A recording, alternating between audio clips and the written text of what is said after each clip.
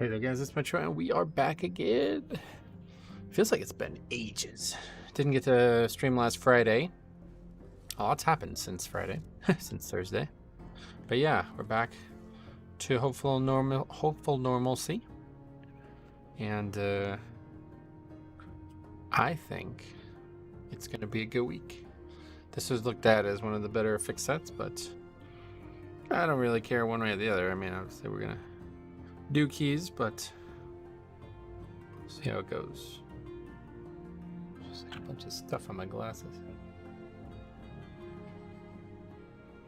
See, I only got the one video out last week, and that was kind of a half measure even. That was a quick one. But we do have a lot of stuff that I need to sit down and find time to review. Hi, Lord. First comment of the day. What's up, buddy? Welcome. Alex as well. How you doing?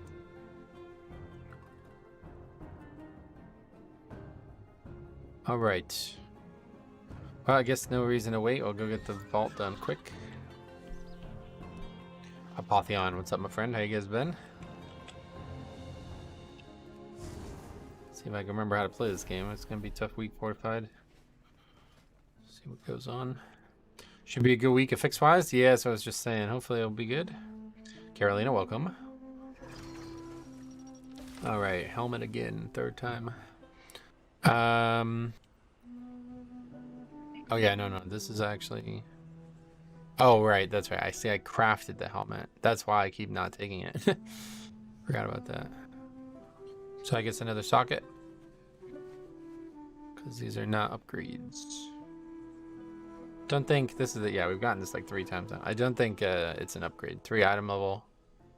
With worse stats, like crit, I don't really look at it as a good stat. And we're losing the... whatever that thing's called. The bonus for having the crafted item. So yeah, we'll just take the socket again. I feel like helmet would be better and craft a different piece. Nah, I'm done spending money for this season, that's for sure. That's the end of my money spending in this season. Alright, we'll take that socket. 27 throne. I forgot we did it 27. Won't be doing that key. Alright, socket. What does that say? Oh yeah, helms, bracers, rings, belts. So helm's already, well, that's the socketed piece, yeah. The wrists, I mean, I put it on the belt already, and then the rings are all not even max itemable yet, so. What are the options? Anything else? It's just rings, belt, bracers, helmet. Okay, so yeah, we have to decide. Probably least likely to replace the bracers, so we'll go ahead and do that one. Belt's not going anywhere. That's the best item we're going to get this season, and the rings are good, but they are not max item level, so we would replace one of them. Maybe I should put it on this one, though, because that one's unlikely to be replaced. It's just likely to be replaced, so yeah. We'll just go and put it on wrists.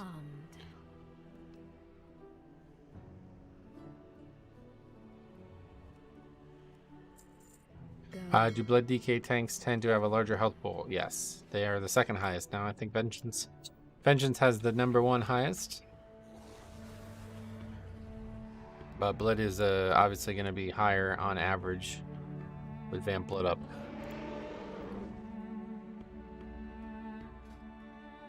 Okay. Oh, I already even have a socket in that ring. I didn't even notice that. That's funny. Hey Neo, what's up, Ben? How you been? Okay, steady nose do it. Cool. Boom.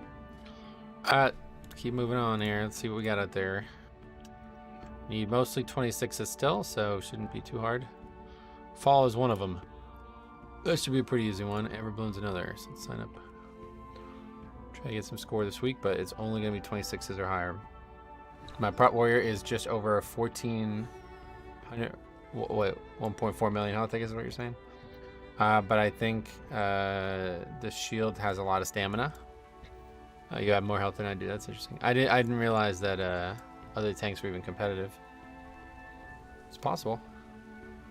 I mean, obviously, I don't think you're lying to me, but I did not know that. In the past, warrior and well, actually, yeah, no, warrior gained like a big.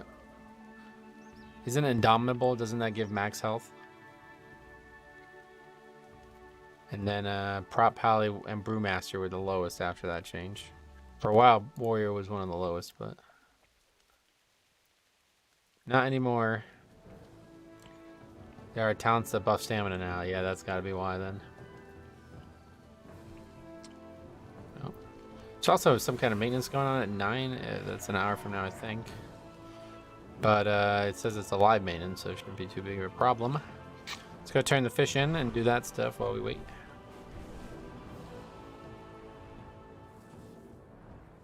Let these go through. I really do want to get score, but it's not really. I'd rather just do keys and have fun. Plus, we get to see the week a little bit. What is the affixes again? Volcanic Spiteful. Yeah, so that's got to be the best week of the season if you really had to pick one. Spiteful can be tough with melee, I suppose, but not really. Fish gather in droves. Go, gather meat for us and bring back stories of your exploits. My pally has 1.3 million unbuffed. Okay, so yeah, a little bit lower than mine. May your nets always be full. Good strong arms on you. Although I'm also gemming for. May your cast. So yeah, maybe we actually have. Maybe all tanks have the same now, huh? I don't know. Does anybody have a geared monk or 88 monk?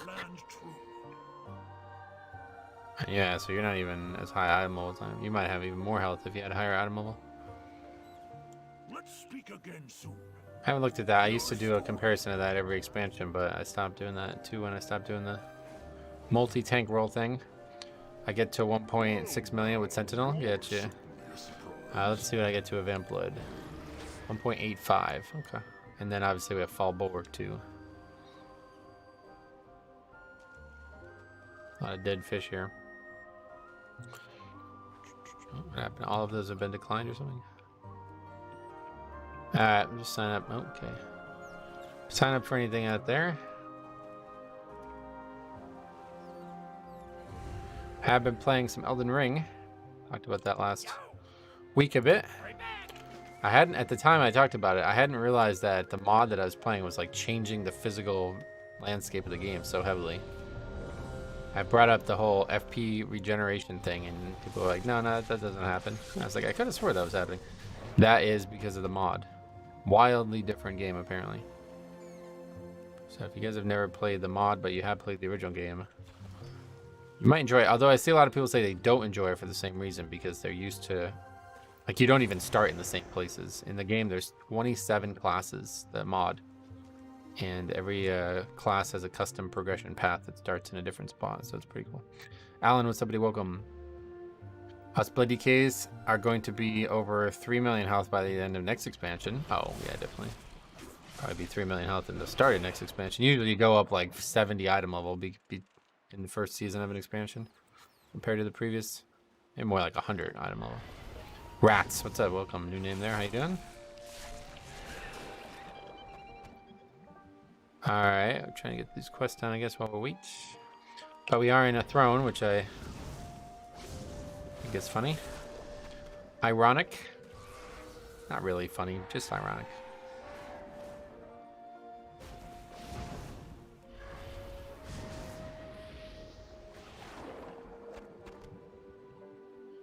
Jay, anything good in the vaults? Nah, socket. We took a socket again. I missed the health and damage numbers from Legion. Oh, just like the numbers that are bigger, I guess. I don't really care. Like, I don't even like pay attention to that. The only time I ever look at numbers is when comparing them to others. Like even DPS, people are like constantly talking about like, oh, I did 286k overall or something like that. It's like, is that good? Like, I have no idea. I don't look at the numbers that way. I just look at it. It's like, that guy did 286k, that guy did 250k. Oh, that's pretty good then. Big numbers make big happy, do they? Convergence. Yes, that's the name of the mod, yeah. Good news, they are coming back in 11.0. Good news what? I upgraded 3 dungeons on a 23 this week. Oh, nice grassy on Neo, man. You're doing big things. I told you.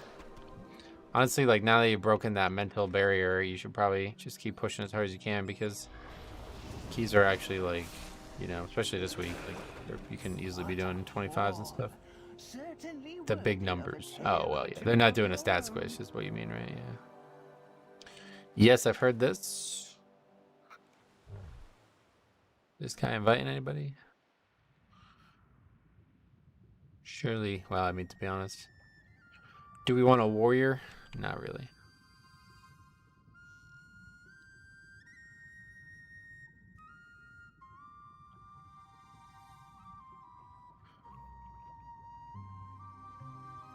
On our way to our first Paragon box of the expansion. Considering probably about 5 months ago I had no rep above 10. Pretty happy with that. Mori Metro, Season 4 Shadowlands was 311 itemable. Before the Mythic Plus season started in Dragonflight, we were around 382. No, I mean at the end of the season, yeah. What was the max itemable of the first season? It was 422, right? So yeah, it's over 100 itemable. I don't think I can survive 25s yet. Oh yeah, well, maybe. It's not as different as you think. Alright, I guess we're not doing this key anymore.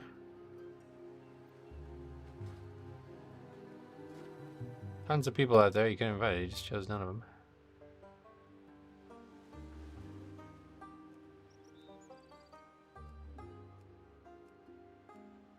Is that the same guy?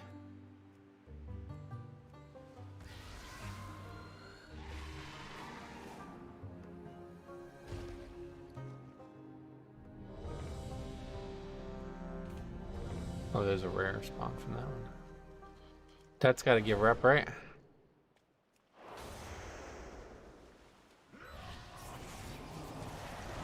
Anything good in the vault? Nah. Just sad too, because we do need rings. I had forgotten how bad we need rings still.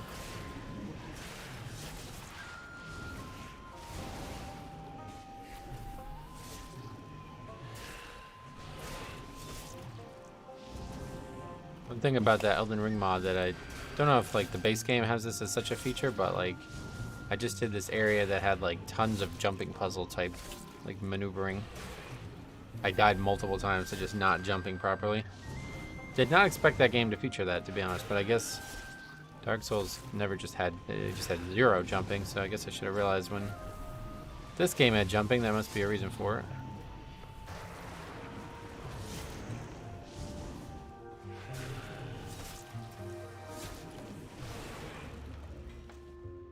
Yeah, we got some rep, but not, we got rep items, I guess, that's it. If I ever manage to upgrade to 25, I'll send it to you. All right, great. If you send that to me, we will do a review on that for sure. There's the rep there. All right, anyway, we're waiting. These guys are waiting for us, so let's head out. Just take the portal.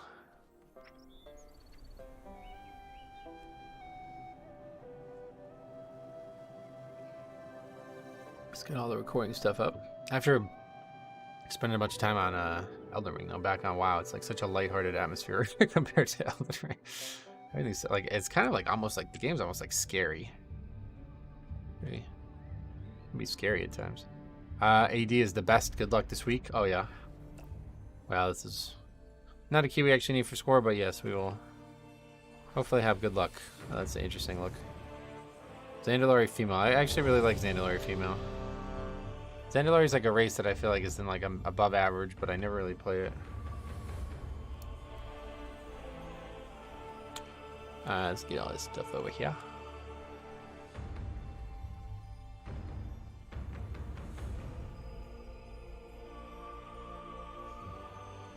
Three.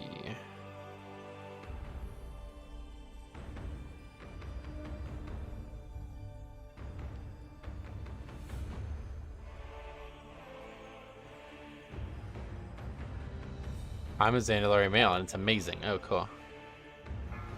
Good luck on keys this week. Thank you. We will obviously need it. 5, 4, 3, 2, 1.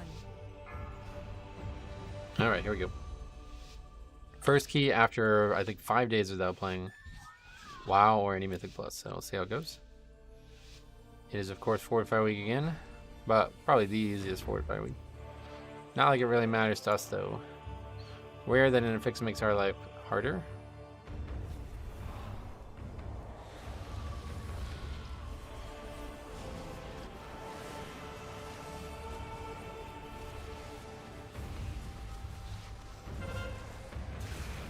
try like meticulously to not get these raptors, but people just fucking run around in circles and get hit by them.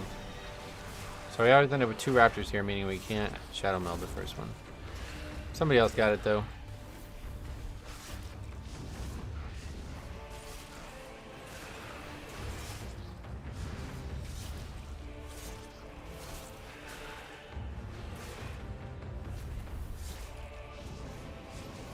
Still can't get over that AD from 2 weeks ago where the warrior just got hit by every single fear. That was funny.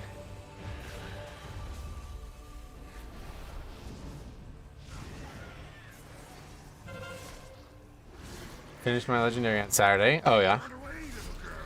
Maybe we'll get it this week. I don't know. Oh.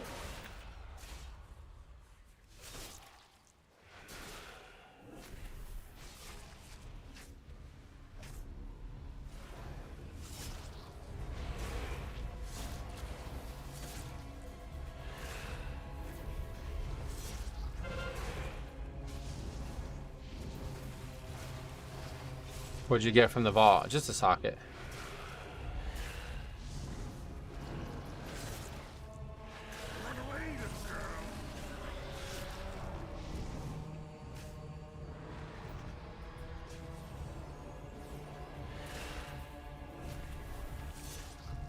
If mobs are up with boss and you meld, does that reset the boss? No. It just makes it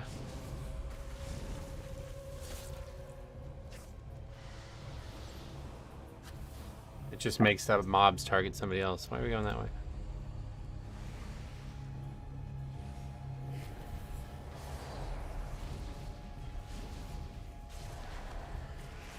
Looks like you just saw a ghost. Yeah, something strange happened that I didn't expect to happen, sorry.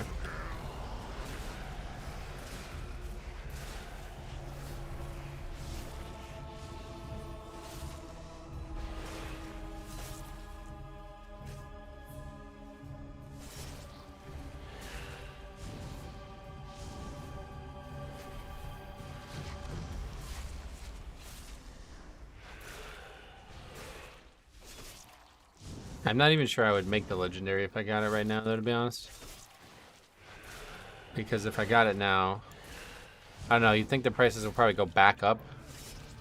They'll probably go back up, right? I was thinking, like, just wait and then make it next season. Easy week? Yes, no fixes, really. Pretty straightforward week. It would be cheaper to make it now than wait. Yeah, that's what I was thinking.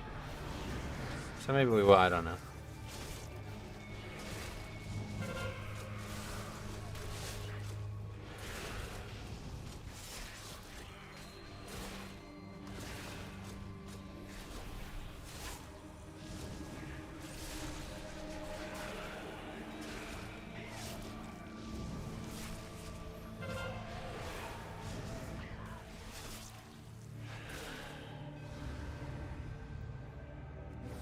Did you get the drop last week? No, he was just saying that he hopes I get it this week, and I was just saying I don't know if I even would do anything with it. Don't think I would even do anything with it. Just not really worth the money for this season, but yeah, it's possible that the week just goes, or that the season, like, prices go up after next season. I was just gonna wait to, like, confirm that we need it for next season, though, because it would be a waste of time money to craft it now if I don't end up getting to use it next season, you know? What are the affixes this week? I heard you say Spiteful, but what are the other ones? It's Spiteful and Volcanic, yeah.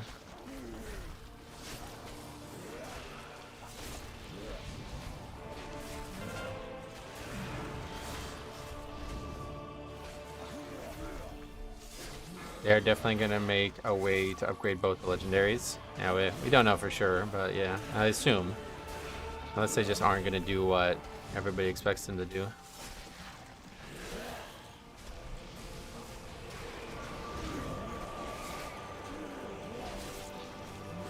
Feels like this trash taking really long to die for 25.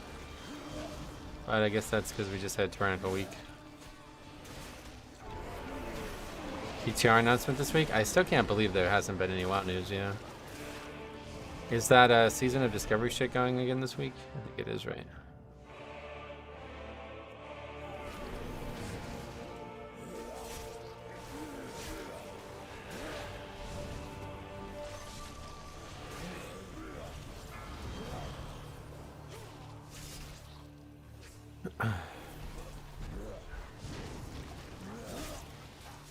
upgrade will be from the in-game shop, probably. They definitely won't do that.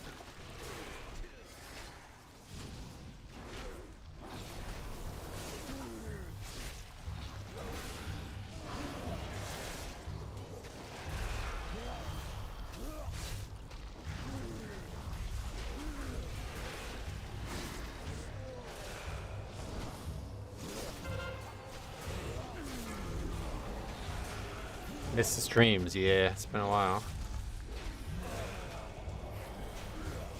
What you been up to in that time? Anything significant?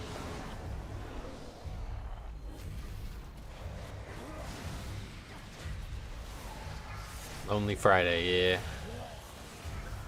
I'm sure.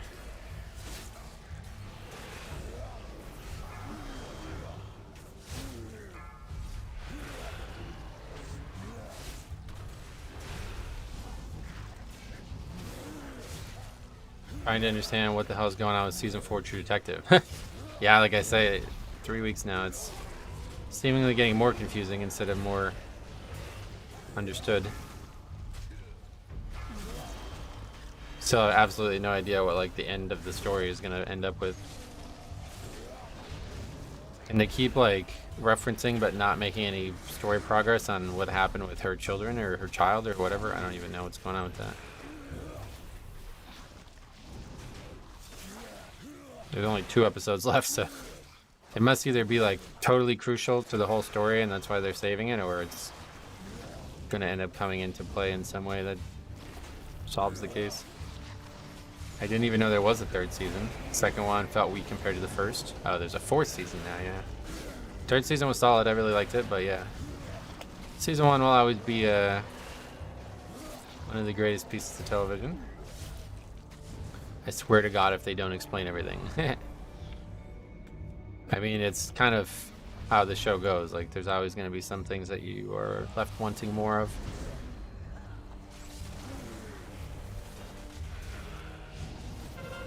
But there's, yeah, I think unfortunately there's definitely going to be some loose ends that don't get tied up because,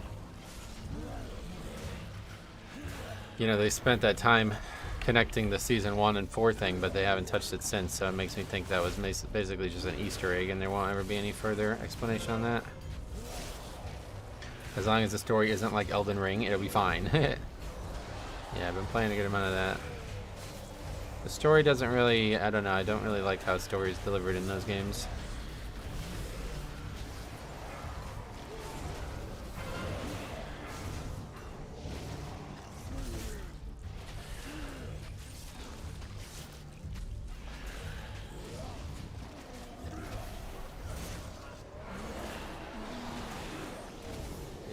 Is it often that the healer complains about mana?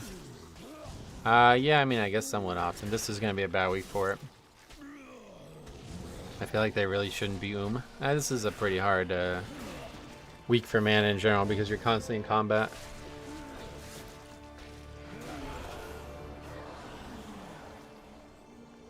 That new Hearthstone, that secret finding toy is pretty cool. Oh yeah, that was from last expansion, huh? That's funny. What a weird thing.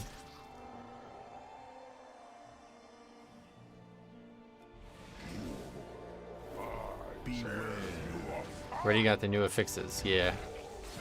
Okay, which one is gonna have the evoker? And this one doesn't seem to have anybody. That one's already at 80%. These are very low already. You guys want to attack this one? What the hell are they doing? They're just like burning one down, I guess, and then switching? Never seen anybody do it like that before.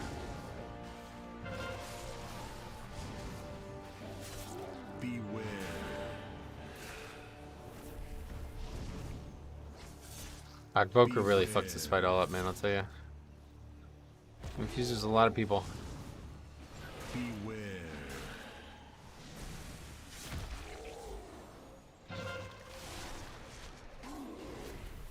Beware.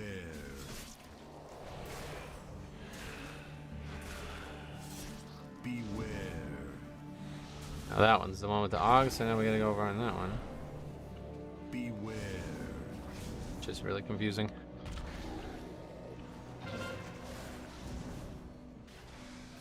I enjoyed the hints and figure it out approach that FromSoft takes, so yeah. It's just like I don't care enough about the story, I guess, to go figure it out, so I just never hear about half the shit. Like, I just did this quest line that, like, just seems to get, like resolved. It just ends. I healed up. Cool. That's why you don't constantly fucking switch 3 times in the fight. And then we lost. Alright, sweet.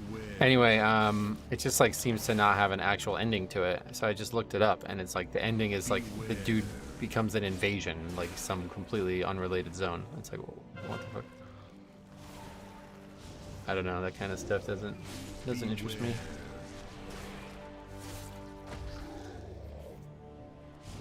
Beware.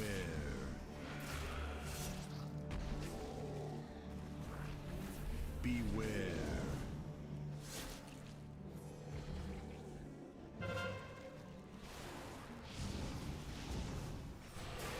Oh, what was the point of Bloodlust? Like, what are we doing with that lust?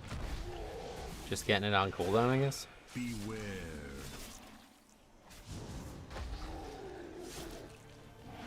Beware.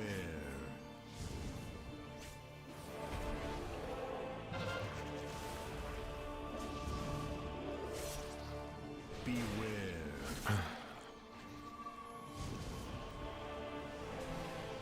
Beware. Watched someone do this on 32 last week. The last boss took 9.5 minutes. What the fuck? 32, that's wild. Okay, we beat the totem phase, guys. Big plays.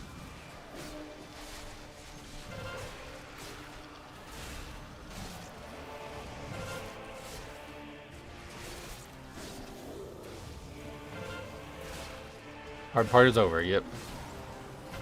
This is why I never take an Ogvoker for this dungeon. Pugs just can't seem to understand how to totem on first attempts. Yeah, it just fucks the whole fight out, that's what I'm saying. The guys are like switching around like crazy. Basically, I think like the ideal way you handle it is you have the 3, like the Ogvoker, the healer, and the tank all just on one. And then the 2 DPS on theirs alone. And that should be enough damage, I feel like, if you have 3 classes all on it, but...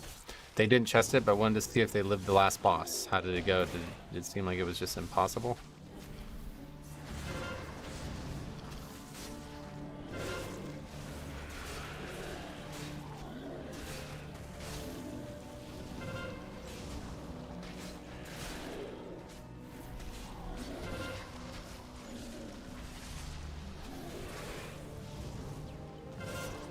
Three, 1, shouldn't be a problem. Yep.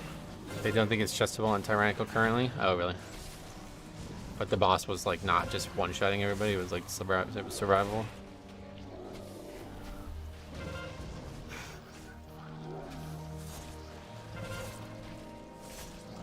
This may be the first, like, time we've ever done this dungeon that it's not just an easy upgrade.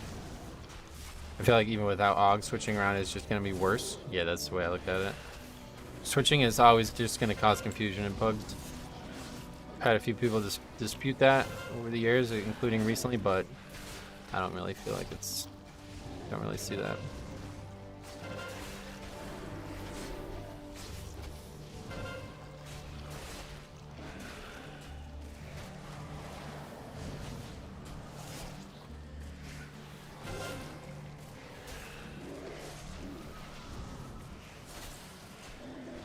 Master, gonna All right. build me again. Boltal, in pieces again? No matter. I can rebuild him. But when you die, there will be no coming back.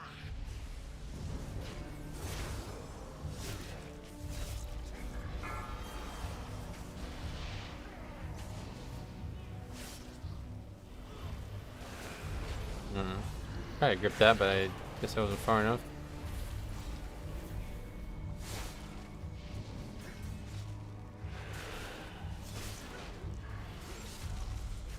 .31s were timed on Tyrannical, were they? Nice. Crazy to think. Meanwhile, you do 25s and 6s and people don't survive bosses.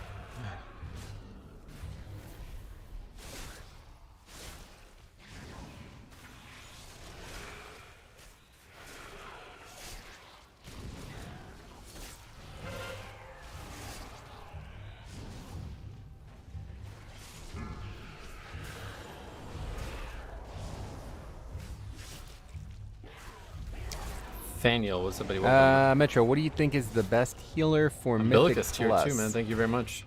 Blood Death Knight. Blood DK, definitely, yes. Thank you very much for that, man. That was very generous of you. How's things going?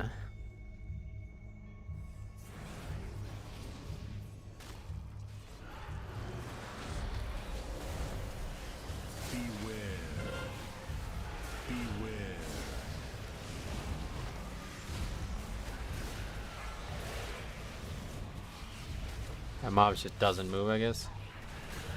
Pretty unfortunate. Beware. No, yeah, just straight up won't move. Fuck. Beware.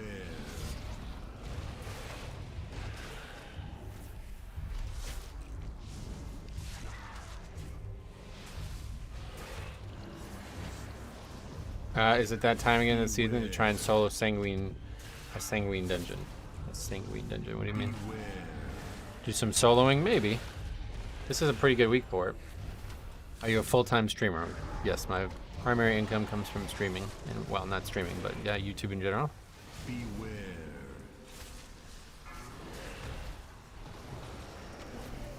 Beware.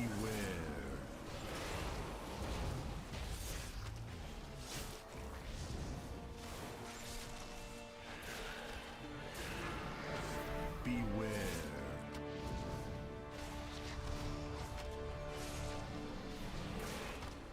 Beware.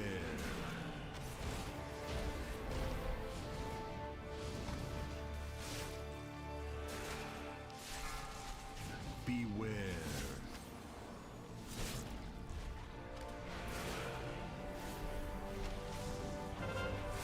Beware. It looks like you can move it a little if you're in melee. Yeah, it's probably that standard thing where like you have to be right in the melee hitbox of the mob and then it'll kind of shuttle. He'll stutter step to you kind of thing. Seen that many times over the years. Beware. Never been very good at predicting it or making it happen though. Everybody's low right now, so we won't pull the extra.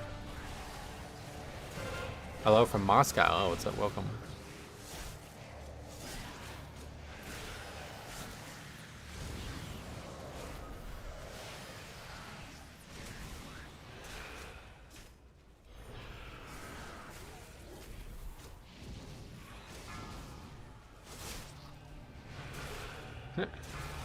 Good blind. Everybody's back's turned to that guy. Nobody's getting that interrupt.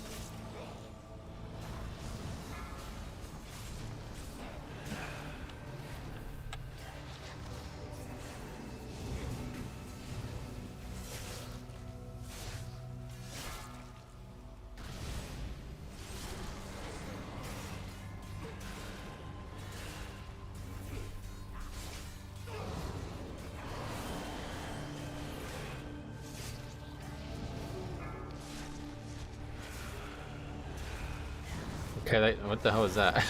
See that guy just fly over to the wall and die in the fire? That's funny.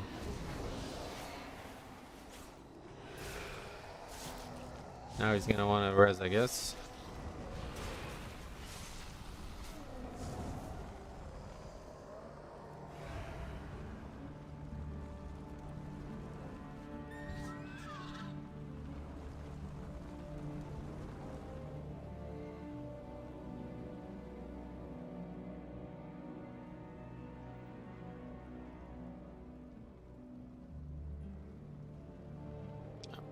If only you could mount and run in this dungeon.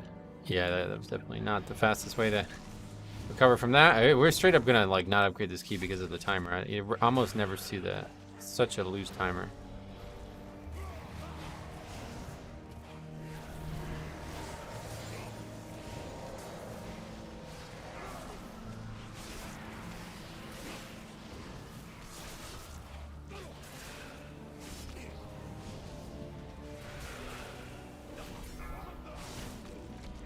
That one just didn't go anywhere for some reason.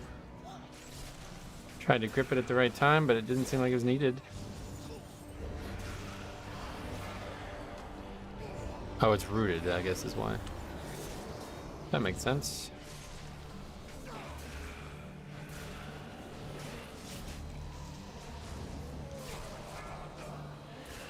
Again, it's like rooted every single. The guy's doing it either on purpose or very luckily timed.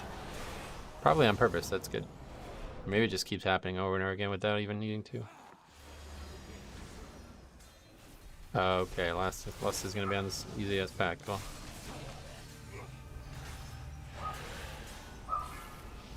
Now what you want to see?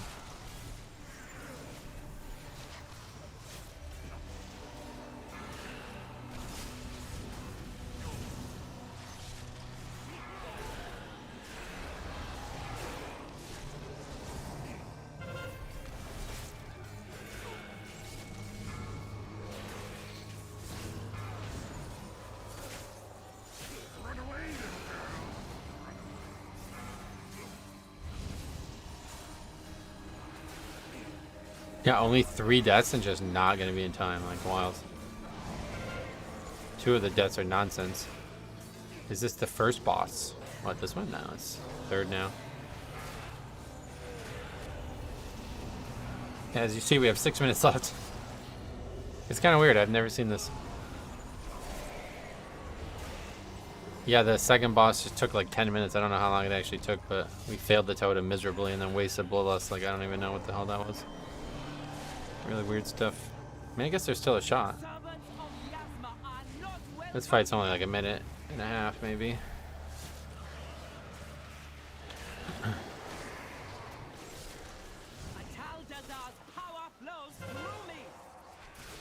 But with no less than the last boss, I'm never... That's just not a fight I want to do without less.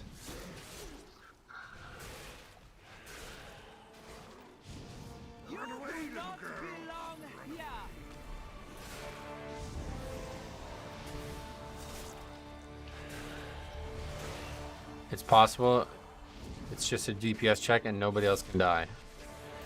Well, we do have 3 battle reses, so this could be timed, I think. That would be a wild one.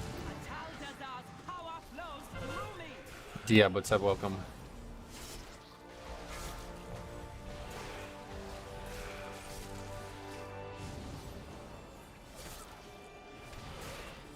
You do not belong here.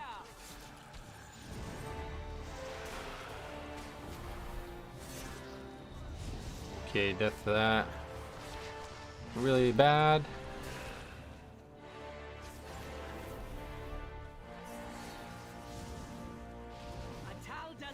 Power flows through me.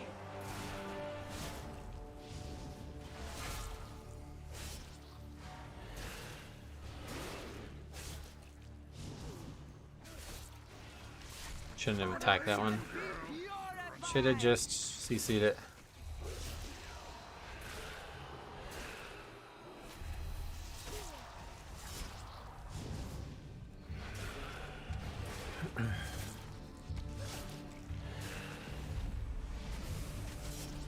My claws will bind your heart.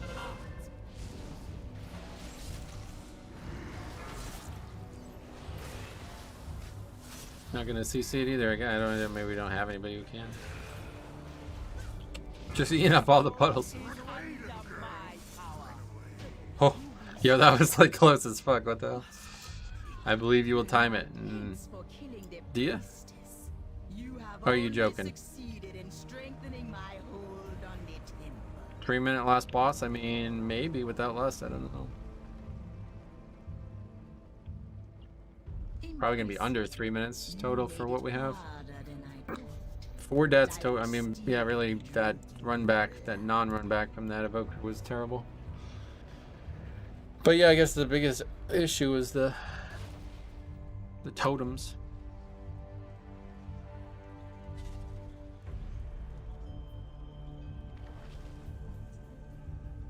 What's he doing now?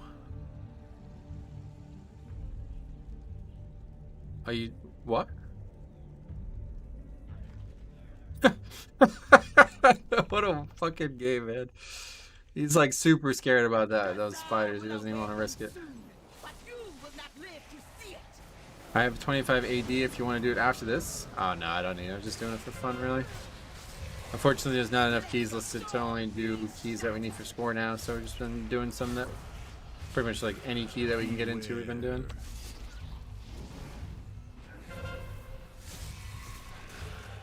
Hey, Glockwork, welcome.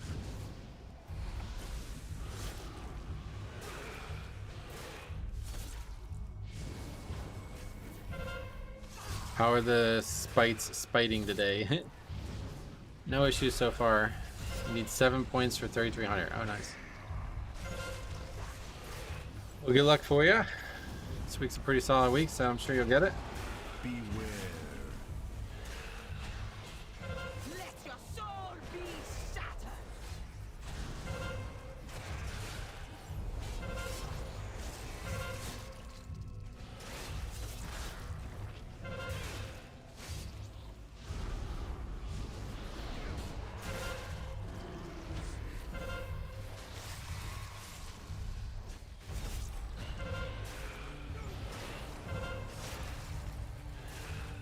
That was like just really good luck, I guess. Like every single spider was all just in one area, so it was really easy to break them.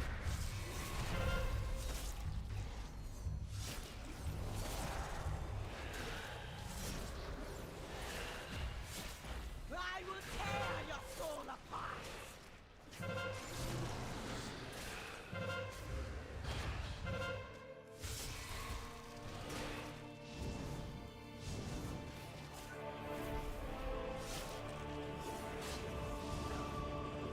Beware.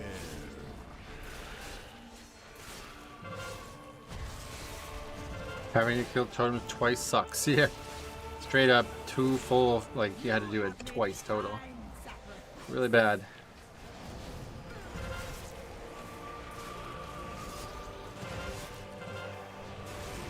Good thing we got the reses. Let your soul be shattered.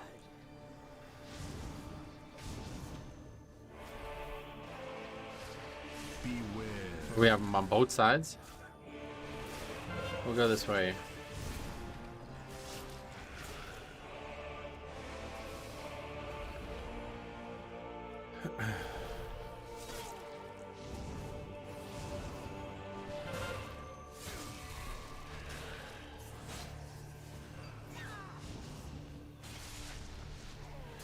What happened here? Didn't catch the whole key. 6 deaths and you're gonna deplete it. Yeah, I have no idea. Well, I mean, I do know. It's the totems, really. We basically, like, I mean, you should just go rewatch that because it's pretty wild how bad that went. Hog was not the play. Plus, I think damage is terrible in this group. I don't know. First key in a while, but feels like damage is awful in this group.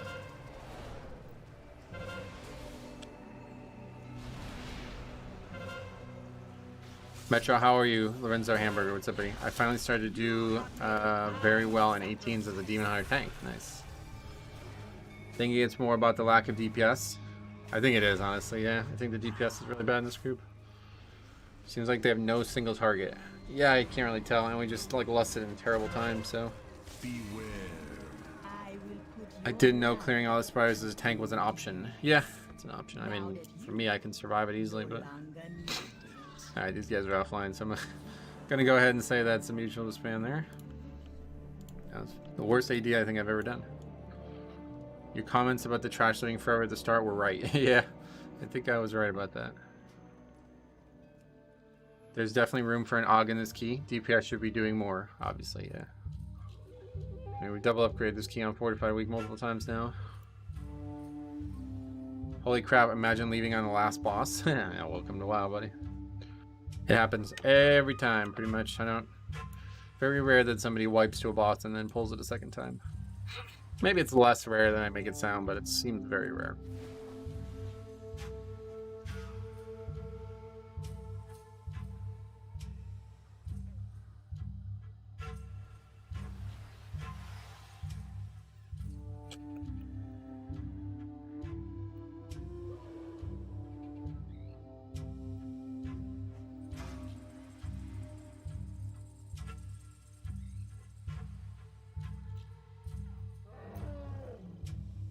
I mean, I don't know. call that minor, but doesn't feel like that should have been the reason we didn't upgrade that key. All right, I gotta step away for a minute. I'll be right back.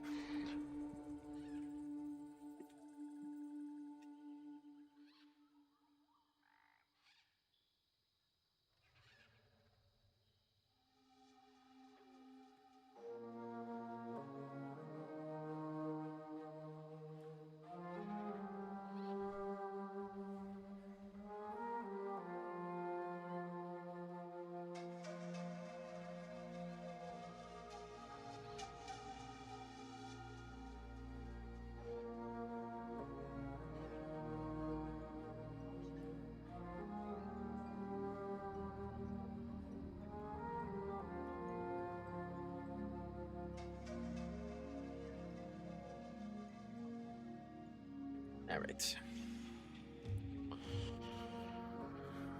27th out there. It's not 27 last week, but 27 Tyrannical is different. The other 26 we have AD, Waycrest, and Blackrook. Okay.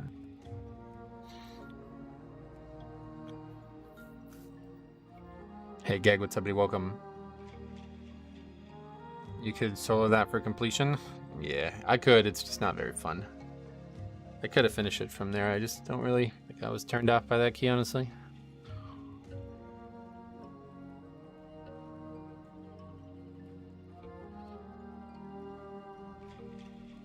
The DPS was low. I compared it to another 25 AD where people did 180k without an AUG.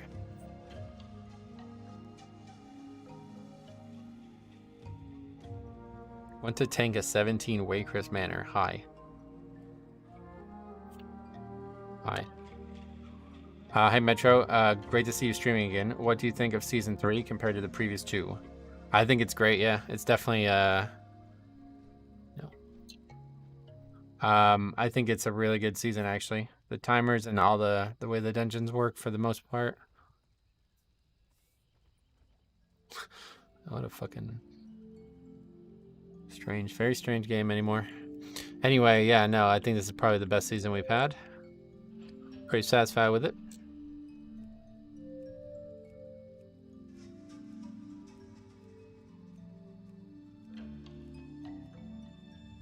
Offended because you didn't want to boost him? I wouldn't say offended, but... Oh, did not see an AUG. To be honest, AUGs have bricked so many of my ADs because of the totem boss. Oh, really? Yeah, it feels like it's a bad choice, man. Okay, we got the purple group. Oh, not anymore, I guess. Red, pink, and purple.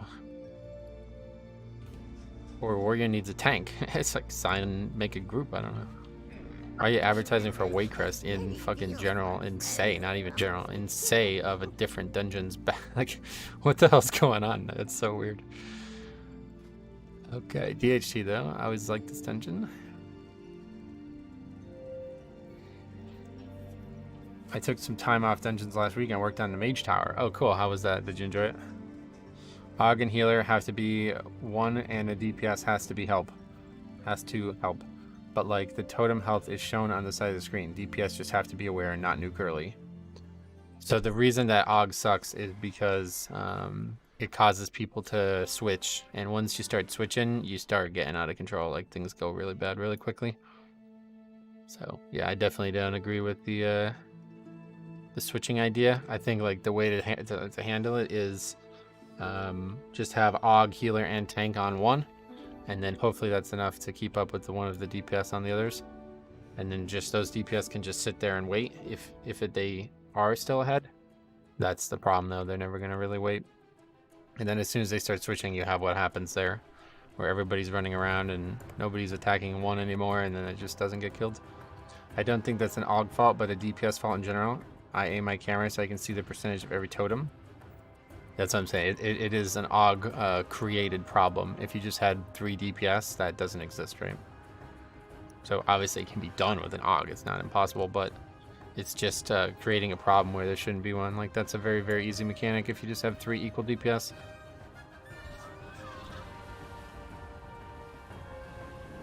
I guess I'm speaking from an enhanced perspective where it's easier to help from range. Enhance help from range, huh? I started playing my Prevoker in some 22s and higher recently. A lot of my party members tell me they've never seen a Prevoker. What do you think? Is it underrepresented? Well, we could take a look at the stats if you want to see the actual numbers. Is it bad? I think it's very good, but I don't see enough of it to say for sure. So yeah, we've only seen 20 this season. That's pretty good though. I mean, that's more than the Holy Priests. But no, it's pretty underrepresented, definitely. I tested avoiding the corruption on the Blight fight. I think the only time I avoided was just a parry. Lichborn and AMS did not seem to directly stop it. Oh, okay. Yeah, I don't think they're meant to, so maybe you're right. Maybe you can parry it. Enhances spenders are range spells. Right, but I mean, like, there's obviously range DPS, so I don't know. But anyway, yeah, no, I don't think it's about... It's not about, like, moving your character. It's about the damage being switched. Like, if you watch what happened there, you'll see that, like, everybody switched to one, and then by the time, like, they overkilled it by accident, because just too many globals flew at it, you know? And then by the time everybody got back to the other ones, it was too late, and they had regenerated.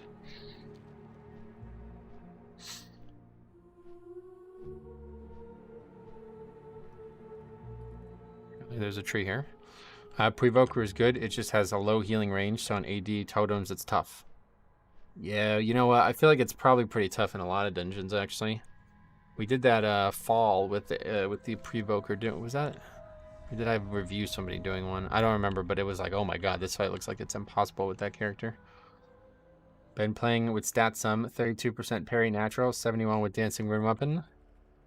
Yeah, you can always go like full crit as well. You have a lot more than I do. How much crit do you actually have? I only have 16% crit. Yeah, we have 5 battle reses. Probably over advocating here though. What you said is true. It's doable, but Og creates a problem that wouldn't otherwise exist. Yep, he has a couple fights like that, yeah. I wonder if we ever ran together. Yeah, I don't know. What's your character's name? Maybe I'll remember it. Can we search the disband spreadsheet too?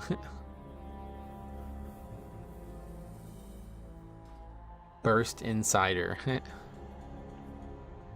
That's probably a name I'd remember. 31% crit. My health pool is a good bit lower, I think. Oh, yeah. What's your eye level? I don't disband. Oh, good. Yeah, we have no lust, yeah. So you have double my crit, yeah. That helps. But that's funny. So you have double the... Well, is it just like a linear... Like you have one... How much parry do you get per % of crit? I don't know. Doesn't say. Don't worry, we got drums. I don't want to work. Just want to bang on the drum all day. Got 2 paladins, 2 death knights, and a druid. Before we had a demon hunter, but I don't know if he left or got kicked, but it was a very red and purple color scheme. 5 drums and 5 battle reses. Yeah, we'll have plenty. No matter who dies, somebody can res them.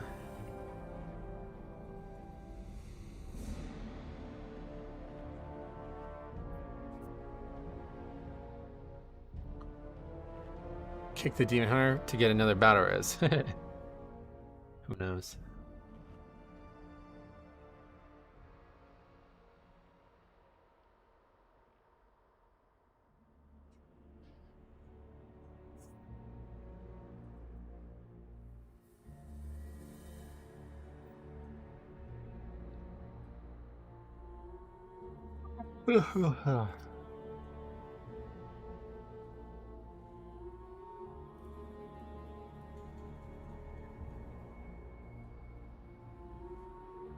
Odd comp, yeah, that's what you're saying.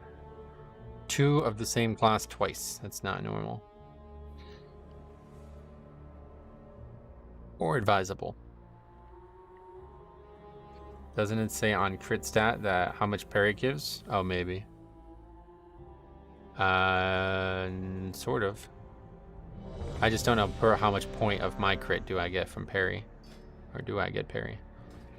Because it says 7.52%, but obviously I don't know how much stats I'm actually getting from gear and from all that. But yeah, I guess in general it's half.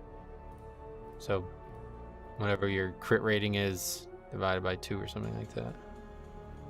I don't know. I'm not not mathematically inclined, as you guys know.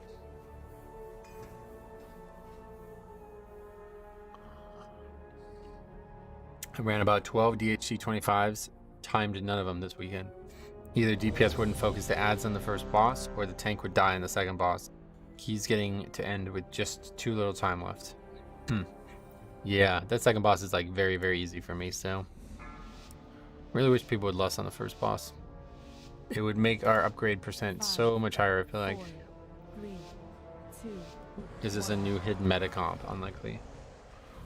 Seems unlikely. Oh, fuck. That was a big mistake.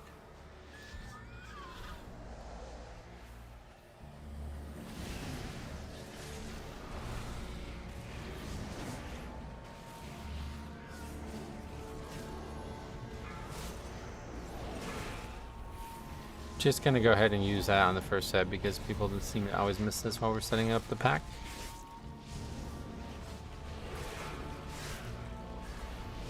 Did you spend any time trying to get the legendary axe? I mean, I've done LFR every week. Outside of that, not really. Did normal like 3 times and tried to do heroic once, but I just couldn't get into groups or kill the boss, so just gave up on heroic. Those who challenge me only speed themselves to an agonizing death. So says the shadow, Xavius. Be still, worm. I will deal with you shortly. It's gonna aggro pretty soon. It's not ideal.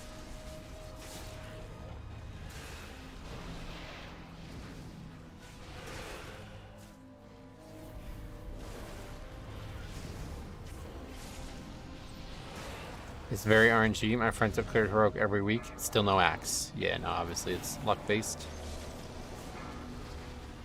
Fun being enhanced in here and getting to just melt the bear. Oh, nice.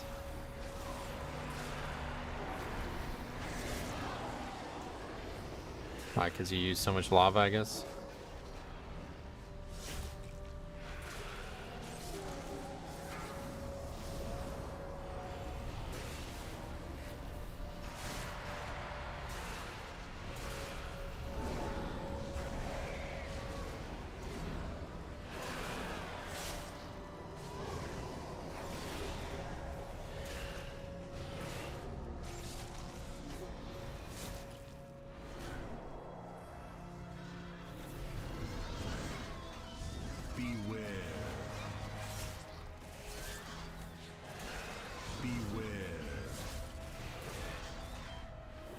Final damage and mostly single target damage into other DPS have an AoE party and Enhance has a different job. Nice. I mean, I feel like most most classes could probably kill that bear faster than we see it go. People just don't prioritize targeting it. Like if everybody just auto attacked it, it would die way quicker than it does. It doesn't have, it's like only like double the health of the regular mobs, but it's always the last one alive by like a ton. I'm also in heroic every week and no axe RNG gutter. Eye level 488, I think, but no axe. Yeah, that's me basically. Hopefully we'll get it someday, but I just don't even really care at this point. Again, the whole thing is like, will we need it next season? If so, then yeah, I want to try to get it now. But if we don't get it, if we don't need it next season, I don't really care to get it.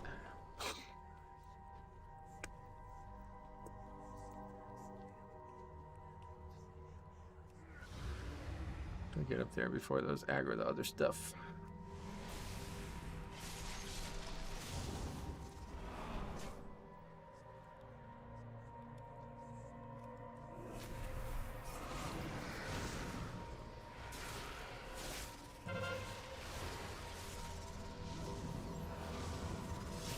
Hey, what's up, Tony? How's it going? Welcome back. Finally got the axe on my Blood Decay this weekend. I'm really hoping it stays relevant, or I just wasted so much gold. That's why I'm saying I'm not trying to spend 200k on, maybe more on something that I don't end up using for more than a few weeks. I've cleared LFR and Heroic every week and no axe, but I have a friend who got it super quick. I mean, obviously there's people who got it the first week who could have been out, so it's all just luck. Try to give yourself the best chance, but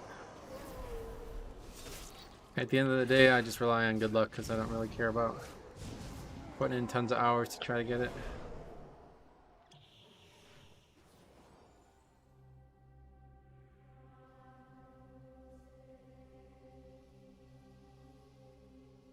Defilers, I can smell the nightmare in your blood. Be gone from these woods, or suffer nature's wrath.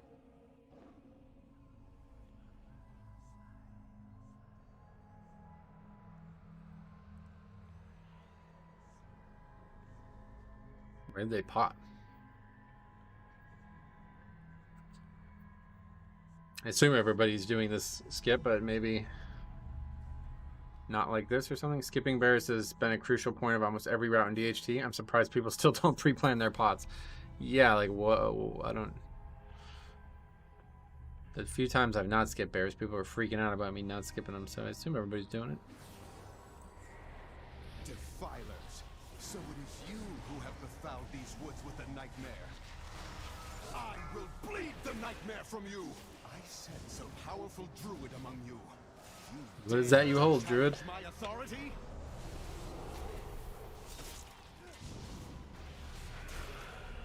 CD on pot is 5 minutes, yep. Used to be like a pre-combat and regular combat timer as well that was necessitated. Like, you have to understand when and where you can use it based on the combat too, but now it's just, there is no combat CD on it. Like, if you use it out of combat, it would just initially occur the 5 minute CD. But in combat, it would not allow you to use it more than once. Like, you'd only be able to pot once in the whole fight. So the timer for that 5 minutes wouldn't start until after the combat was over. Meaning that if we were in some super dragged out combat, it could easily be longer than you expect. But that doesn't work there. That doesn't happen anymore. Worth calling out stuff before the start in DHT. Please focus ads, don't use your pot before first boss. Yeah, that's not me, I don't do that kind of thing, but if you want to type that every single run, then yeah, you're welcome to, obviously. I will bleed the nightmare from you.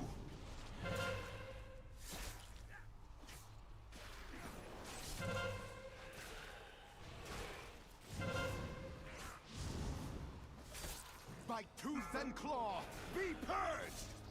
This is not gonna really be a good option here no matter what. So let's just go ahead and like eat this one. Or I guess we can still dodge it. Okay, forget it. I didn't think we were gonna be able to dodge it because of the weird angle, but by tooth and claw, be purged.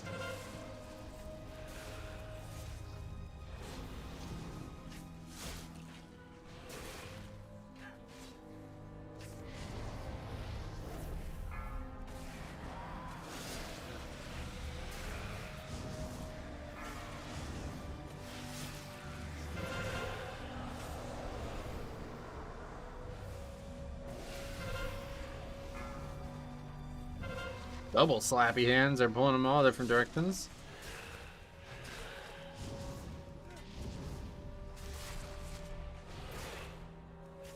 Oh, that's a great D&D.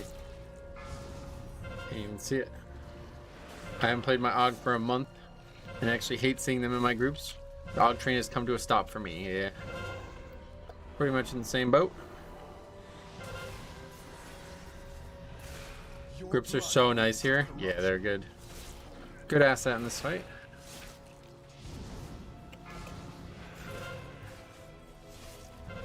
It's a good dungeon for grips altogether. The strangest nightmare. A fluke. A fluke. Pray you do not face me next. Hey, Size, what's up, buddy? Welcome.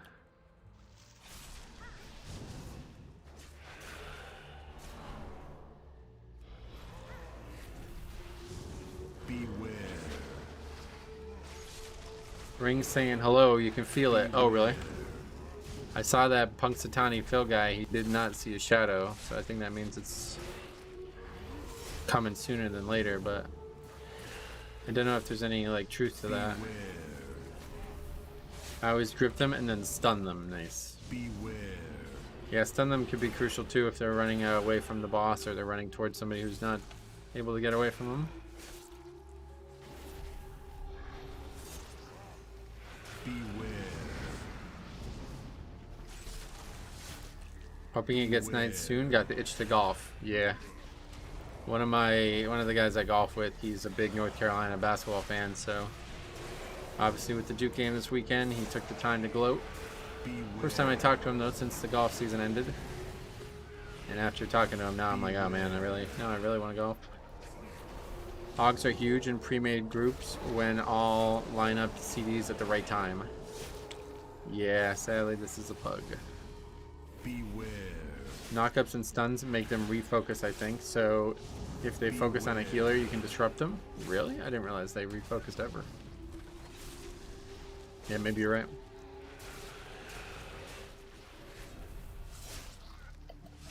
Beware.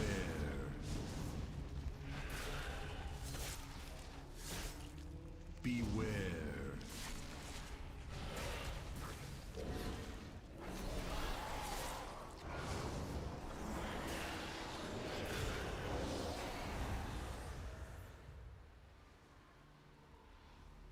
Groundhogs are cute, and they are the arbiter of seasons. Yeah, that's cool. Didn't realize that they were such a crucial animal. Beware. Hogs are a crutch. Just figure out how to live without them. Alright, thanks. Sorry, actually. Sorry, man.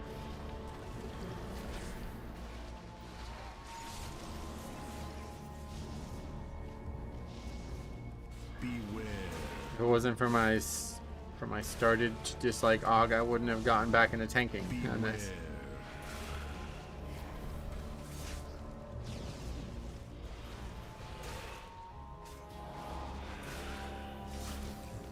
Beware.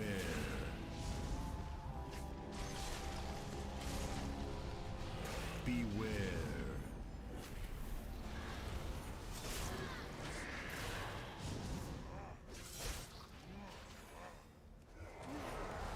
Beware.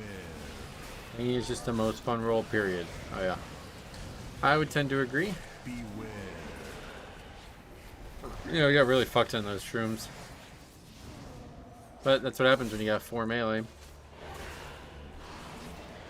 Beware.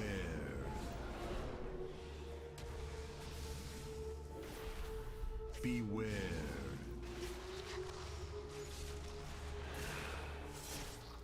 Beware. Beware. That was a pet. Taking really long to get here. Beware. I've died to those shrooms more times than I care to admit. Beware. Well, you cared to admit it happened at least once, and probably more than once based on the comments, so... Beware. Yeah, I don't know. It's hard to decipher. Beware. Beware. 89 times. Wow, really?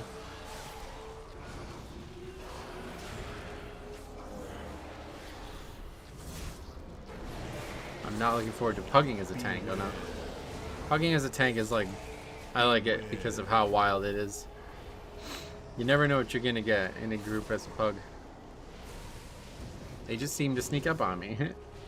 I've died a few times when the radius was bugged. Oh yeah, that was a big issue in the beginning, I remember that.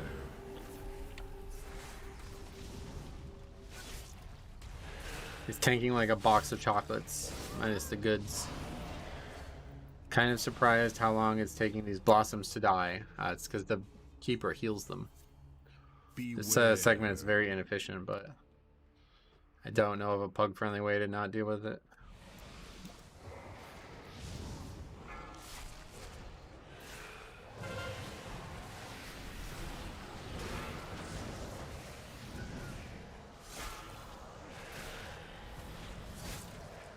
Well, the keeper, I mean, I don't know.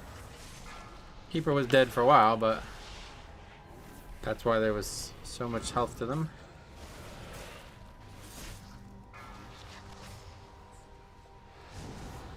Pally can bubble and destroy them, the flowers, yeah. Or the mushrooms.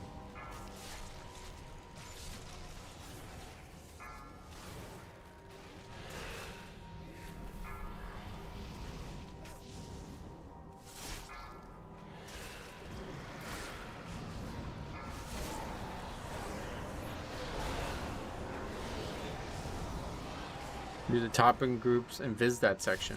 They definitely don't pull it, I just don't know exactly what and how they do it. Prefer to get a hunter to do it, get them to play the game a little. Real strat is to bring enhance to this enhanced love. Getting a lot of love. Don't think enhance is the only class that can do good priority damage. I'm pretty sure like frost mage or fire mage is like the king of it, right? My bark is worse than my bite. Enhance is way cooler though. They're definitely fucking cool, I agree. One of the flashiest specs that's ever been in the game.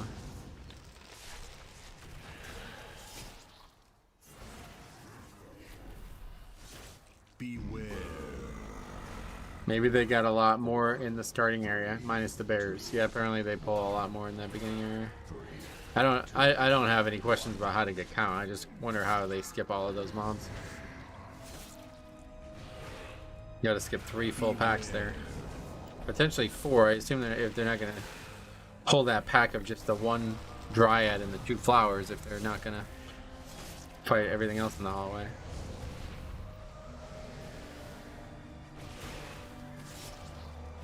Beware. Fire Mage does a reverse funnel, spreads their single target damage. Enhance actually funnels. Gotcha. Alright. This fight not too dangerous. On 4 or 5 week regardless, but can still get me killed.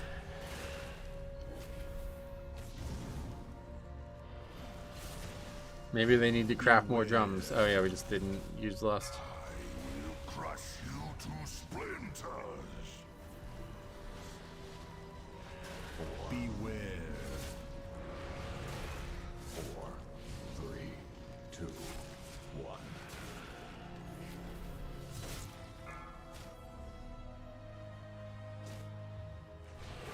You were right, they needed to use drums, one or the other.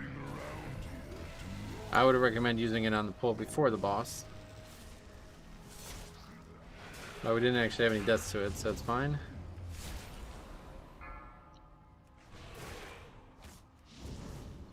Beware.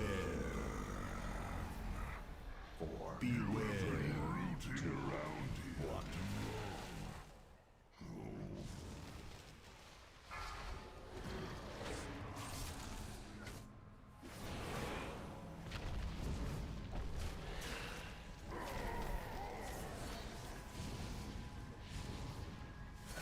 Beware.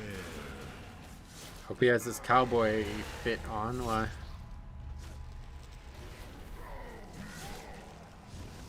Beware. 4, 3, 2.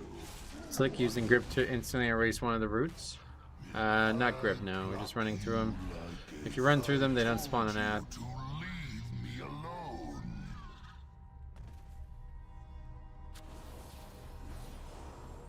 A pity Tell me you when come to this lust. far only to die in the hands of Xavius. An empty threat. You hold no sway over this realm, Nightmare Lord. Bold words for a prisoner. Even an echo of my power was enough to overwhelm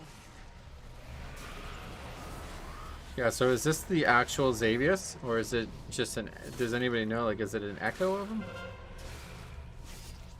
Is it like a shadow of him or something? I don't know. Is it the actual guy? I don't know if it's just me, but it tilts me when people don't know when to lust. Yeah, it bothers the fuck out of me too. It's basically like, well, I've never really paid attention to any of the dungeons I've ever done in this key, so I have no idea how to play like the most important part of the dungeon's strategy. Like, I mean, there's not really much to strategize on nowadays, and if you don't know when lusts are, then you're really not doing anything. It's the artist formerly known as Xavius. Oh, okay. That slime burst, yeah. Both of them die with their defensives up. Unfortunate. Hopefully they're almost back. Yes, everybody's back with a healer now.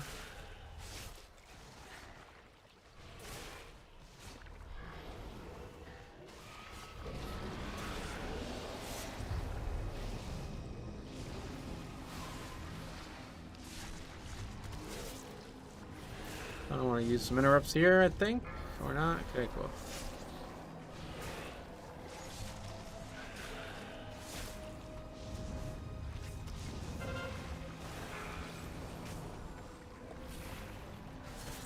I think everyone should learn less times pretty intuitively, right? Like, I feel like after you've seen them once, like, how would you not know when they are? I mean, to some extent, the tank makes the route, so the tank decides less timing. Yeah, but if you go 10 minutes without using lust, is it the tank's fault? What a diverse and colorful group you got. You just need to clarify what groups want less wear. Yeah, I don't know. I don't buy it. It's one thing that if somebody has a question about it, sure, but to just not use it, like, where else are we using it? There's only 12 minutes left in the dungeon.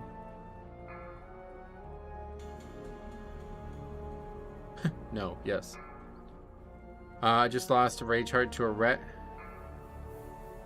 Got the skin though. What is rage heart? That's a trinket or something like that? I disagree. People need to take responsibility, not just the tank. Yep, I agree.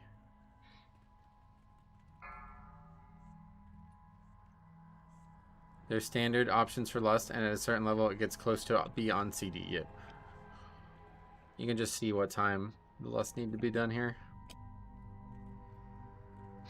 I finally found the stream with the guy talking about the PvP armor nerf. I've been looking for it for 3 days. Oh yeah, that's funny.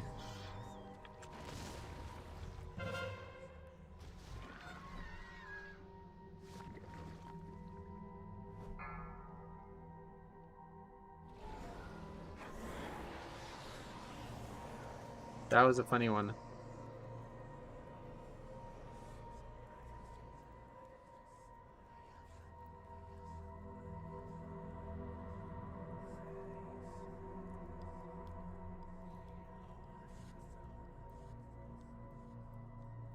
Okay.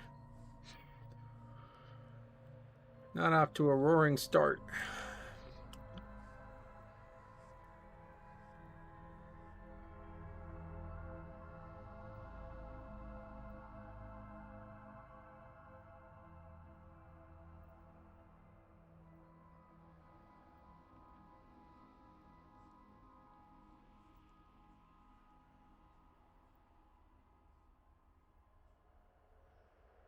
Was your vault any good? No. Did you play Everbloom this week? Did I do Everbloom? I've only just started. There's only 2 keys. DHT is a tough one. I feel like it gets underestimated because of how harshly it scales with key levels. Oh, yeah. Yeah, I mean, I don't really know what you would say about underestimating that situation there. Just got to use your defense. This third boss really likes to destroy pugs. Oh, yeah. Oh, you're talking about last week, probably still. I don't even remember what we did last week, honestly. It was... so much has happened since the end of last week now.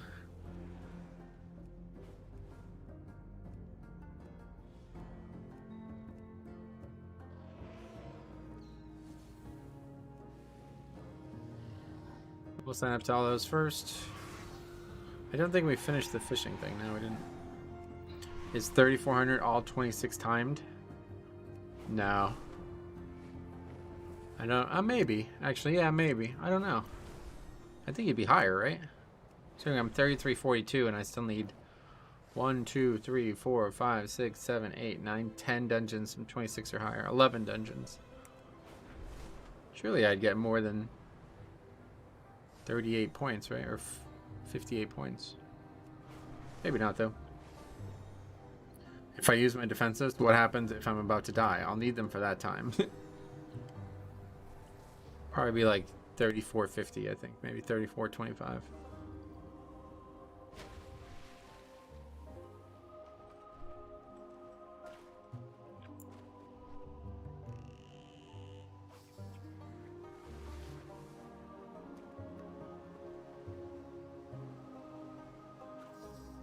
I'm 34.80 and my lowest key is 25 thrown. Okay. Alright, so here's the 3 fish done. That's good. Fall 26, that'd be a good one. Do you play Night Elf for the benefits or just like the race? I started playing it for the benefits, quote unquote, but those don't really exist anymore, so. But yeah, I do really like the race, to be honest. Underestimating, like saving kicks for big casts while people die to Blood Bolt. Padding on plans instead of single target keepers. I guess that's less key specific and more just habits. Yeah, that's what I'm saying. It's just the way the game's played, sadly. Let us hear your story. Don't think people are doing it consciously. Like, I don't think anybody was like, we need to save our interrupts for that. They're just not paying attention. It's like you could literally interrupt twice on that every single time, no matter what. So you're not saving it for anything. You're just wasting your interrupt.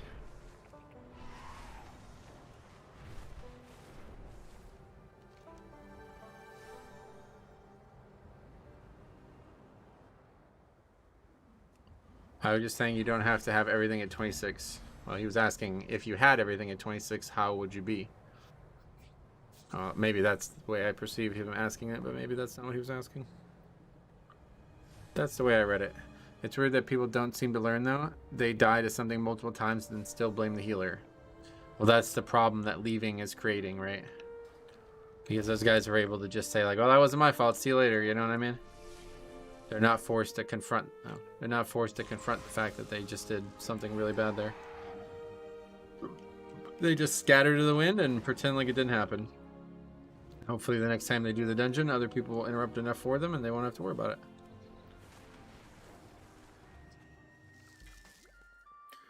DPS gotta learn to almost never blame the healer. Oh yeah, you should definitely not blame other people. Unless you're sure. It is an excellent day for a race. Come fly with us. Silence. What's up? Long time no see. How you been? DPS got away with that. That's the real mindset, yeah. Has rain always been a thing in WoW? Or am I crazy? What?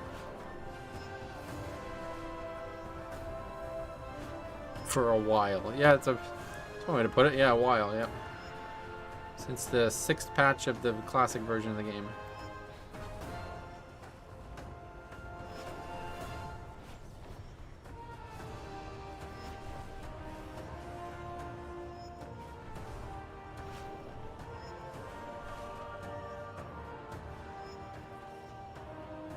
Nicely done. You and your Drake are I mean, even if it was the healer's fault, blaming them doesn't exactly do you any good. Right, yeah. It's not like you calling them out on them not healing you is going to make you live the next time it happens. But sometimes you have to just say, like, alright, well, I believe I did everything I could there. You know. I almost always put myself in the mindset of what can I have done to make that easier for our group. Yeah, I mean, that's the way you gotta do.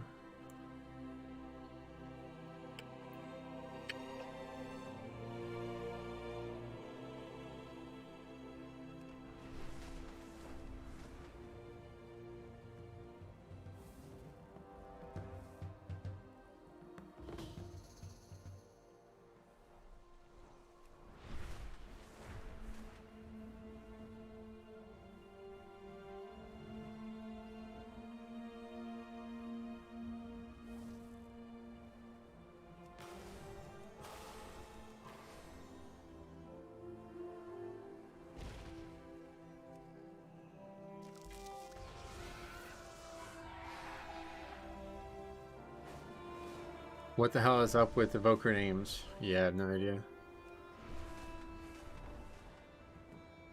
Pretty childish shit you see a lot of times.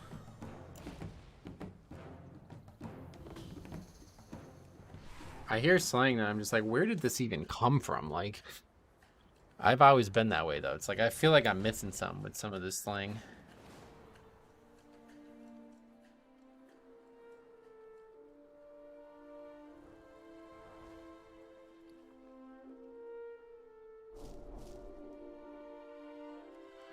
Alright, well, we get to finish the dungeon, so we're gonna have to go through the town. My brother has his name Cringe Yoshi and made it lime green. Thought that was decent. I don't know. I like having your name be something that you want to be called. Like, something that you identify, like that identifies you more so. This whole like naming your character like memes and shit, it's like, ah man, I don't know. That is not impressive to me, and I don't really have a lot of respect for people who do it.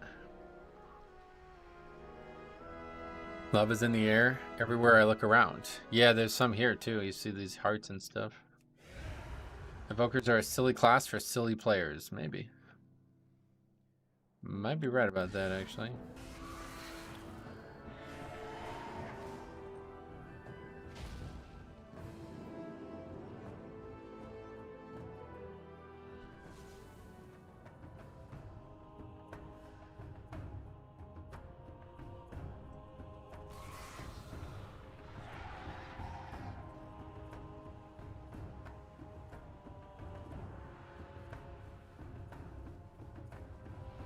Okay. There's no way that guy unironically enjoys being called that. Yeah, no, that's what I'm saying. He doesn't. It's just a joke. It's like a meme. They try to make themselves like the center of attention with it, I feel like. That's the way I've always looked at it. It's like people with names like that, they're not naming their character that because they like it. They're naming their character that because it's like a cry for attention, you know what I mean? Hi, in your opinion, honest opinion, what is the best pure high DPS class plus spec? I don't play DPS, so I have no idea, but if you're asking me based on as a tank, well, I would like to see in every key, Havoc Demon Hunter would be the answer. Consistently the highest, like overall. How much HP do you have? I'm sitting at 1.2 million on my monk. Oh, we were talking about that before. I have 1.4 million right now, but I have like the stamina gems. What eye level are you? I feel like all tanks might have the same now. I queued up for a heroic fire rack for my axe. So far it's just 7 rep-allies. What the hell? I saw autism and chortled. Demon Hunter as tank? Oh, you're asking what tank spec is the best? I don't understand the question, sorry. I'm almost 1 million natural on my hunter. Oh, cool. Hello, my name is Stupid Shit. Please take me serious. Rogues seem to be pretty consistent too. We haven't actually seen a lot of rogues recently.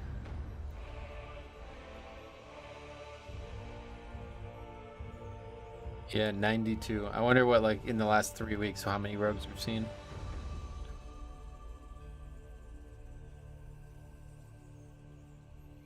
One, 2, 3, 4, 5, 6, 7, 8, 9, 10, 11, 12. 12. In the last 3 weeks, we've seen 12. That's a lot, I guess. I don't know. Assassination and Arcane both go nuts in single target. Oh, yeah. 5. I am still thinking about if I should play Rogue or Fire Mage or Demon Hunter.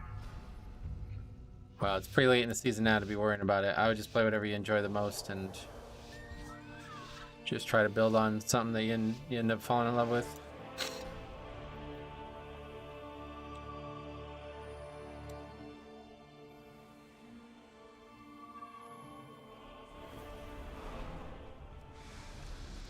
My Prot Warrior has 1.3 million HP, yeah. I feel like, yeah, all tanks probably have the same now, huh?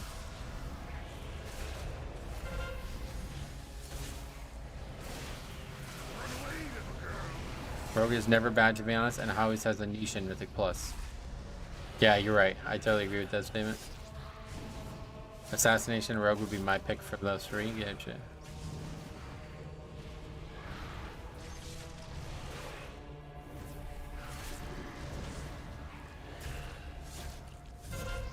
To be honest, I love Rogue. It's fast and has high DPS. Gotcha. Oh, there you go. You have your answer. Pally and Monk have lower HP as far as I know. They used to, but it doesn't sound like they have like considerably lower anymore based on the conversation. Demon Hunter is way easier to learn than Major Rogue though. Oh yeah, I bet. Who was it in that group that had the fire rack mount? I don't know, I didn't see. I didn't even really see it, period. Guess we'll find out in a second. Or more than a second, but...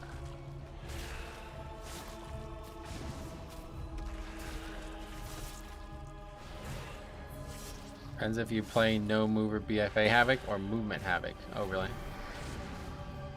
One's like way better than the other though, isn't it?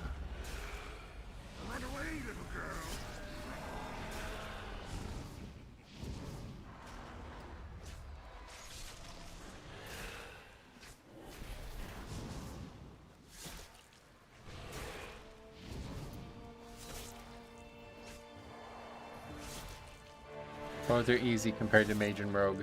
Yeah. I was just talking about their balance. They are very close to one another. Oh, okay. It's the Evoker. He's in one of the best NA guilds. Oh, that's a shame.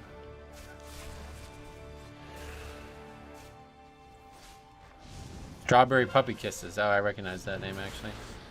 If you run Inertia, it's relatively easy. Gotcha. That Shami better be dropping Trevor Totem every other. I've not seen a Trevor Totem used a single time this expansion, this season. It amazes me how many times I have to fight Raptors because people have no idea where to run the boss. Okay, just got eaten, okay.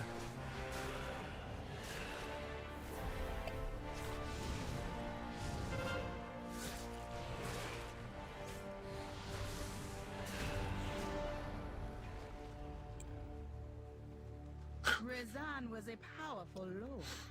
Perhaps you will make a worthy sacrifice for Tremor you. Totem may as well not exist. Yeah, I've never seen it used really at all.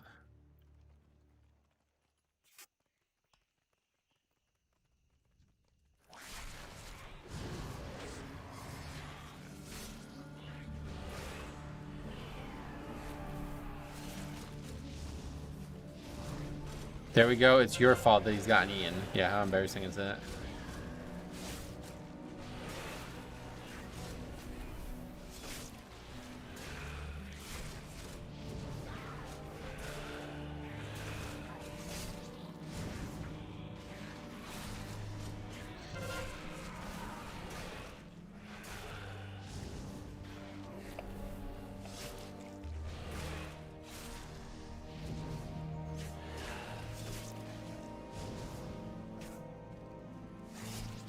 What the fuck?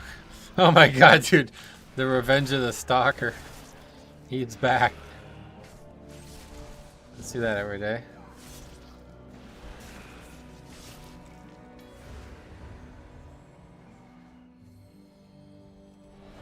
Shame to hear you aren't seeing it used. I've never, yeah, I don't think I've seen it used once. He came down the right side, yep. We've seen that mistake before.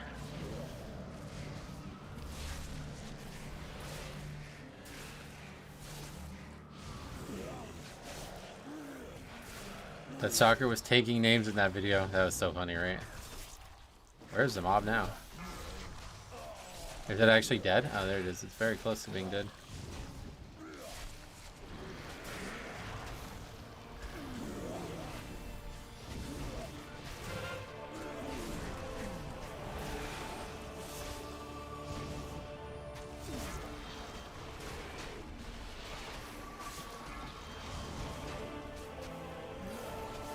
I think the monk is borderline ready to leave. Yeah, because sad that I have to say that after just one comment, but yeah. If you're gonna get eaten on Razan and then blame anybody but yourself, then yeah, you definitely are probably about to leave. You can't help but laugh when you're reenacting the stabbing IRL. That was funny, right? That was probably the most fun I've had making a video in a long time. That's up there with one of my favorite videos I've ever made, on top of the one that had Booklock, the guy who kept doing every single mechanic round, clearly bought his key. He was doing it 20 Halls of Atonement, like literally never, like he had no idea what anything in the dungeon had to offer. Razan has a butt. Some people may not know about it if you jump. Has a butt? If you jump while running away, it bugs the range and you can get eaten outside normal range. Oh, a bug, I see.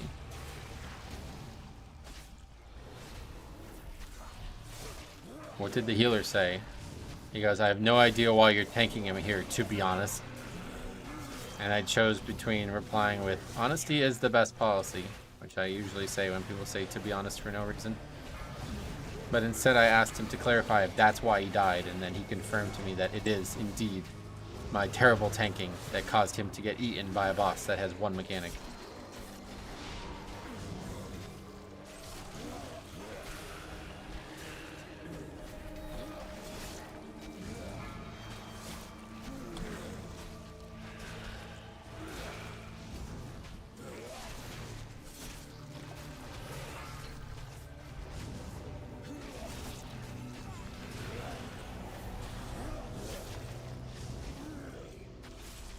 Didn't you just tank it in the normal spot?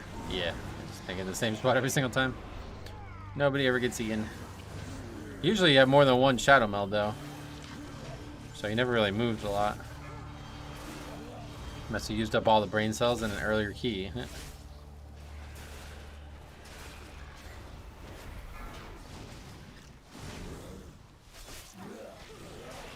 When he went AFK for a minute, I thought he was thinking about dipping. Oh, I didn't even see that when that happened.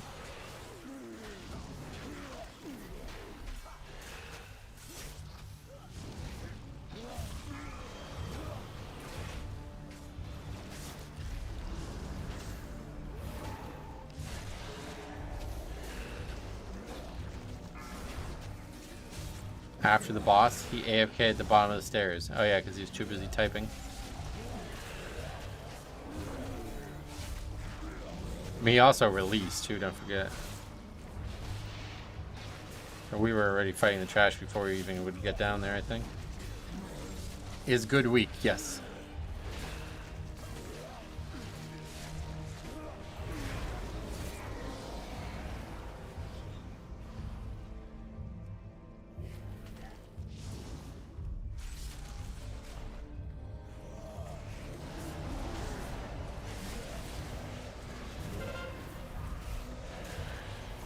It's always a good week in the Metro stream.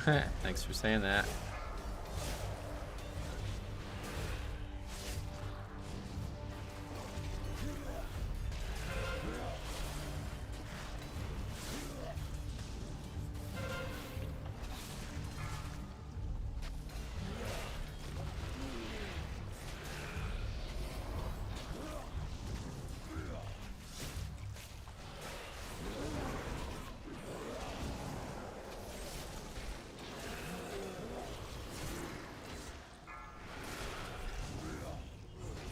I really look forward to watching the keys while I work and reading the wild stuff in the chat. There's sometimes some very wild stuff.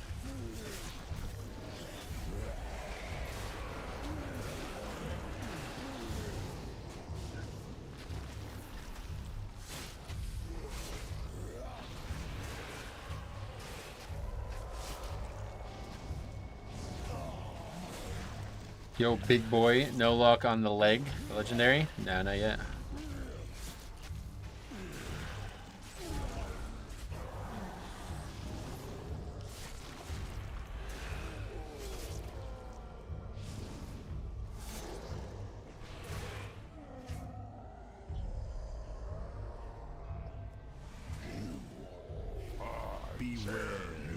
It's down to one leg. Okay, which one has the AUG? No one is on that one at all. Beware.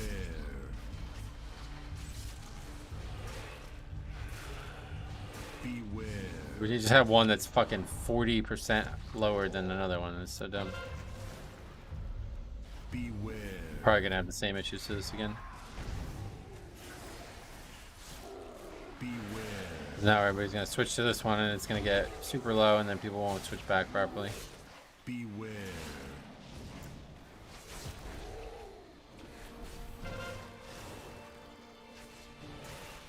Beware. We've only got 2 DPS, yep.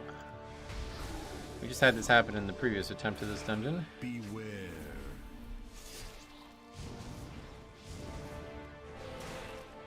Beware. Oh, we did it though, good.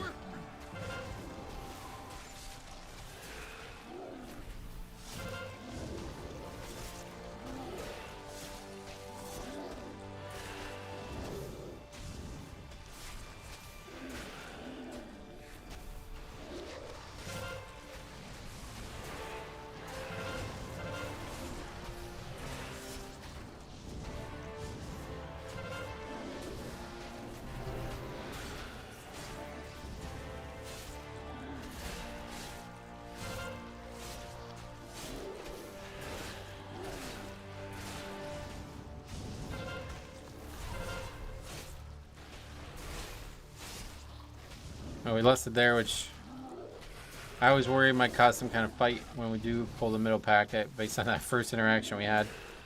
All the way back in like week 3 or something like that. But we just did the previous group pack without Lust as well, and it didn't have any real issues, so I don't know. When I play Blood DK, it seems no one wants you in a Tyrannical 25, but when it's fortified, people seem to invite you more often. Are you sharing this feeling? No, not really. Probably just a coincidence.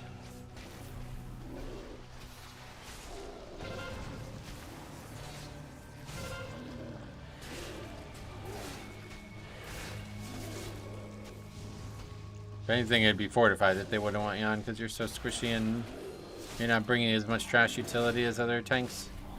Middle pack isn't so bad if it faces a wall, the charge is negated. It's just a long pack is the...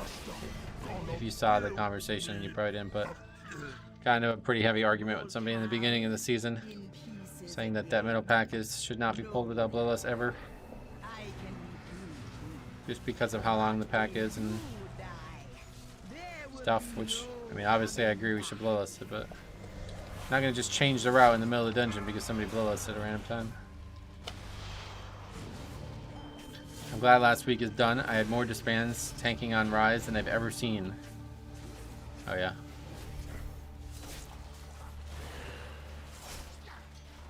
Lots of groups couldn't seem to kill Tyrannical in 18 or 20 range. Wow. Even in that range, huh? That's, that's scary.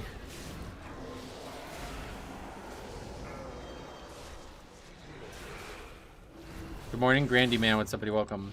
Hope the keys are going well. They're going. Let's see what happens.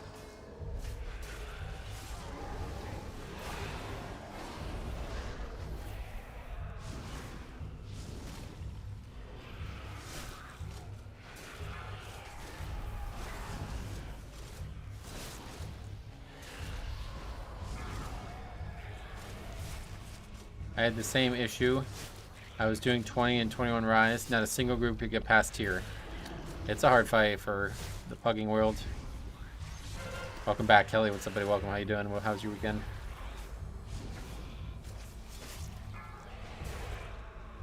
Yeah, they only had the one brain cell and they were sharing it and they lost it. Robin is not the lick or the charge. It's unavoidable AoE that one of the dino pulses. Yeah, that plus the birds or whatever, the raptors at the beginning, that makes it a little more dangerous. Groovy got a 24 done finally. Oh, nice, congrats.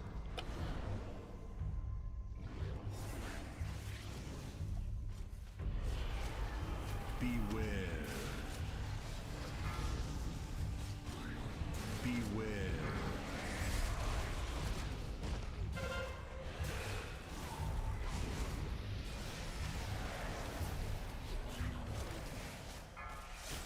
Beware. Blackbrook holding AD, sweet. Well, good, man. Glad to see you doing well. If you have any questions or anything, let me know. God damn this enter button. I was gonna say I just empirically haven't had much issues with it. Beware. Alright. Yeah, I don't really feel like it's a very dangerous pack one or the other, but if people are gonna die, it's gonna be because of the combo that I described there in the beginning. See, that does a lot of damage. So that plus the guys leaping. Beware. Likely to kill somebody for sure. But you see just how long it is too. Beware. I've taken tips, sweet man. Well, if you have any specific things you want to ask or get answered, let me know. Beware.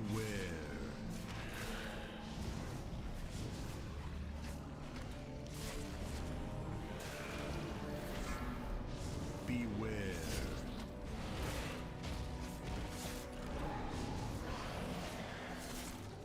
Beware. How are the fixes this week? Yeah, this is probably the best fortified week you'll see. It doesn't really matter to us as the tank.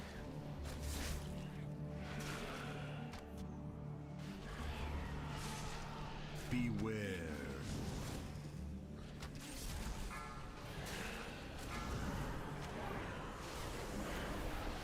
Pugging as a tank is so toxic. Oh yeah. You gradually take more damage each turn. Is that how it works? Kind of. Not seeing Tremor being used. The standard enhanced guide don't tell people to take Tremor because it's situational. But that means the majority may never take it. It's just not needed. I mean, that's... Back in BFA, it was not a talent or anything, so you just had it. Like, literally, there's only one fight in the whole dungeon that you would need it for, and it's very easily done without it, so. It doesn't hurt so much until a lot of higher key levels, but if you get kept on with it pulsing, you can easily die. Yeah. Yeah, the leap plus the pulse is the danger. Not looking forward to Spiteful on Rogue. Being in combat in between pulls is painful. Yeah, it's a pain in the ass. We were talking about this last week, actually. Coincidentally, not for the same reason as Spiteful, but... Ah, there's another one that doesn't really feel like it's going very fast. As long as we don't... Like, yeah, as long as we less than the last boss, we should be alright.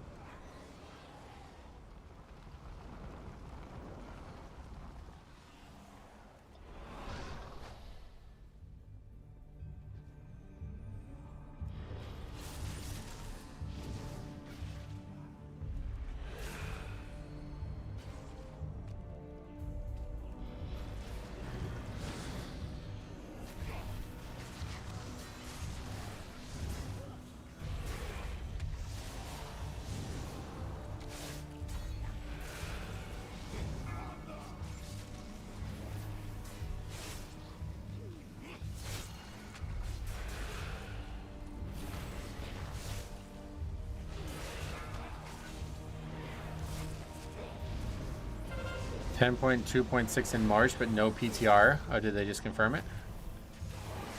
Like, there's not going to be a PTR? Is that what they confirmed? That's unique.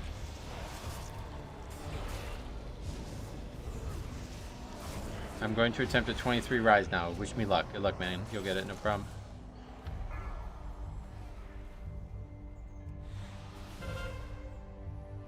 There's no current keyword. Tremor would be good. Yeah, I would tend to agree.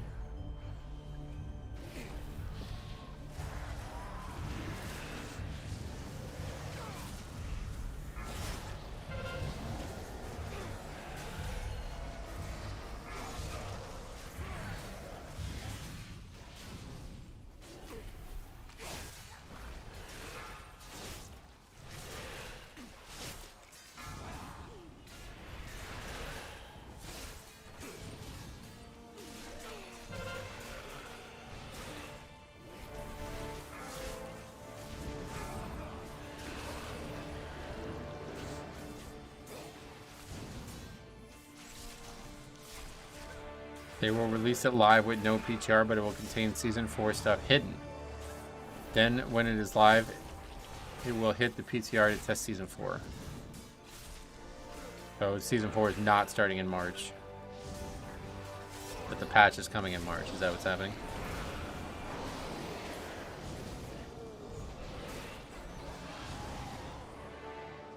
They're trying to do a secret special event for it. Did they just announce that like right now? I always miss this shit.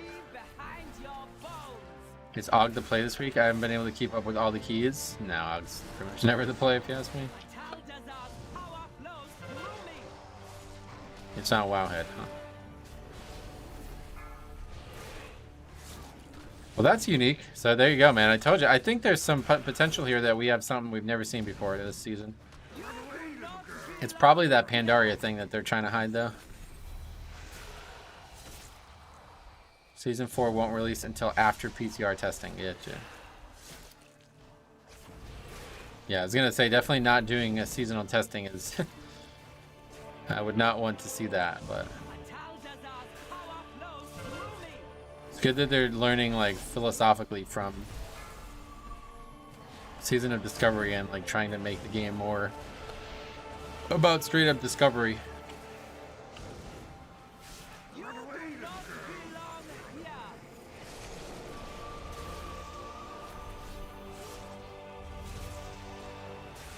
Hi Metro, do you miss seasonal fixes? Nah, not really. They were good, but there's no way they were going to be able to continue to be long term. I noticed you jumped quite a bit. Is it just for fun? Yeah, just habit, really.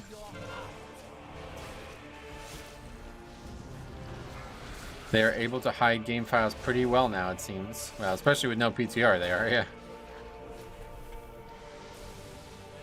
They said they want this event to be like SOD. Oh wow, really?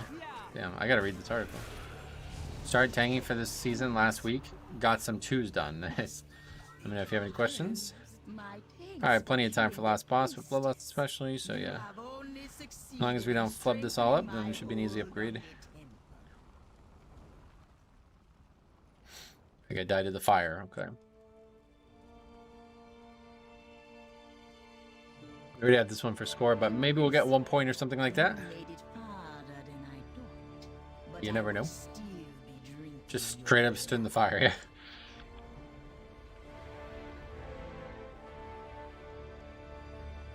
$33.60 warrior. Let me get up here before we get hit by these. Got almost every key in 26, and I'm getting declined 99% of the time. Yeah, unfortunately, warrior is not really something that you see very useful.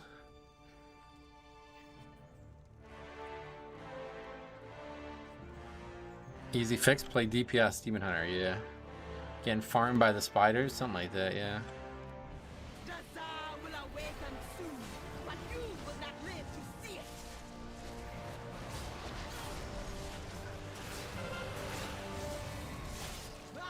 We're actually gonna have a second of slappy hands here. I need to Beware. make sure I'm not close enough. Good.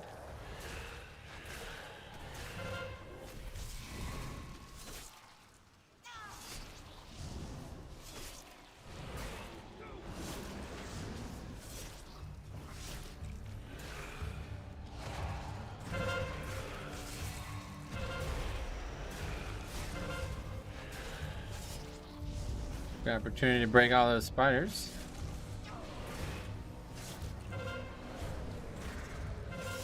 Beware.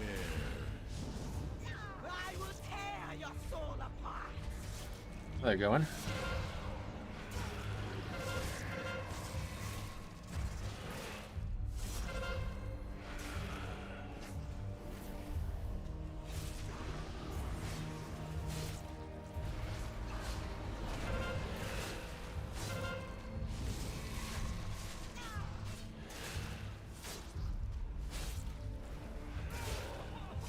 Beware.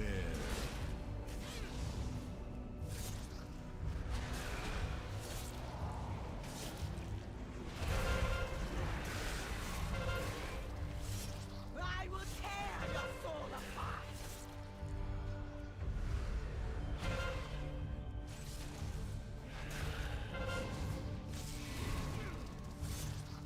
Yesterday, after watching your last video, I did 20, and the tank said, "First time tanking, will do my best."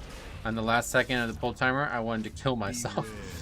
Did you record it? That's when they record. If it was truly funny, or if it was just frustrating, I don't know, but...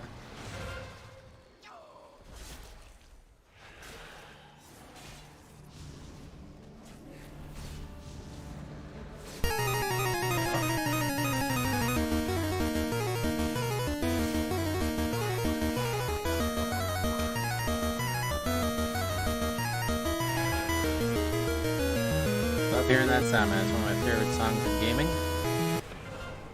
It's a lot if that is sometimes it just like does that when people update their name or something like that. But either way, $25 Patreon, thank you very much. Not seen this strat before, just popping them all the time. Yeah, I think it works really well on a pug, especially if you have mostly melee. I mean, you can keep them all in one centered area. If you don't have one up, then you can't accidentally die to it. I will tear your soul apart. Beware.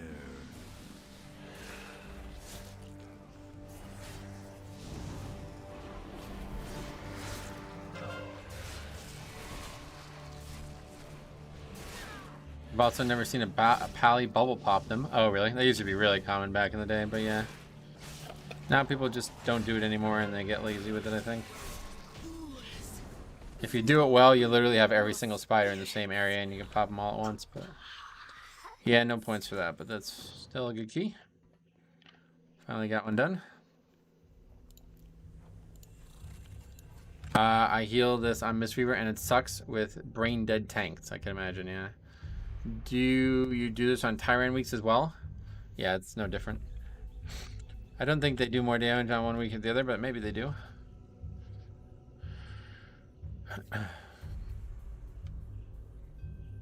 Live reading of the Wowhead post. Yeah, let's take a look. They do more damage. Oh, really? Well, first of all, let's get that on the sheet. Either way, not hard to survive for the DK tank.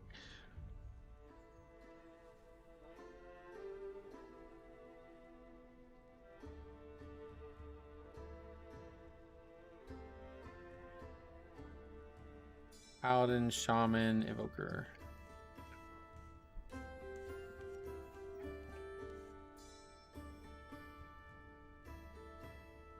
A lot of stuff posted here within the last few hours. Season Discovery shit, which I don't really care about. Oh, Season of Discovery experience buff too, wow. Anyway, information on 10.2.6 coming in March. As many have noticed, this is the first period of time since Dragonflight launched that we haven't had an active PTR, and we understand that it's creating some curiosity. For 10.2.6 patch for Dragonflight, we created what we think is a unique event inspired by past musings from the community.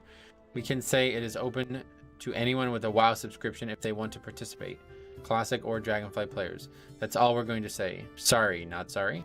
Our goal is to continue to keep it a secret and keep it safe.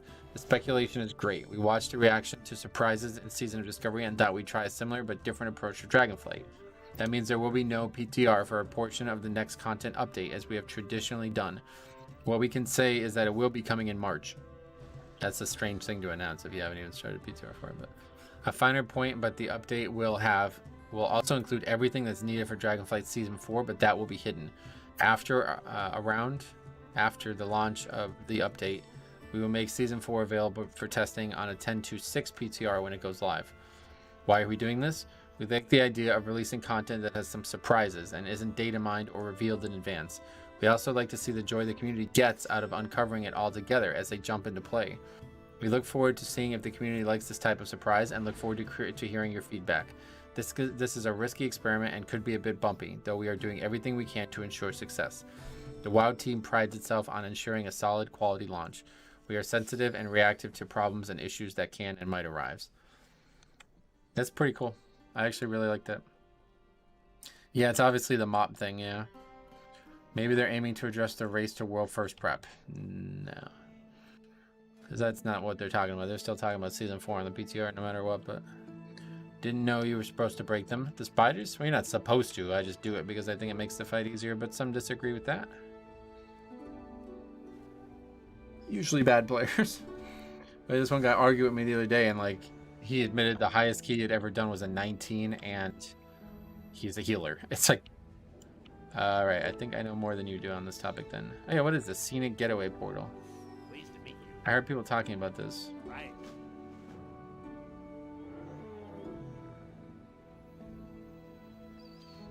Time to take a shot at this legendary again. Sweet man, good luck.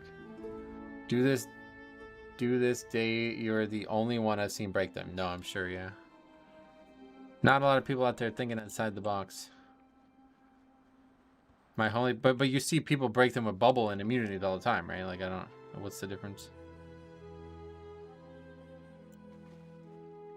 Alright, time to take a shot at the legendary again. You don't see people break them? Oh, I see that all the time. You're just not paying attention, I think. There will always be a race, but not one anyone cares about. Yeah, Season 4, probably not much of a race. This is literally just come here and that's it. Nice to have the shade scale on for this zone, though. Actually, no, this zone looks way different. Shade scale does not look good. This is an inky black zone, which is unfortunate because then it gets rid of the snow. I almost always see the circle strat too. Yeah, that's the way the fight's meant to be done. But sadly, very few people do it. We did have it starting to form after the second set of spiders, but because the first set of spiders went so well, I figured might as well just keep doing it that way. Basically, yeah, you spawn all the spiders, drag them all to the same spot, and then everybody moves together. You know exactly where they're going ahead of time. Makes the fight super easy. But when you have one range off in the middle of nowhere, unfortunately, the fight doesn't work that way. Circle strat is fine, but some tanks way over move and make the fight harder. Yeah. Oh. That's an error on its own as well, but there's a lot of... Oh, there's also the Lunar Festival happening. What the fuck's going on here? I see people try to do the circle strat a lot of times, but they are not stacking properly. Yeah, that's what happens like every single time I do the fight. That's why I started just killing the spiders, because by the end people would stop stacking and then you'd have the spiders all over the place and there was just nowhere to go. So this is just easier in my opinion.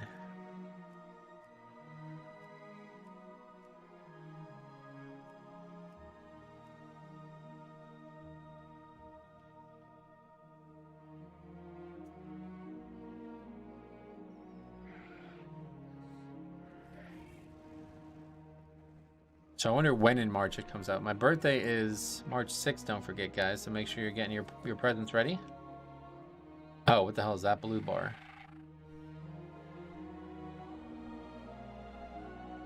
Is that a heart? What is that? The Hearthstone event? By the way, not playing Alts this season? Not really, no. To be honest, for a pug, your strat works pretty well. Definitely makes the fight easier when you don't have comms. Yeah, that's the way I look at it. Makes it impossible for somebody to get hit by a spider, pretty much. That's the Hearthstone anniversary, is it? I got you a big surprise for your birthday. Oh, really? Cool. It would be cool if all tanks could do it as easy as blood. I think it would be more interactive boss fight. Yeah, maybe other tanks can't really do it. I don't know. But either way, it could come out. My birthday's a Wednesday this year, which is nice, but it could come out on my birthday week. I hope it won't, though. But honestly, it probably will. If they're announcing it now that it's coming out in March, that probably means it's ready to go and they're just waiting to deploy it. So that means it's probably going to come out as soon as possible. With the exact same IO, Metro, please slow down. Way ahead of you on the slowing down part. That's funny, though. Does Death Advance negate the knockback on Tier and Rise? Yes. It's not up every... Well, I think it is up every single time. I just end up using it in the middle of phase. You'd be guessing end of March for Season 4? I think it'd probably be at least a month after they launch it, right? Because there's got to be at least some testing of the season. Probably multiple weeks. Hey, Nathan Gower, what's up? Welcome. I also hope I'm well.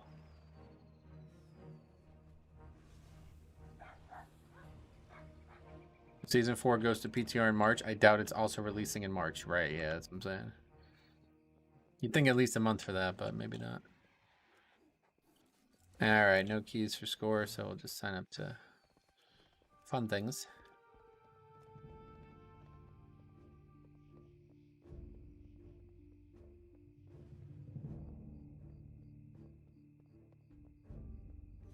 That would explain why there hasn't been any PTR news. There's no PTR. Yeah, I was ready to say like, yo, we're fucked. Like this season is gonna drag on forever. They have no, like, there's no plans. Like they're just like in a free fall, maybe because of all the people who were fired or something like that. Doesn't seem like that's the case. Seems like they actually have big plans. So much big plans that that's a pretty aggressive plan, really. Fun things. Pickstone 25, where the group leader is under 20. Yeah, that's what I'm talking about. Ball's a fun one. What key do you have? I have 27 Throne. So we won't be doing that one.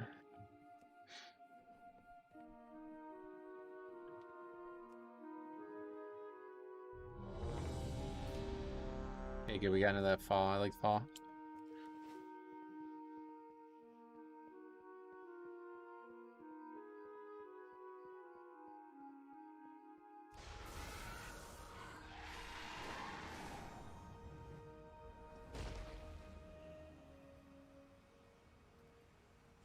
They went out of their way to mention any player can participate, so I wonder what it could be. It's got to be that time walking thing, yeah.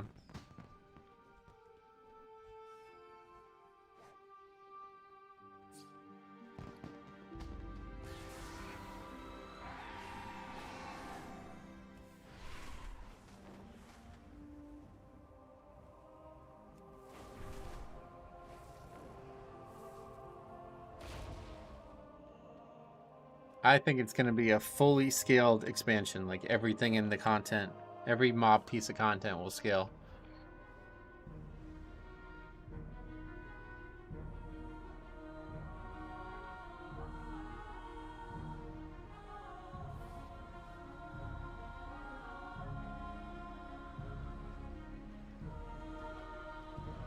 I guess the main thing to tune on the Season 4 PTR is how all the different tier sets will interact.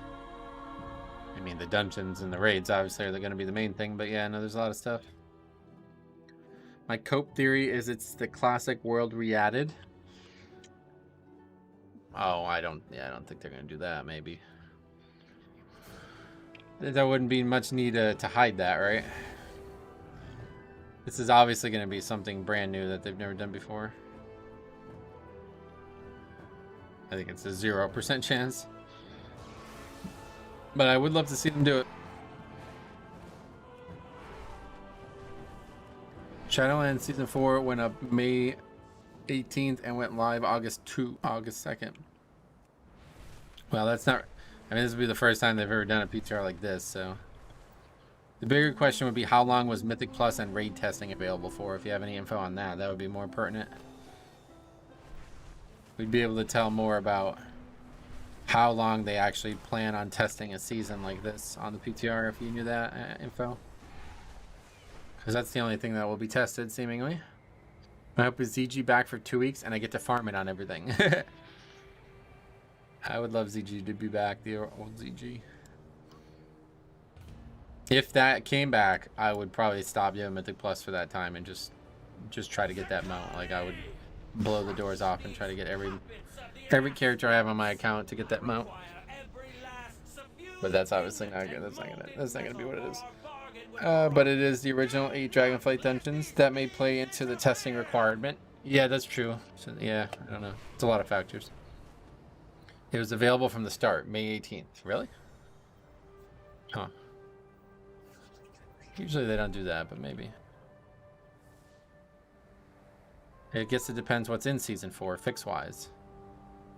Yeah, I mean, there's a lot of factors, obviously. We'll find out together. I actually hate the PTR. Like, I'm really glad that they're doing this. I hope that they'll continue to do this more. The PTR has become like a joke. It's just like people, like the people who are like obsessive content creators, they just spend every waking moment on there and totally ruin the game for people even like me who try not to look at shit like this. You still end up hearing about it by accident. And then if you actually go on there to play yourself, it's like a fucking ghost town. There's like nothing going on. Like nobody's doing any content there. You can't find groups for shit. And half the people on there are just like fucking around playing the game like a free version of WoW. It's really silly.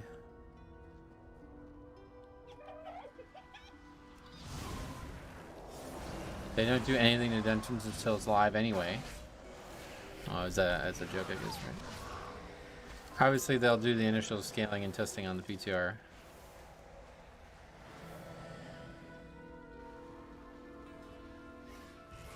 Testing keys with no affixes. You remember when we did it with Thundering? We did Thundering and Explosive. That was fun.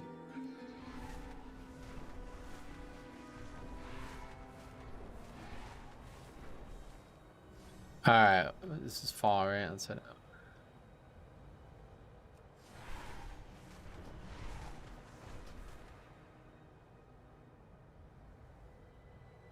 And then PTR just like really just doesn't seem to do much either, I think is the big issue. Like you know, that comment made, it's like, I mean, it's not entirely wrong. It does feel like there's a lot of time on the PTR where just nothing's getting tested or fixed. Finally, I catch you live. I mostly watch your recent broadcasts. Hey, Moscow, what's up, buddy? Welcome. It is going well. Welcome. What normally makes it so you can't tune in, but is not happening today.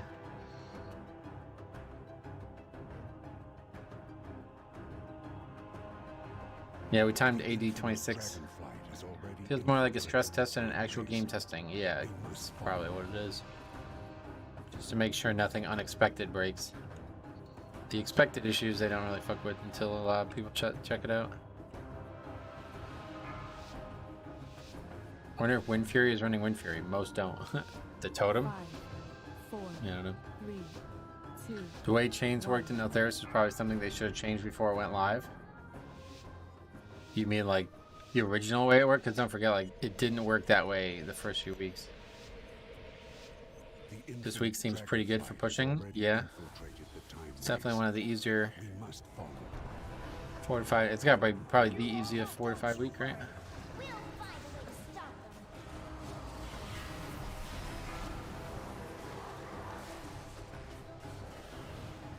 I do wonder if the new event goes well without PTR testing, if they may start doing limited PTRs in the future. I really hope so. I really, really hope so. Not that I even do any endgame story stuff anymore, but it just sucks when like you see all these cutscenes and story and the game's not even live yet, and you don't even know, like, is it final? Like, are they going to change it? Like, will they change, like, will they add voice acting? Will they not? Like, it just sucks. Is Blood DK easy to play? No. I would say it's the hardest tank to play. Did a lot of damage to the group too, right? Yeah, it basically hit every single player. So the only way to use it was have like somebody with an immunity use it. And then at the time, the immunity caused you not to get the debuff. So you can actually take multiple and just use it that way. We will keep the reinforcements at bay while you take care of their commander. We've got your back. Beware.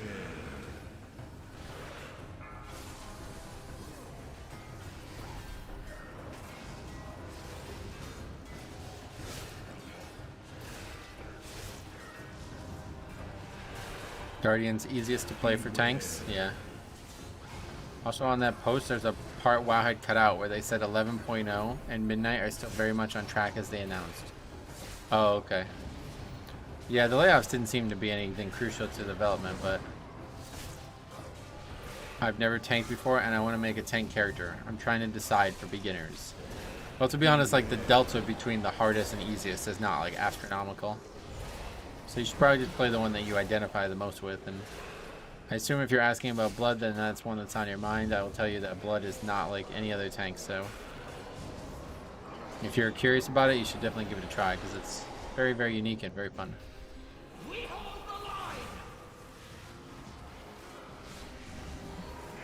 Called something on track that's still 8 months out seems bold, but I can see why they would make a statement on it. Yeah, they're just trying to get ahead of the conversation. I mean, like, the plan isn't for it to come out in the next 8 months anyway, so it's not like they're not on track with that. Andrew, what's up, man? Long time no see. How you been? Heart Warrior's most straightforward tank, I think. I think that one's probably even easier than Bear right now, yeah. Especially if you're looking at Bear with the set bonus. That makes it a little bit more complicated, I feel like. The old, like, the Season 2 set bonus that's coming back. Just a heads up, I'm still on track to live till 104. Now, the situation here would be I'm still on track to live the rest of the year.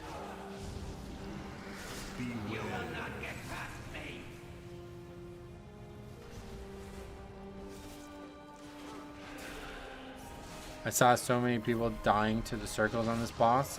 Oh, yeah.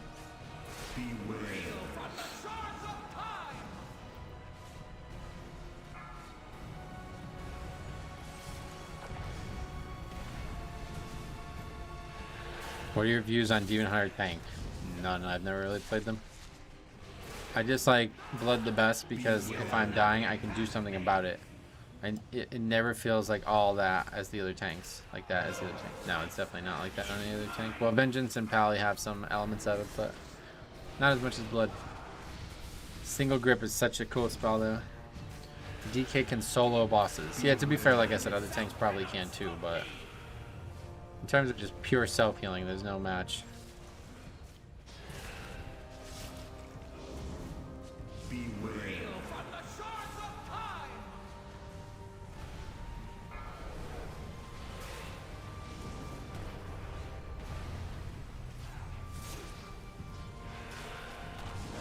The only one I see who can do that would be Vengeance. You don't think Pally can?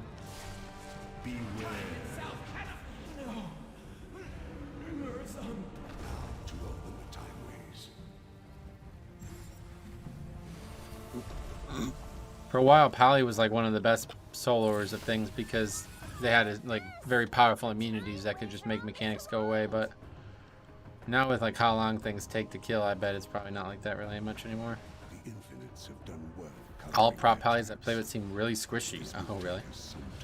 That is not the expression that I've heard used. Bear can and has decent damage too. Plus, you can do anything else if you get bored of tanking. You're saying you think Bear can solo bosses? I definitely wouldn't agree with that. I do not know. Guardian Druids have Wildfire to heal the group, and Hibernation is pretty good. To invade the Bronze Temple to do so. Beware.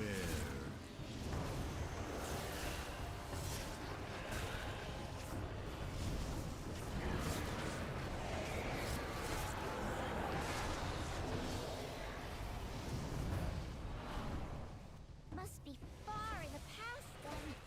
They risk unraveling all of time as we know it. Indeed.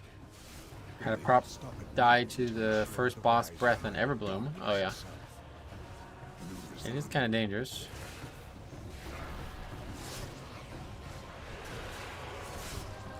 Going from Prop Pally Season 2 to Maining Vengeance feels so much better. Oh yeah. I've heard Prop Pally's really good right now, so I don't know. Maybe I'm wrong.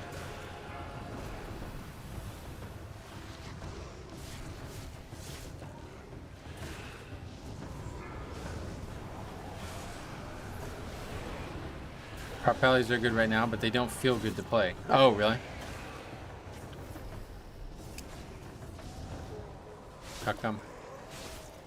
Prop is very good. Vengeance is just that much better, I see. But in terms of its like squishy factor, like what would you say? Are they average, above average, below average? Vengeance's control is crazy. It's a little much. Yeah, I agree. A little too much they got. It's nice to solo whole dungeons interrupts his prop pally. Yeah, I don't feel squishy. Yeah. I didn't think they would be.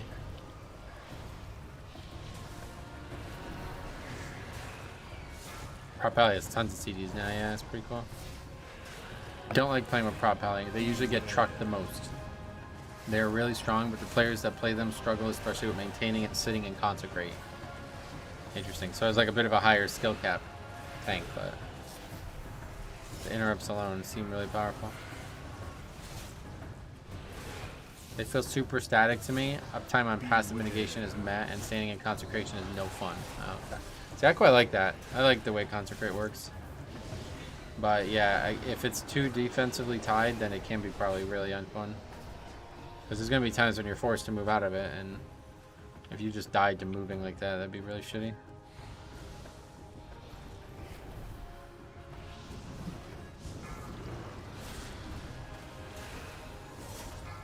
Vengeance has just as many stops as Prot.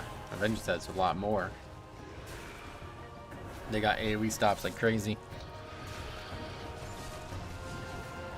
Paladin's nice, but it's still, you know, gonna rely on Divine Toll and Blind for most of its AoE stops, whereas Havoc has like multiple, or Vengeance has like multiple things now.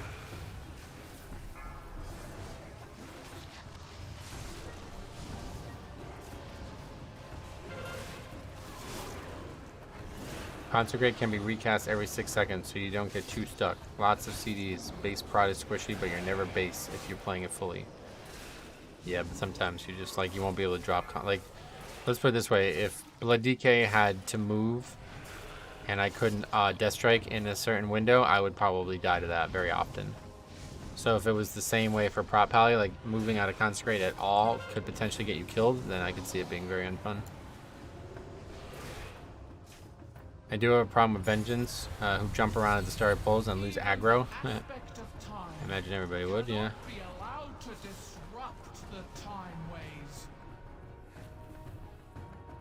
Good week, good push week for Fort. Yep, definitely probably the best week, right? The best fortified week.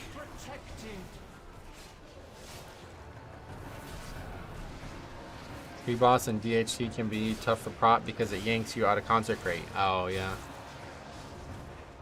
Beats the Bort full string week. The Bort full string, yeah. Yeah, that week's gonna be rough.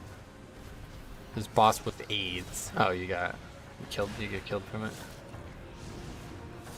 non-curable disease. That's unfortunate. The seconds pass. I'm going back to Fortnite. That's a good game, I've heard. Yeah. People still playing that Pal World game? I haven't heard much about it since the other week, but it's probably still really popular. I don't get killed by it because I'm rep, but my evoker and monk friend die constantly. Oh, okay. Vengeance aggro issue is the fact that none of their sigils instantly tick and give any threat. They use sigils to start their pull for gathering purposes. Oh yeah. In the past, it was last time I played Vengeance, we pretty much had to leap in and open with Immolation Aura. Yeah, Immolation Aura. If you did, you'd have threat, and if you didn't, you wouldn't have threat. I call upon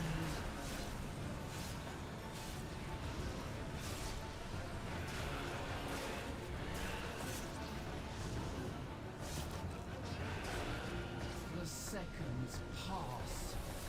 DPS issue though, to be honest, can't drop the bomb until the tank gets threat. Well, obviously just like empirically you're correct, but one thing I always say for Blood DK is you should always try to be the first person at the pack, because you basically get a free global of threat in if you're the first person at the pack.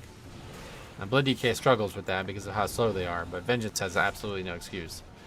They should never have issues with threat because they should always be the first person at the pack.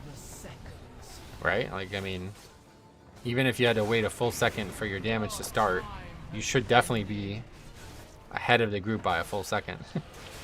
You have such insane mobility. If I can do it, then how can they not? Does the Ret have the branch trinket? I have no idea. With me, champions. You inspect them, I guess? Is opened. Oh, trinket. We're talking about trinket. He had a little dragon face trinket. Augury of the Primal Flame and Mirror of Fractured Tomorrows. Yes, the Fire Act trinket. Gotcha.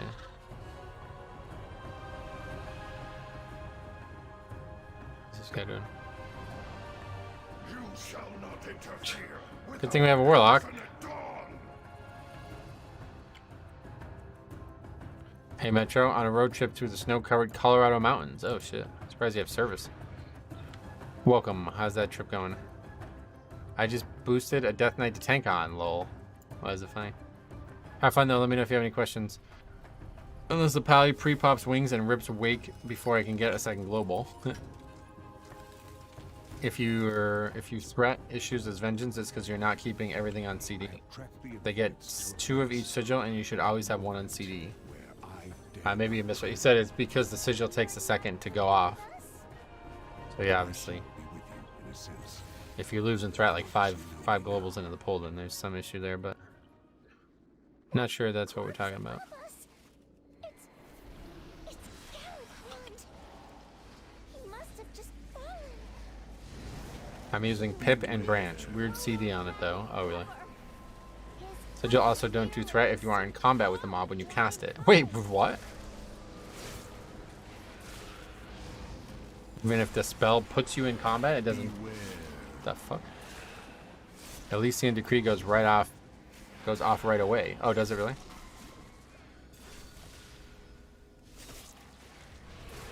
Hey Metro, nice to see you. Hope you're good. I am good, yes. How you? Like in Throne for a Tile Vengeance, sometimes fear mid and grab stairs against any tank. DPS can nuke and add and cry foul when they get threats. Yeah, obviously DPS should not pull threat, but I'm just saying that, like, if you're having trouble establishing threat, watch how I do it as Blood DK and you'll realize that you have far more ability to do the same thing as Vengeance and it'll make your life 10 times easier.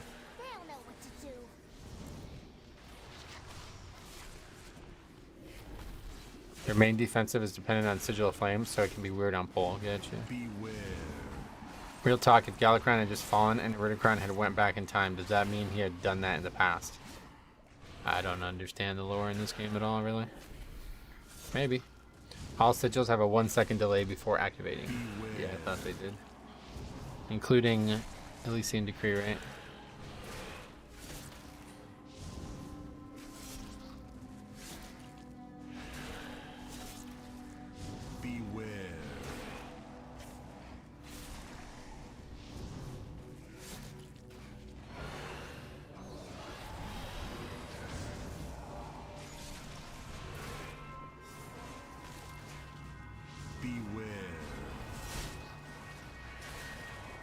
The one and only XC. What's up, buddy? Welcome.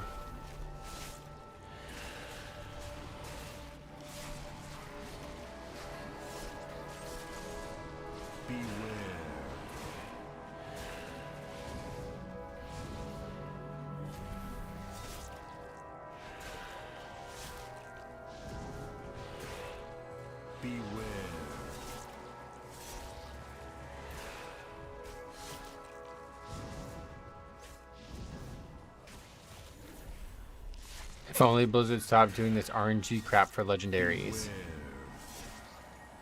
I don't know, this seems like a pretty normal way to do it, to be honest. What would you rather them do? Just give it to every single person? That doesn't feel as legendary. Even if using Flame Sigil that does a big burst of damage on its initial tick, if it hits before you engage the mob, all the threat goes to no one. That's so weird. How the fuck does that happen? Why? Like, my spells don't do that, I don't think.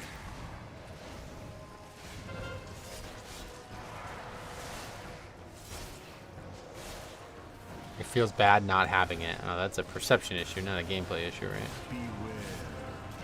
Blizzard is not in the job of perception only. You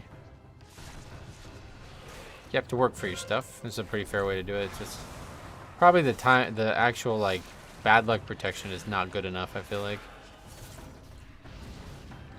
And I've been trying to get this legendary now for what? Almost, I think like probably 9 weeks, right? I know I've only done LFR for most of those weeks, but like, I don't think it really should take 10 weeks to get a single item.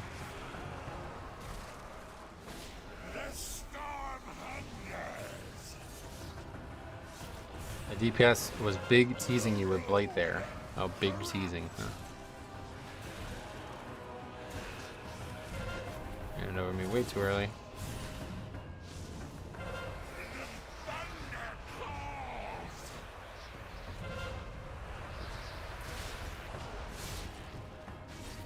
Just doesn't really matter on this level or on these affixes either, I guess. There's some main warriors doing high level content who do it Mythic, Heroic, and LFR and still haven't gotten it. Yeah, as I said, the bad luck protection is just too weak. I think it's probably the main way to look at it.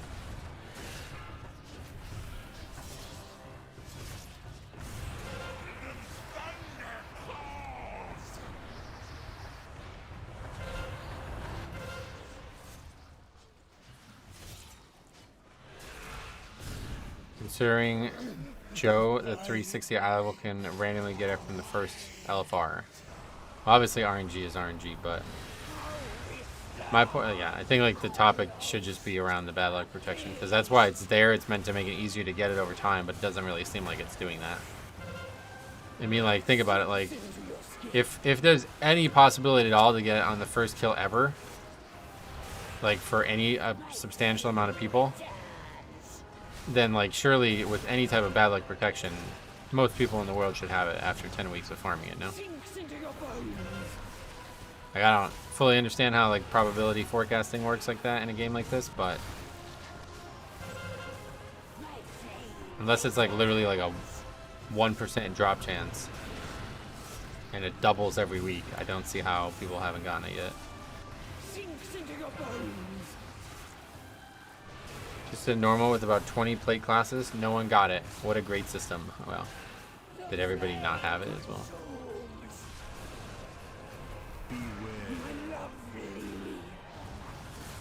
It's just on somebody who doesn't give it to me. At the very least, after 5 weeks, it should be guaranteed. I wouldn't say that, but yeah, it's definitely should not be this rare. If everyone got it, it wouldn't be cool. Yeah, it wouldn't be a legendary if everyone just got it. Like, that's why I didn't like the mob legendary at all, because it was really, it just became like a mandatory item then. Could make a case for just buffing the bad luck protection. Yeah, that's what they need to do, yeah. It needs to be way higher than it is right now, because it's clear it's not really helping. Imagine you finally get your legendary and there's 2 weeks left of the season. Right, that's my point. It's way too hard to get. Where were you guys when the hunter bow was the thing and we didn't get bad luck protection? Yeah, I mean, I feel ya. At least show the percentages we have for our bad luck protection. They won't ever do that because the goal is to obfuscate how long it's going to take to pick it. You don't want to tell players when they're going to get it because then people will try to minigame it. You want it to be random and hidden, not just random.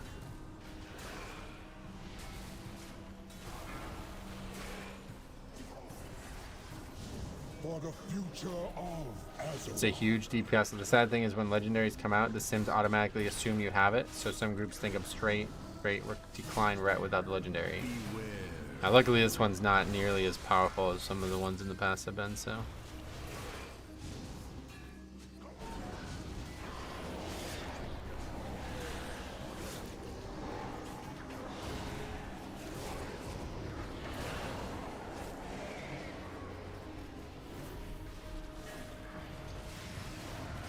And on top of that, the season's just like so much easier. Decline, like you don't need to have 3 people with the legendary to consider keys doable. Legendary has been tuned so much compared to others, and the damage profile for it is terrible compared to others. Oh, really?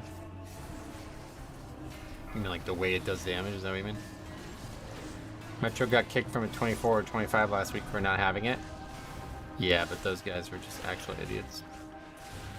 That I was kicked by a guy whose like highest key was like 2 levels lower than the dungeon he had listed. So that's not, you can't really, there's nothing to be learned from that. It's just a flat 8% DPS increase. If you had to pick 2 randoms, you'd pick the one with the legendary.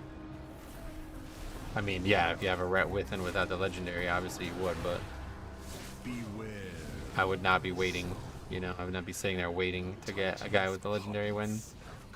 There's other specs that, like, I mean, look at this guy's losing to the Warlock, right? Like, it's not like Ret's like the top damage by a mile as well.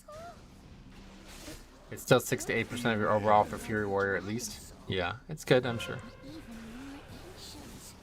I was just saying it's not as powerful as previous items. There's been items that are doing more than that, like not even legendary, like trinkets and like those weapons from that second.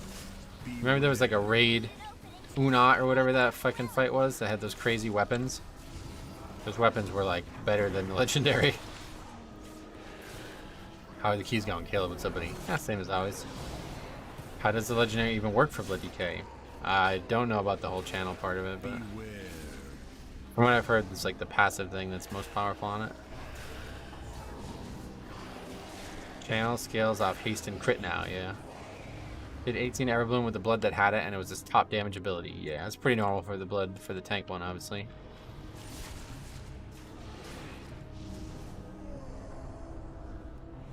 Red DPS is weird for keys. They're kind of forced into being either full single target or full AoE. Oh yeah. So it was a 3-second cast, but now it's a 2.3-second cast with haste. Gotcha. I don't know how the legendary plays into that DPS. Same. Legendary is good for ret. Oh, is it? I was thinking about not using it as ret. I don't know about you guys.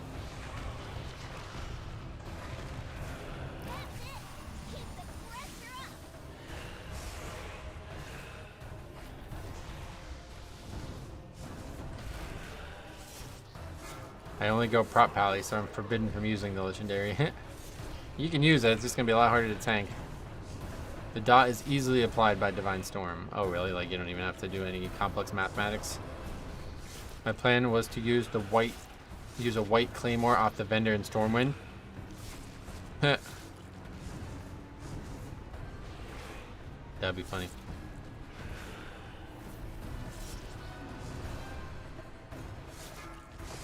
I have to see some like a max level character with a white weapon on from Classic and see how little damage they do because of it. Ran 25 rides this morning before reset. Blood DK second overall. Damage 19.95 million, which is 12.4 overall. I don't know what those numbers represent. But thanks for posting them, I appreciate it. It's basically impossible to tank a high keys without. You can't Avenger Shield, Eye of Tyr, or Shield of the Righteous. Yeah, it was mostly a joke. Blood Boil applies the legendary dot, which I thought was odd. The description says only melees hit it. That's weird. Divine Storm also applies it. What are you talking about? Oh yeah, I see. Divine Storm. I get it. That's also a spell. That doesn't do physical damage.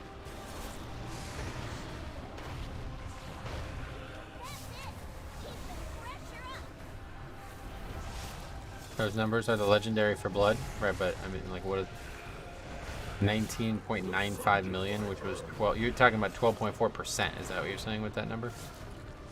I mean, that it doesn't really mean much because I don't know how much the guy actually did overall or what dungeon it was in. But yeah, either way, I get it. It's solid, no doubt. If I had it, I'd wear it. Just like the head enchant. If I had that, I'd put it on, but don't have it.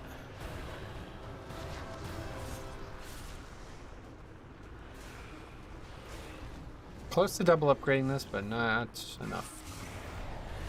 Oh, we're not actually going to have less at all here. To be fair, it seems like any damage applies it, plus just straight up lies on the tooltip. Oh, okay. I only do the raid for the head enchant. Oh, really? Oh, shit. Am I going to die here? Oh. I'm actually dead here. Wow. That volcano just killed me. Don't see that very often.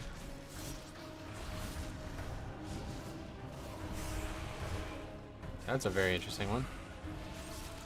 It like just popped both cheat deaths too. What the fuck was that about? That volcanic was scary as fuck. I mean, I wasn't paying attention fully, which is why it caused so many issues, but definitely did not expect to die like that. Volcanic did something. Yeah. Yeah, you're right. Okay, he's just gonna end that phase. Can't parry while knocked up, so Galacron was able to stack the debuff on you. No, it was the frontal thing that killed me. And it procced both cheat deaths, so I don't know if that's because I got hit so, like I got hit by such a high number that they both just fail. It's a volcano, bro. Of course it's deadly. Oh yeah. It's a good way to look at it. Reminds me of your video of the life grip into volcanic death. Yeah. Similar, I guess.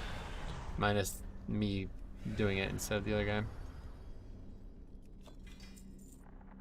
Oh, look at what we got. I guess you went into such deep purgatory that even your scales trinket couldn't take you out of it. Yeah, I'm really confused by what happened there. I want to see that. Those small knockbacks on the tank soak are so annoying whenever I'm not playing Blood DK. Nah.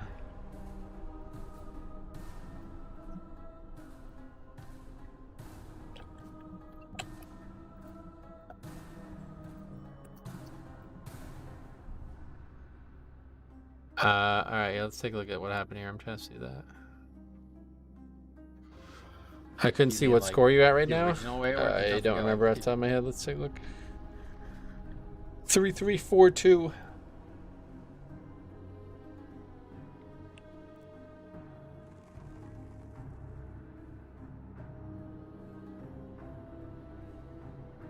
Scales proc first, but it has a max hit it can save you from. Yeah, that's why they both got maxed out. It doesn't look like it should though. It only hit me for 2 million. It's not even a full 2 million. I'm at 85% health when I get hit by it, and I take 1.78 million, which should only barely overkill me. But yeah, only one pops. Actually, Purgatory pops first, which is really abnormal. Very abnormal. It's a very weird situation.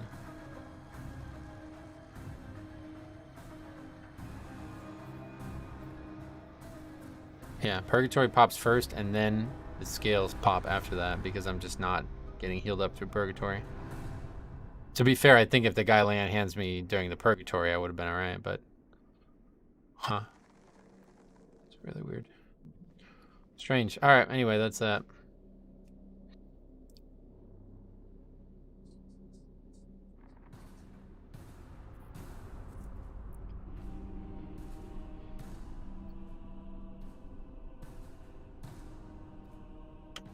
Any chance a small amount of fall damage? Nah. Don't think cheat death definitely does not proc from fall damage. Monk,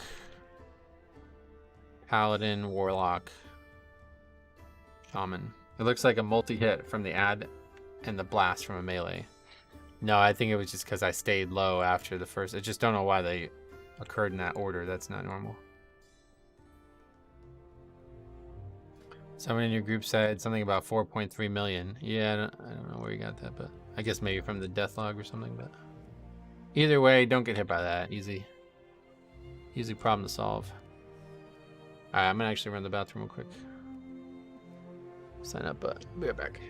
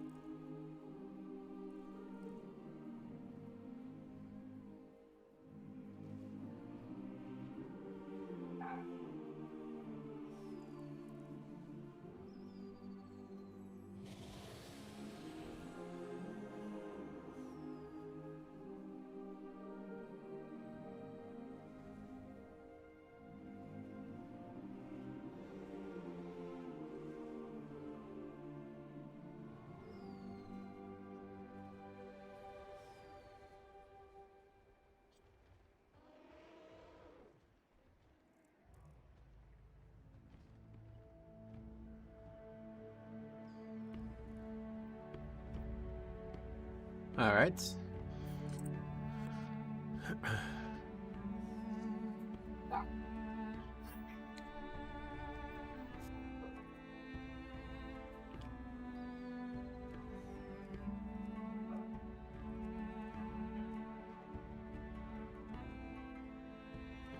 $27 with a guy. It says all. I guess that's why.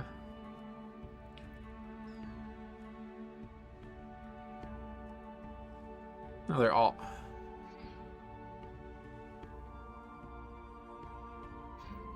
Hey Kai, what's up, buddy? Welcome. How we doing? I'm doing great. How about you?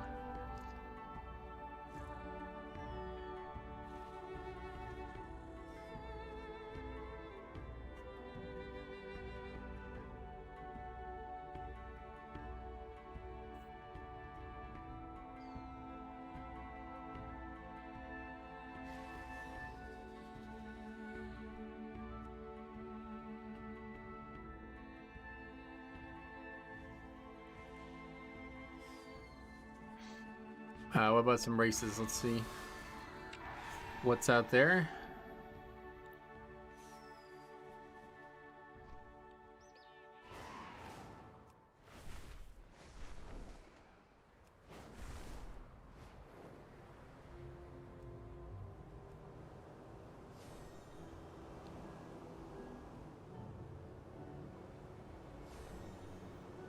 No 26s. I've seen more 27s recently than 26s. Just had the classic solo Yasma from 12% as Brewmaster to time it. Oh, yeah, and you got 3,200 from it. Nice, that's awesome. That's a very satisfying way to finish a fight then, huh? Especially when you actually upgrade the key and it's a milestone upgrade. That's pretty cool.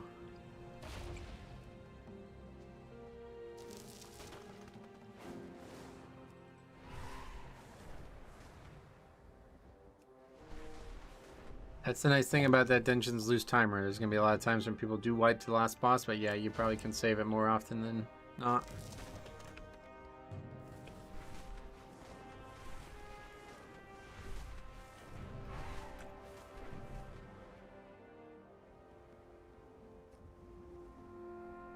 What is Brewmaster's self-survivability like? Yeah, I don't know. How easy is it to solo that?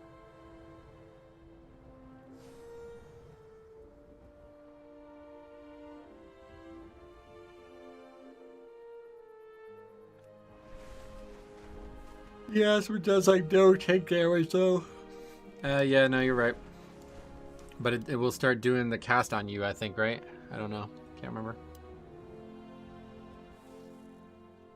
I know it won't spawn the ad, but I know it probably will spawn. It will still do the cast on the player on you now instead. I actually saw a Reddit thread the other day with a bunch of tanks joking that the best strat for Yasma is letting your DPS die and soloing it. It certainly makes the fight way easier. Like, if somehow you were worried about not being able to ever finish the fight, then yeah, the best way to do it would be to just have the DPS die. You still get racking pain, yeah.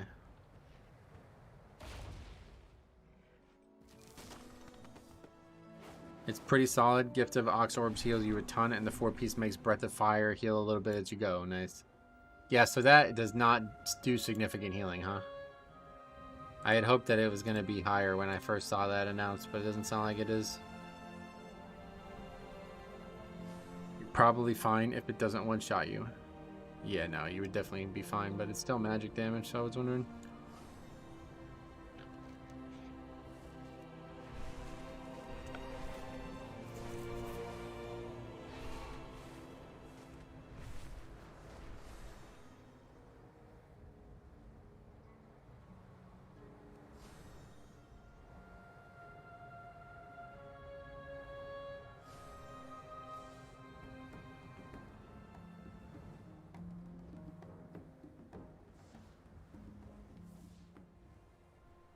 It is an excellent day for a race.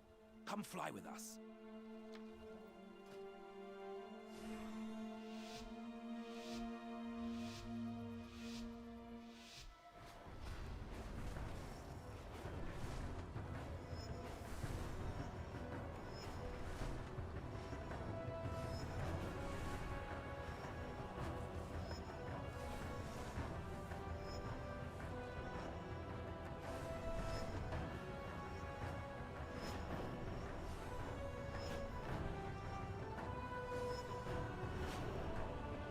Oh, what? Just barely missed that.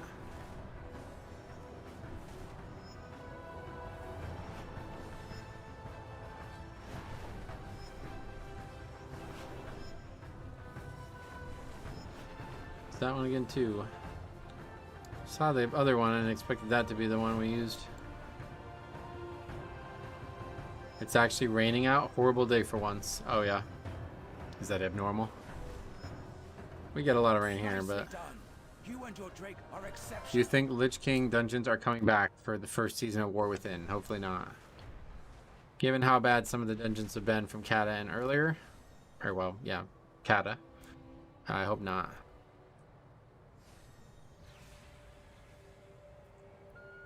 It barely rains in Vegas. It's been raining for like 2 weeks now. Huh? Is that maybe because of the winter? Like, I know like the Philippines, they get really, really hot all year round, but then the winter is just rain, like tons of rain.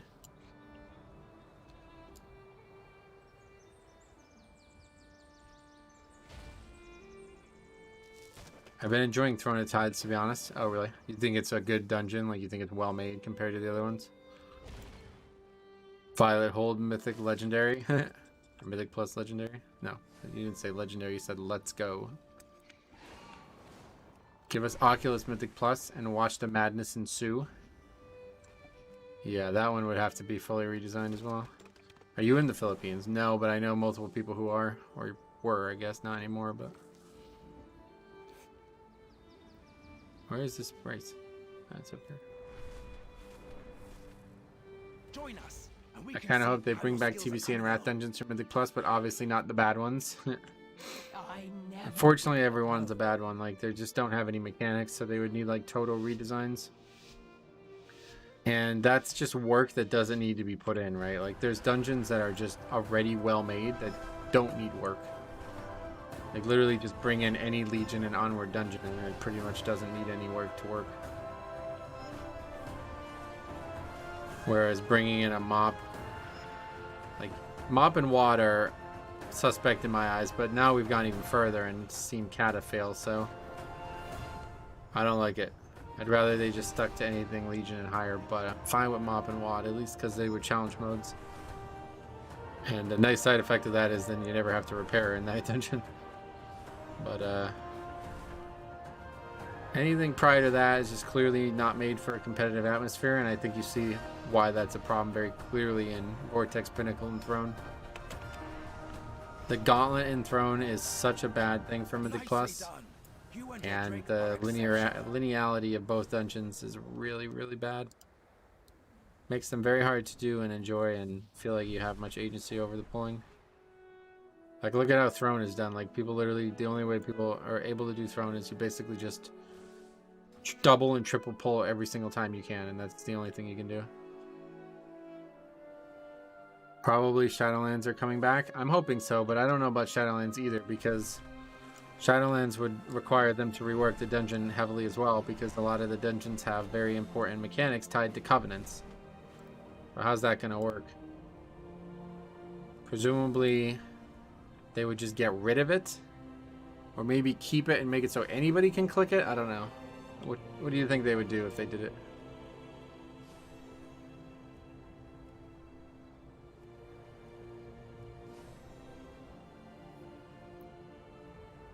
Just make anybody able to be clicking it? Yeah, it's probably the case, but they would do whatever is easiest. Yeah, well, I don't know what's easiest. That's what we're talking about right now. So what do you think it is?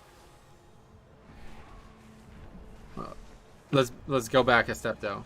Whatever is easiest, don't include Shadowlands dungeons. Right? That's what we're talking about. I'd hope for anyone being able to click. I feel like that was a core part of the fun in those dungeons. Yep, that's the way I look at it.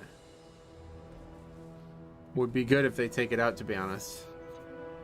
I didn't play in Shadowlands. What do you mean by covenant-specific mechanics? It's hard to explain. If you don't know anything about Shadowlands, there was 4 specific covenants that each character could choose.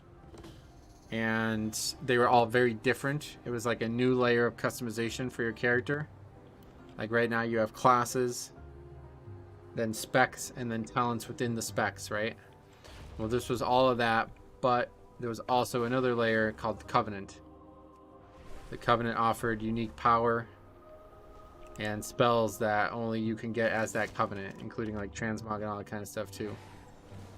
So on top of that, one of the things they did was made Covenant specific buffs in the zones of the dungeons that you were Covenant related to.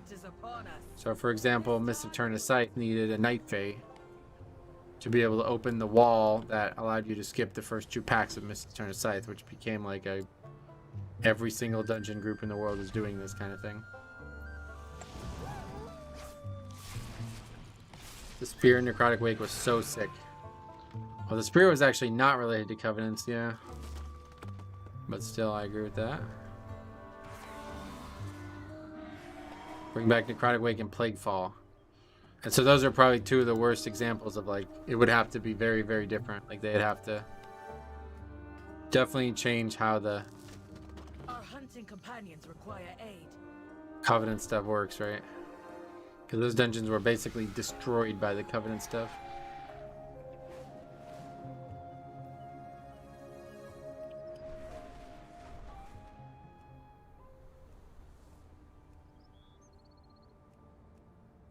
I remember everyone fighting for the Spear and Necrotic Wake just for the DPS boost. Yeah, luckily they eliminated that.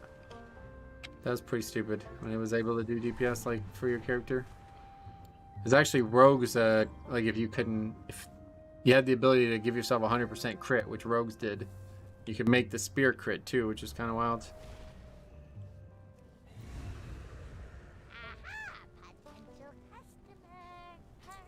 The weapon system in Necrotic Wake was great, but man, did it suck if you fucked it up. Well, I just remember that 3rd boss, dude. Like, if we didn't kill that boss the first pull, that was it. Like, people were not killing that boss. Nobody knew how to do the fight well because everybody just killed it so quickly.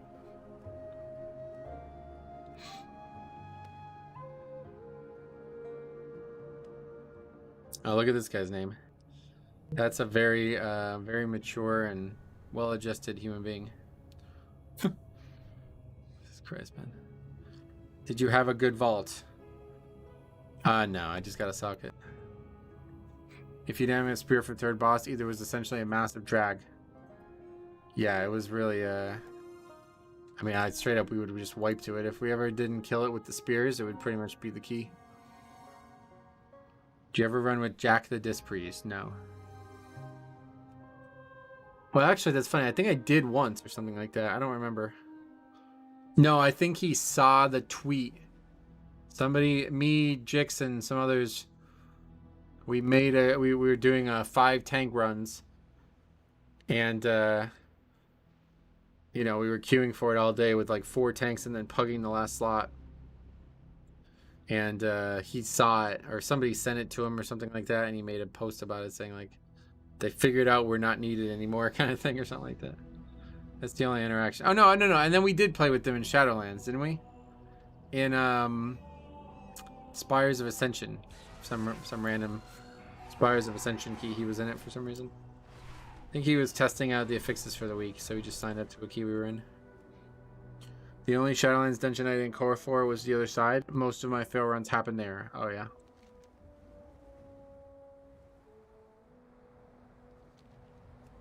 I hated Spires. Oh, I quite liked it. That was one of my favorite dungeons of Shadowlands. It was a very pretty dungeon too.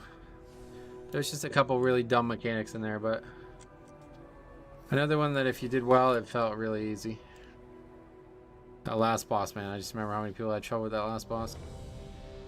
This guild I'm in and used to raid with, like, man, the like core of that guild, God, they are the worst players of that last boss I've ever done.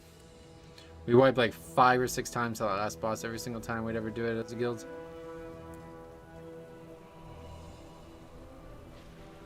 Thanks for joining. It is a bright day. No problem. Exceptionally favorable winds. A perfect day for a Last boss was just terrible. If your healer couldn't keep up, yeah, it was a tough fight too. Everbloom is another Mythic Plus dungeon reworked that I like. Would you say it reworked? I wouldn't. What do you think has changed? Obviously they took the spider boss out, but I wouldn't call that a rework. That could have easily stayed in. I don't even know why they got rid of that. Maybe just because the dungeon's long as it is. I think they really don't want to have like super long dungeons like they have in the past.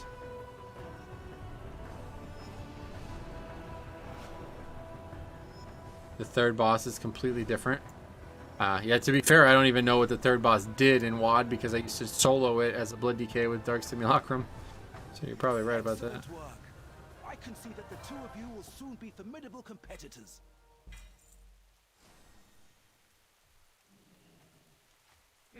You had to jump over fire lines. Oh, really? Many lucky twos you like.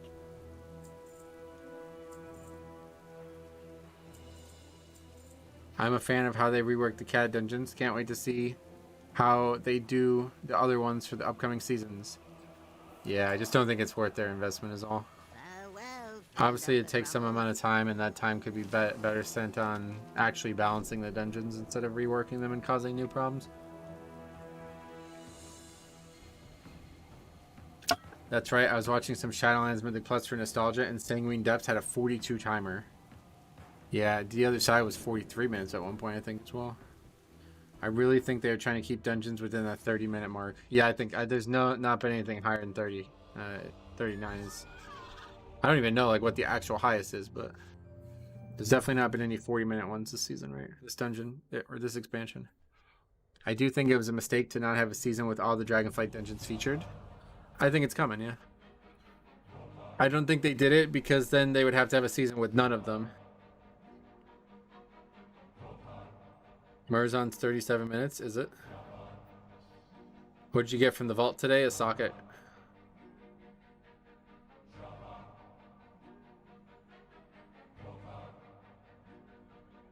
Ruby life pools can burn. It would be so much easier now, though. Obviously, they would do additional tuning to it regardless, but don't forget, like, one of the hardest parts of that fight was affixes that don't exist anymore. That last fight. Grievous, Quaking, and Thundering. All gone.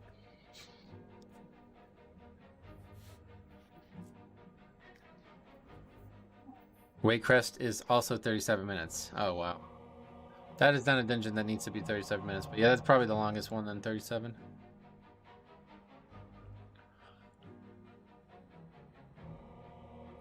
Uldaman was 40 at one point. I guess we can just take a look real quick.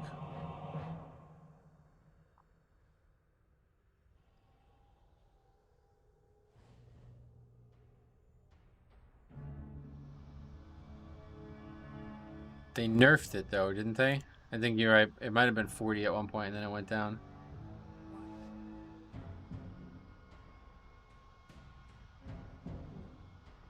Timer's 35 minutes, so I don't think they nerfed it 5 minutes. Wait, Chris also has the most at 5 bosses. No, Uldaman had 5 too. That's why we're looking at Uldaman.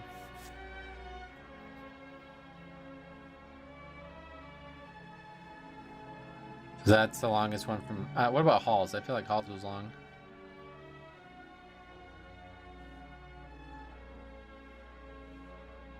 It was 40. I just looked it up. Really?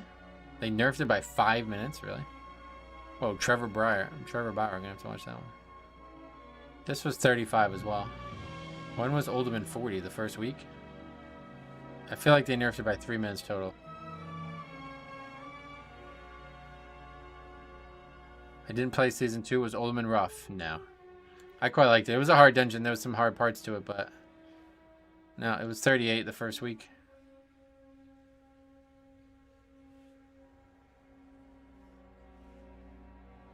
This is the first week of the season, and it was 38, so... Yeah, 38 to 35. That's what I remember, too.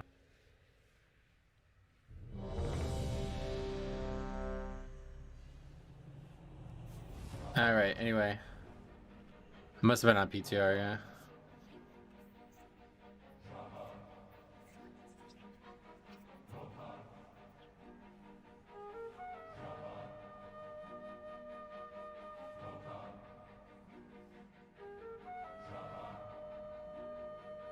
It was 40 on the PTR. I see the notes here. Get you. That's pretty wild. 40, then it gets nerfed by effectively 5 minutes. They haven't done that in a while. That's the last time they did it, I think, right? No time changes to dungeons in that direction.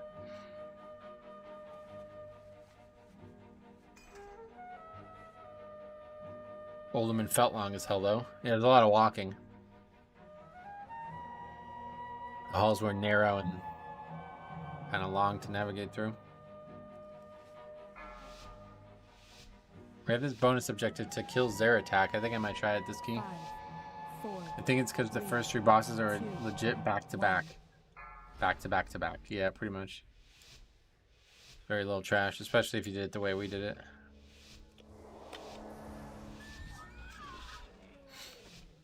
Oh.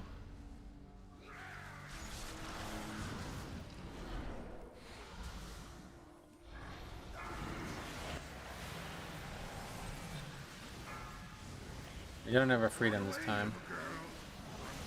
So I can't imagine this. We're definitely going to lose some kind of cheat death here.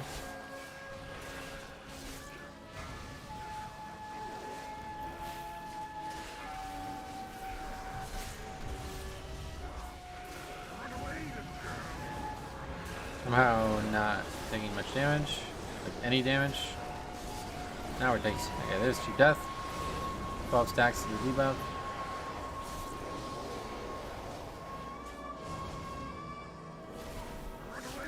How to deal with this week's affixes? I never got this one. What should we do? Dispel?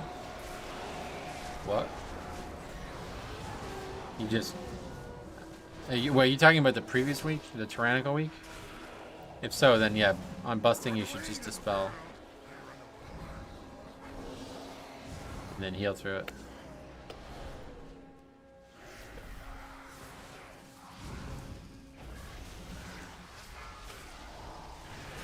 Imagine vibing in your garden on a nice sunny day and some dude death grips you 40 feet across the map and pops Bloodlust.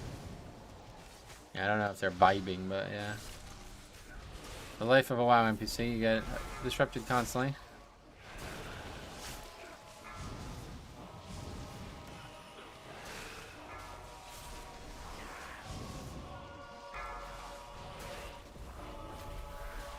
Wow. Okay, that's bad.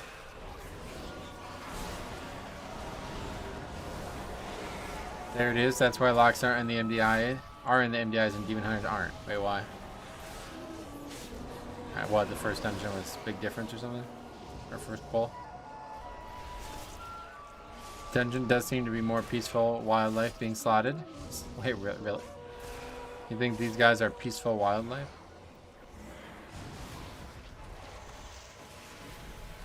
They're in here agitating the peaceful wildlife and we come to relieve it. Got a 70 item level upgrade in my alt from 418 to 489. Wow. That's a sizable upgrade. Maybe not those guys, but the tree boss seems pretty friendly. He's being agitated by the casters. You have to kill all the casters to fight the boss.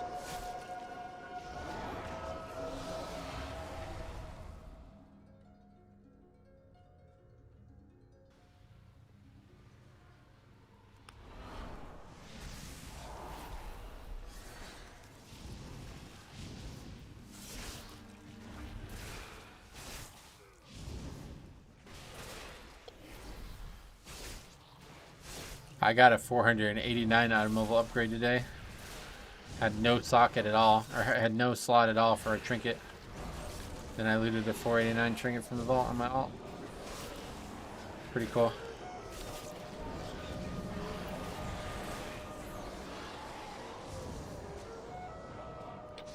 Crazy, yeah. Big upgrade. No, he will awake. If you're lost in the woods, build a house. I was lost, but now I live here. I have severely improved my predicament.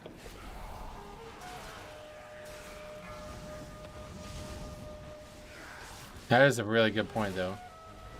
I was lost, but now I live here. That's like a huge improvement on your predicament.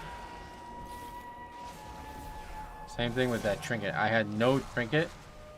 I was getting ridiculed every single group I played, and now I have the best in slot trinket. So these guys are begging to have. They're opening trade, thinking I can give it to them.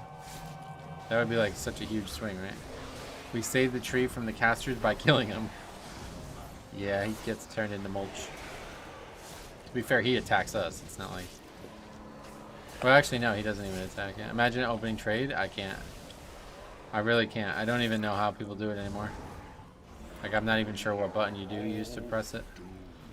I have not opened trade with somebody in probably at least 4 expansions.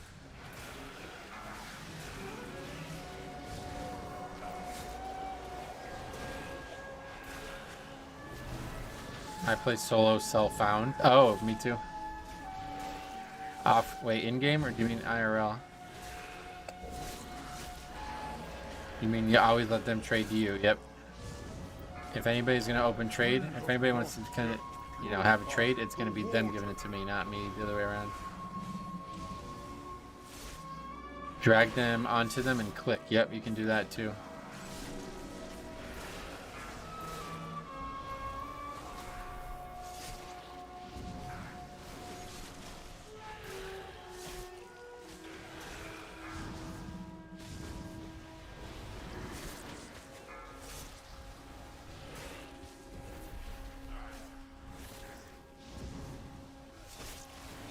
Okay, it's gonna be really. Oh, Purgatory's almost back up. Good.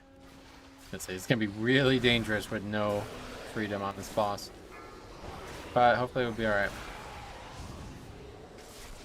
Purgatory will be enough to keep us through one. Come to think about it, whenever I ask for an item, I let them trade me first too. Seems rude otherwise. Yeah, okay. I can't wait for the MDI. Curious to see how this was done in 23 in 10 minutes. Oh yeah. MDI and I don't normally get along, but glad people are excited for it.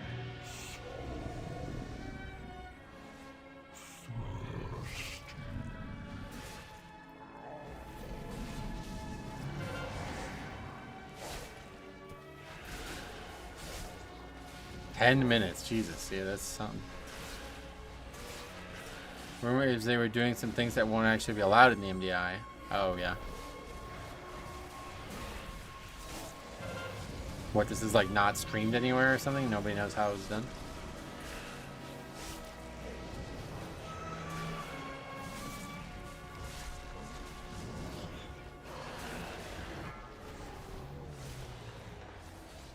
There was a Blizzard Div interview where Dev said Blizzard doesn't recommend players try to find loopholes around the GDKP ban.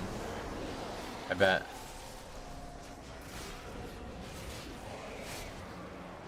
Ryzen 15 minutes is just as impressive. Yeah, no doubt, but I would like to see like what, like I don't know, maybe I'm wrong about this, but like When you can pick every single item for completely like zero like effort, surely that means your character is just theoretically stronger than the one you have on live, right? But I'd love to see what they can do as a max key with just those characters alone compared to what they have on live. Maybe I'm wrong about that though. Maybe like the best players in the world do have every single item exactly how they want it, but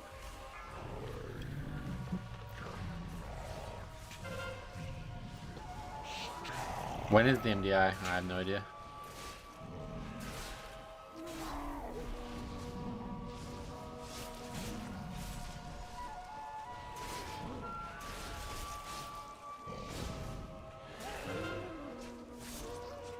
Well, that's what the great push is.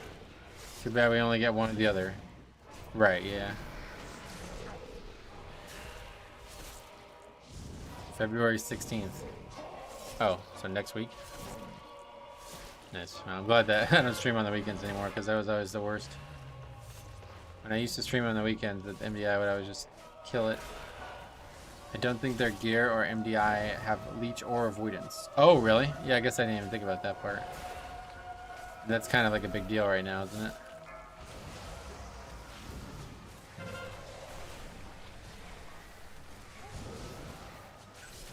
I don't think I'd get the 4 bosses down in 10 minutes, even on fortified, let alone all the trash. Yeah, what level was that then? 23 or something, people said?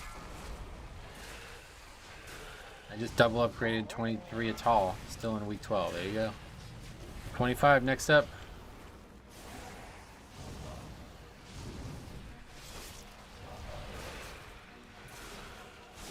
These are the best players in the world. Wow. I get that, but it's not like they're hacking the game.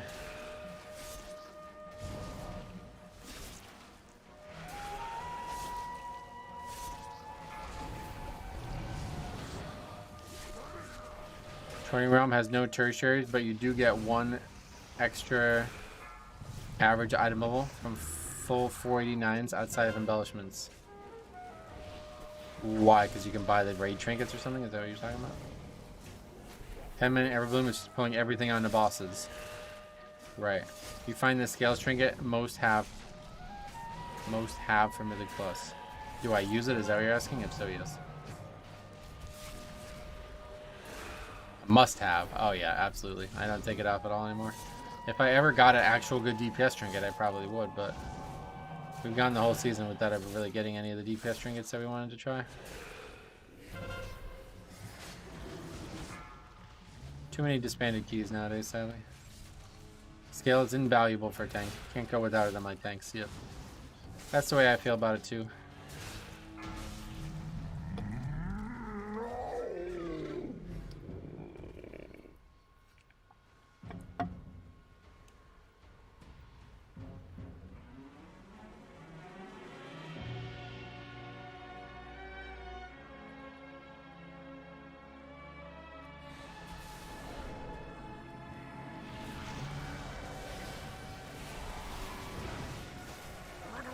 Really, that is not where we want Cheat Death to go.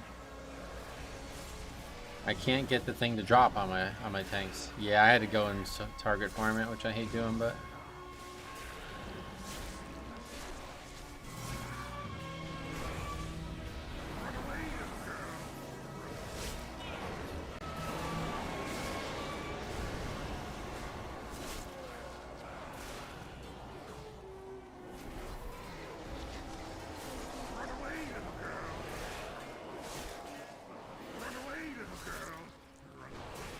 $43 points until 3K. I'm so stroked. It's awesome, man. Grants.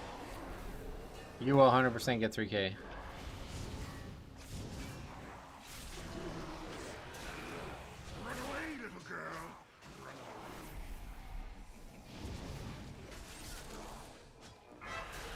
Yeah, I don't know. This route just doesn't work, it seems.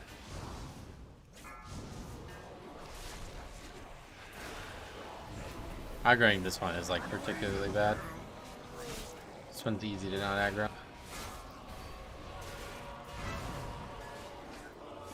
I got Dummy, Lucky, and got Scales with Avoidance in the 3rd run. Probably balancing my raid main lock, taking 10 weeks to get Rogue Spindle. probably.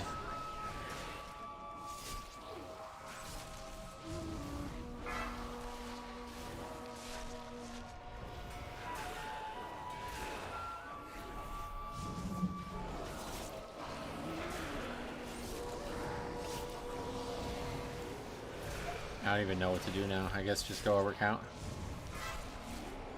Instead of trying to divert the route back to the middle and have a bunch of deaths to the A-bomb, probably still better just go straight up over count. We won't pull that mob, hopefully. Oh yeah, good. Forget it.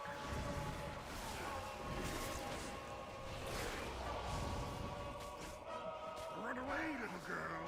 Run away.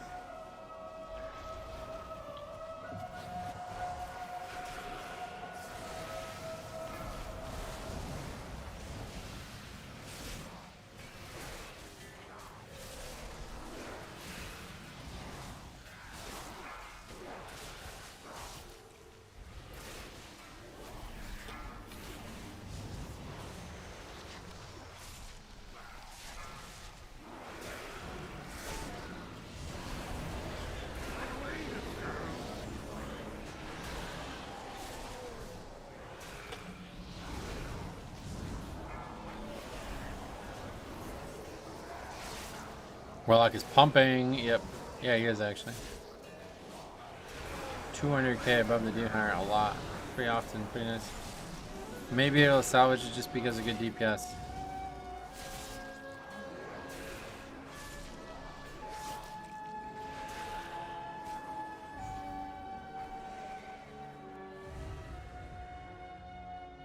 The forest closes in around me.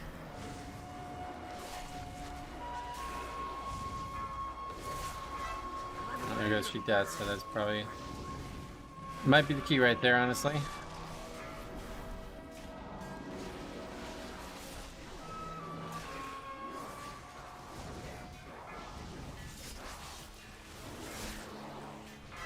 Run away, little girl.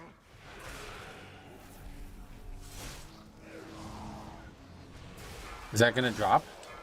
No. Too good to be true.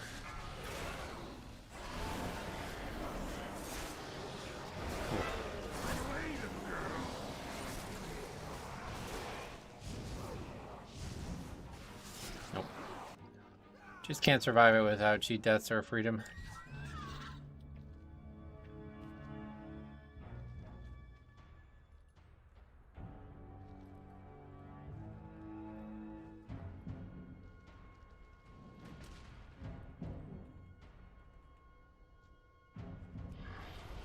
Since I decided to tip my toes into tanking, should I just swap my 2k ret to prot and start around 10 keys? I mean, if you want to play prot, then yeah, you can do that.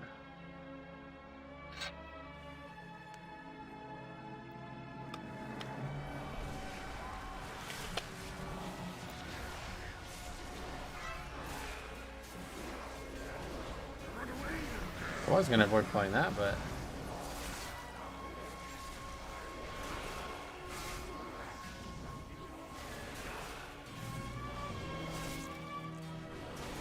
might as well. You have most of the gear already, yeah.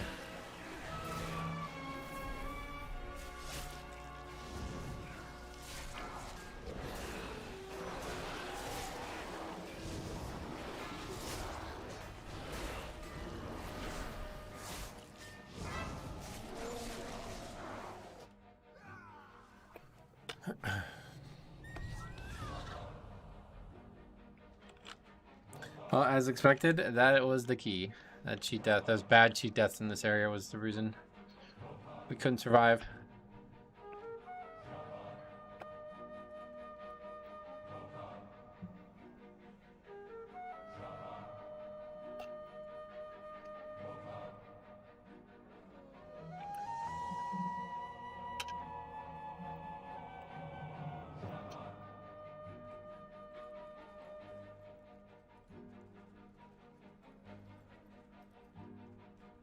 Rookie healer numbers. He died to the... I mean, I don't even know what he's talking about. He died to the guys charging to him.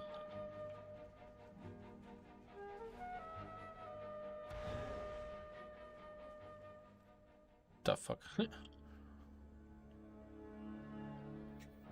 What's that?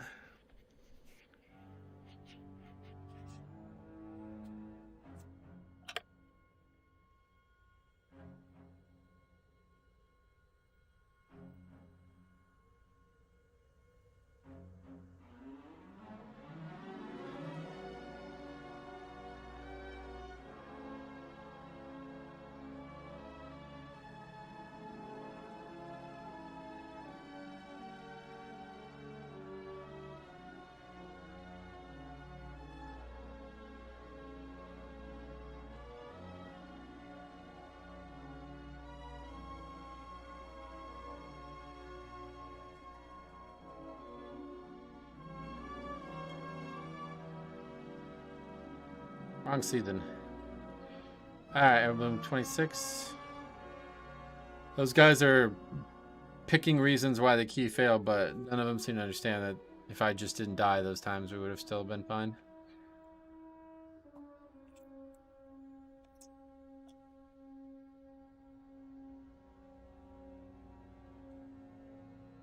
Overall, a pretty polite group. Yeah, minus the priest, who couldn't see past his own fucking nose. But yeah, Warlock helpful. I like seeing that. I never actually saw that skipped like that before. Yep, if I just had a freedom, we wouldn't have died any of those places, and it would have been smooth sailing through that area.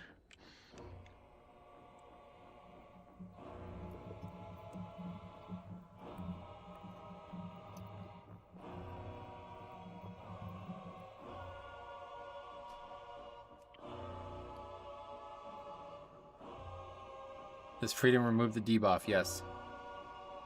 And as you see, like, it was literally just like impossible for me to survive once I got full stacks of the debuff. I pretty much relied. This is like the reason I needed the 2 cheat deaths, was so I can navigate this dungeon without dying over and over again.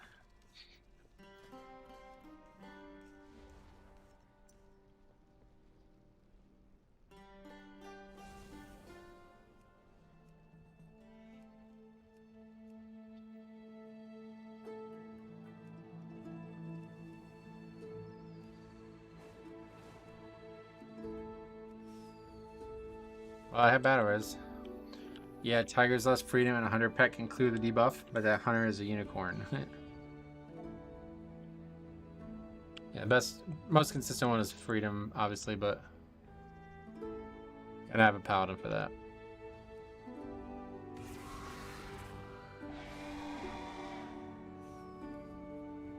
How's that? Re-roller's homework. What the fuck?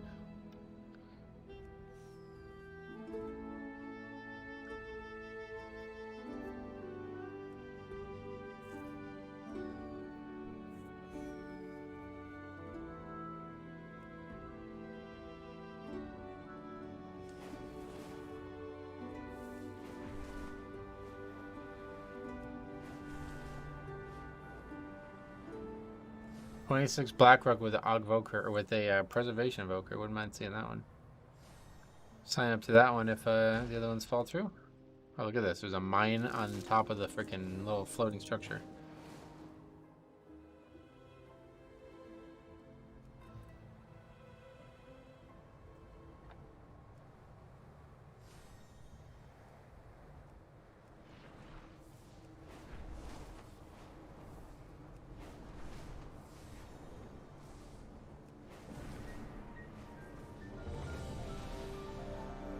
Seem to get instant invites to keys we don't need for score though. Makes this whole process harder.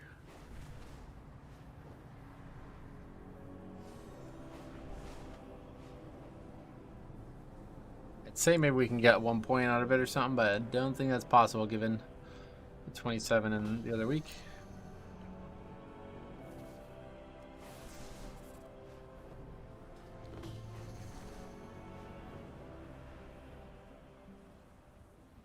Join us, and we can see how your skills are coming along.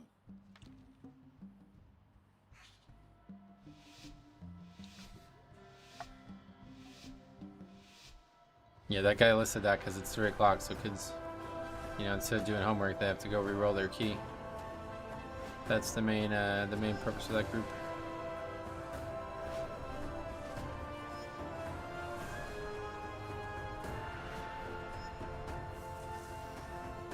Don't necessarily, I don't know, like try to track people who are trying to re-roll their key. Doesn't seem like a very sound strategy.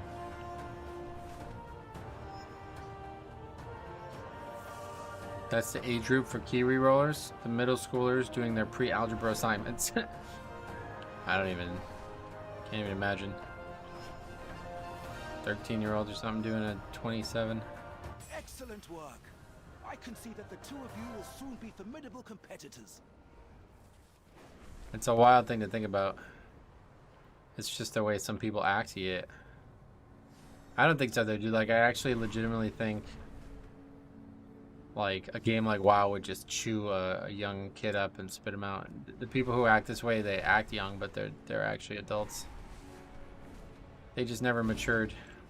The Isles have awakened. They never learned life lessons that teach them about, you know, overcoming hardship or working through adversity and treating other people with respect and all these things that are such a big problem in the pugging scene.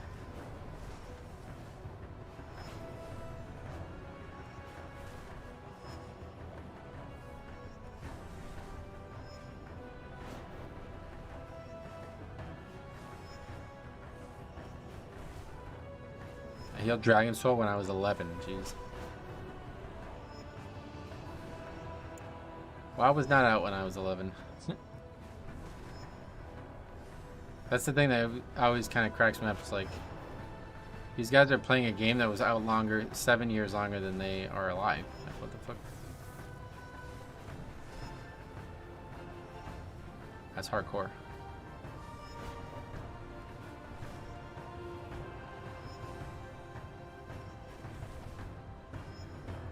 Game just came out when I was 10 or 11. Oh, yeah. Yeah, I'm pretty sure. I can never remember. Either I think I was 15 when it came out. But 4 months later, I was 16.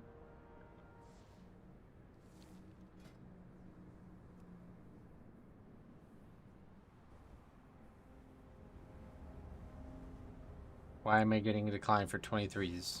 I mean, because there's another player they'd rather take.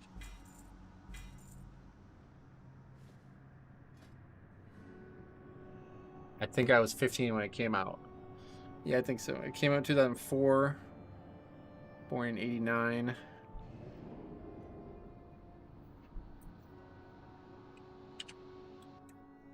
So I would have been 15 for 4 more months. Then March come up and I'd be 16. November 20th. Wow, I'll be 20 years old. Yeah, it's pretty nuts. I was like 34. Wait, what? You're in your 50s? Well, cool. No hate on that, but same. I was also born in 89. Yeah, I figured based on the comment. I did Heroic Lich King when I was 10. Never spoke on Ventrilo because I had a kid's voice. Yeah, no doubt. So, Heroic Lich King came out in 2008.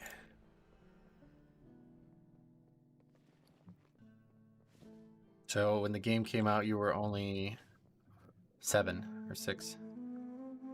Why is your eye level 458? Because I had the guild cloak on to go travel around the world. I didn't realize I was 19 when WoW came out, so I was 20 when I started playing it. There you go. 20-year-old game. How nuts is that? Obviously, like, I feel like the older the internet gets in general, the more people try to preserve old games. Like, I was thinking about this the other night when I bought Elden Ring. I think I even said this on stream. I do not know what the last video game I purchased was. That wasn't a WoW game. A WoW title. I bought Elden Ring last week, and it was the first time I had spent money buying a video game that wasn't a WoW title. I have no idea what the previous game was. Dark Souls 3, maybe.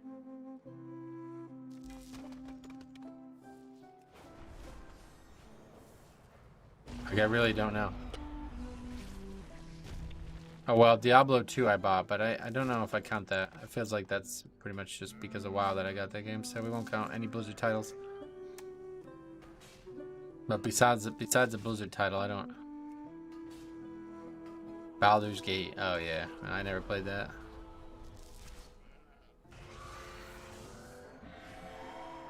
I'm trying to think, like, straight up, I don't know when the last, like, new game that came out that I actually bought and tried to play it. The only game that I did play that was a new game when it came out was Breath of the Wild, but fucking Nintendo wouldn't sell it to me because they won't give me a Switch back then, so I had to pirate it just to be able to play it, which is crazy. I was willing to buy it, and they just wouldn't sell it to me. Their stupid, like, forced scarcity bullshit. I hate that about Nintendo.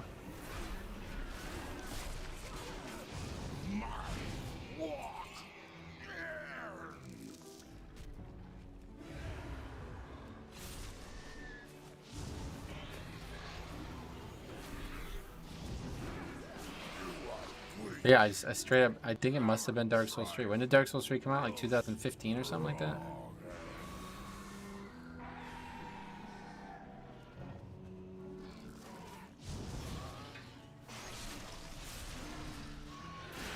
I don't consider myself a gamer. I'm just a WoW player. Yeah, that's pretty much how I am. But the reason I brought it up was because I've spent so many hours playing Pokemon, you know, ROM hacks for Final Fantasy Tactics, Dark Souls 3 mod, Crusader Kings 2 mod. But I don't, like, it's just a game that I've played for years and years and years, and they don't even need to be new for me to enjoy them, you know? Nowadays, like, people play games like it's like eating a Skittle, like, all right, next one, next one, next one. When did Crusader Kings 2 come out? When was the last expansion for Crusader Kings 2? That's probably the last thing I bought. Yeah.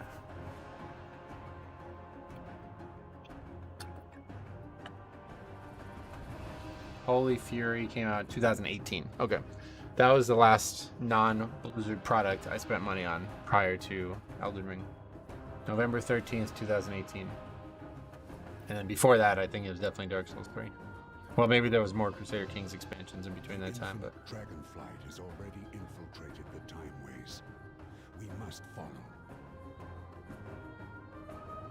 Last non-Blizzard product I bought was Elden Ring. Yeah, there you go. I don't know if you heard me talking about it at the beginning of the stream, but when we talked about it last week, I hadn't realized just how different this mod I'm playing is from the vanilla game. Like, it's basically like an expansion for the game, just like a re-spansion. It's like all the same. Well, not necessarily though. Like, yeah, like the zones are wildly different. There's 27 classes. Convergence, right? Oh yeah, you played it? Oh, okay, cool. Yeah, it's fucking great. I'm really happy with it. After looking at the vanilla version of the game, after playing the Convergence mod, I'm like, oh, I don't know if I would even like the vanilla game in a lot of ways. I love how deep their class system is. That's the best part about the mod. The custom spells and everything. And the most unique thing about it is like the quality of life, like how much better quality of life there is. That's always my least favorite thing about Dark Souls games. You start off such a boring, weak state. It takes you like hours to get into a proper build. But these come like pretty much ready to go. 3 spells for every caster, a bunch of good gear. And obviously the game is moddable, so I was able to mod it even further to be even more fun. These guys coming? Am I in the wrong dungeon or something?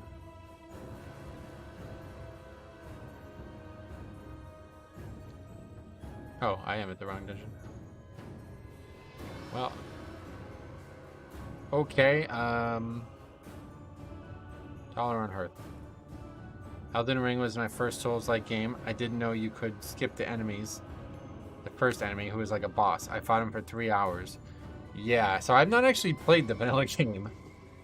But I remember that Tree Sentinel, is that the name of it? Being like a noob trap.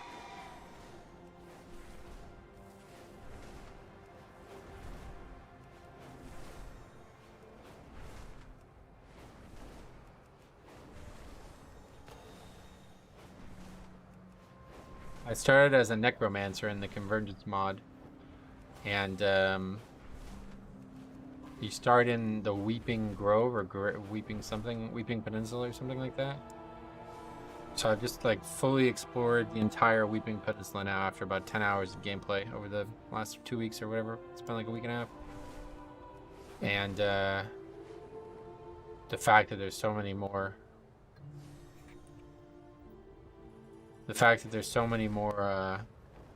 continents, like, or whatever, like subcontinents, is pretty crazy.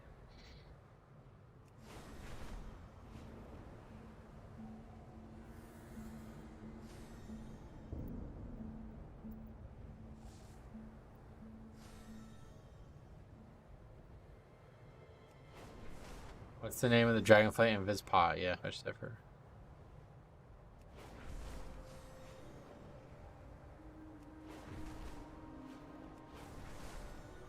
I got some sick weapons from killing him, so I thought I was a god.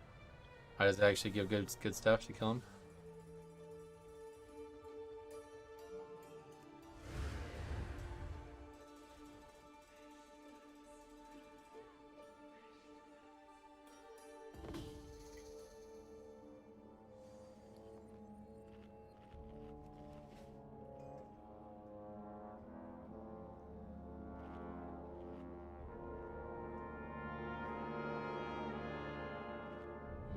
Just came back from a lunch break and read the new WoW news. Interesting that they are connecting classic and retail WoW. Huh.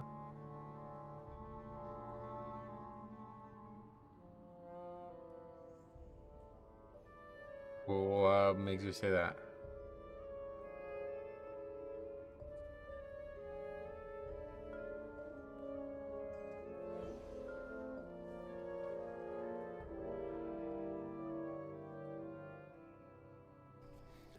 Metro, what do you think is the best healer for Mythic Plus? Blood Death Knight. Thanks a lot, man. Paul. Very generous, man. Glad to have you around.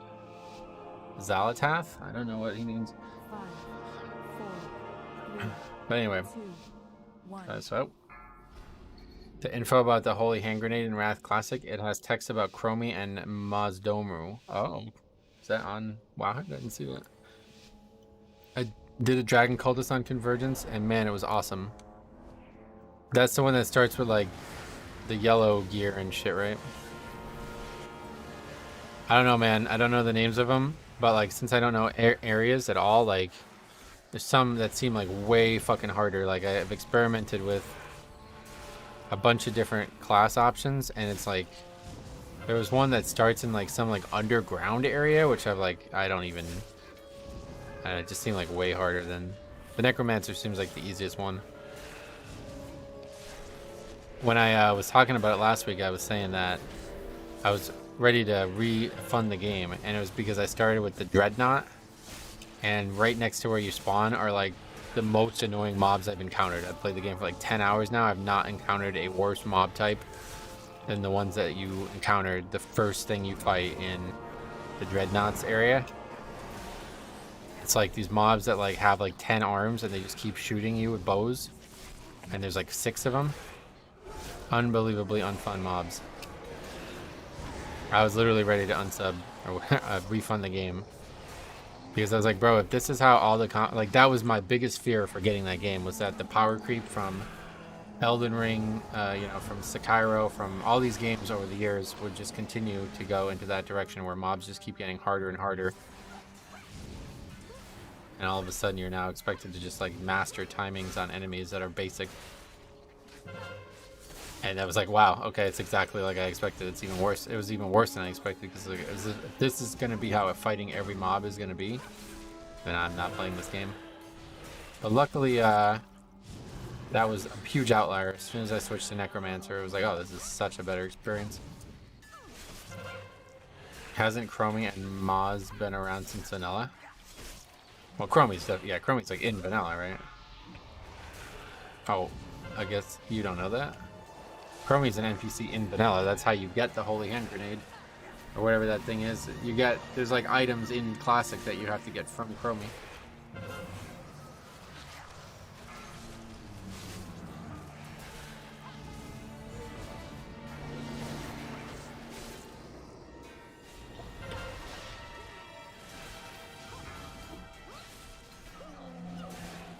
Nosdormu though, don't think is in Classic.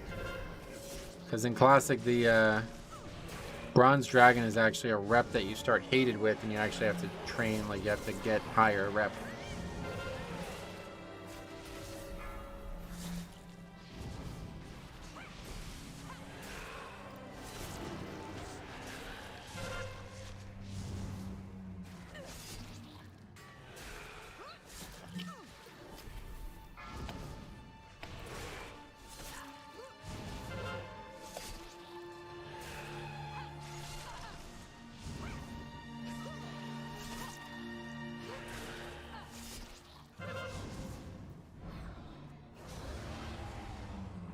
I go to Wowhead to read people's speculation about 10.2.6, and all it is Doom posters whining. Yeah, the community's garbage. I've given up on pretty much like most online communities. There's good, like, the one thing that I would say is like universally positive is people who are modding games. Like the amount of, like, you read through these discords that are there to help people mod games, and it's just like, wow, this is great. Really nice. Like, people are very generous. Like, the same question gets asked dozens of times. People explain it in depth over and over again. And I think it's because it's difficult. Like, the information that people are asking for is not something that they can just Google. Like, they have to find out from the experience of someone else. But in other video game culture where there's no difficulty and like the info is out there and you just have to play the game to find out, people become very entitled with their small amount of knowledge that they actually have. And they become very like selfish with it, I guess. To the point where people are like rude to each other just for asking a question. It's like, what? That's not how you make a good community.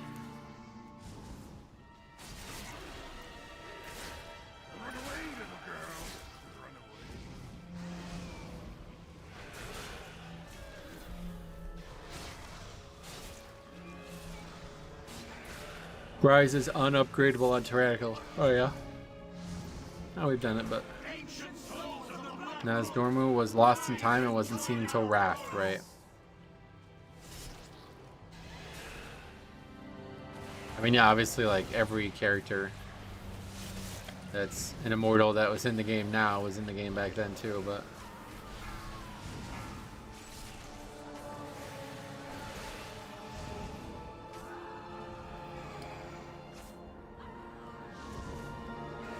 Skipping causes more trouble than it's worth. What's up? It's times like this that I miss having a guild of people who enjoy the game for more than just raid logging. Yeah, the social fabric has fallen. But even then, like, even when I play with people that I considered friends, like, the conversations weren't much different. People would always still be hesitant to share information that they found easily. He was mentioned, but Chromie was the leader of the Bronze Dragonflight. Oh wow, really? I didn't even know that. I don't think they really had leaders back then, did they? I don't know. I've never actually done the Bronze Dragon content in Classic. That's one thing I do want to do someday. The Scepter of the Shifting Sands questline. Because it brings Malfurion into the game too, who wasn't in the game up until that point. That guy died of that. Now I see. The darkness. It is gone. You Is he AFK? The dragonflights were a mysterious thing in Classic. You just saw the dragonflights out in the world and most of them were hostile. Yeah, that's why I love it. Such a cool... I like that way better, honestly. Dragonflight is a great expansion, but it seems like a bit out of place for us to be helping them so, like, so heavily, you know? I love how, like, every single dragonflight was hostile, though. Invaders have reached the passage to the Like, there was no such thing as, like, the bad dragonflight. must hold. We have much to lose. Your father's life most of all. You need not worry. I will not fail, Atosius. Men, the invaders come for us. Do not let them pass. For Kalimdor! We were just adventurers. Dragonflight feels too cozy and friendly. Oh yeah. You mean like with the dragons? I mean, at this point, we basically like saved their lives dozens of times now, so I guess it's not surprising, but.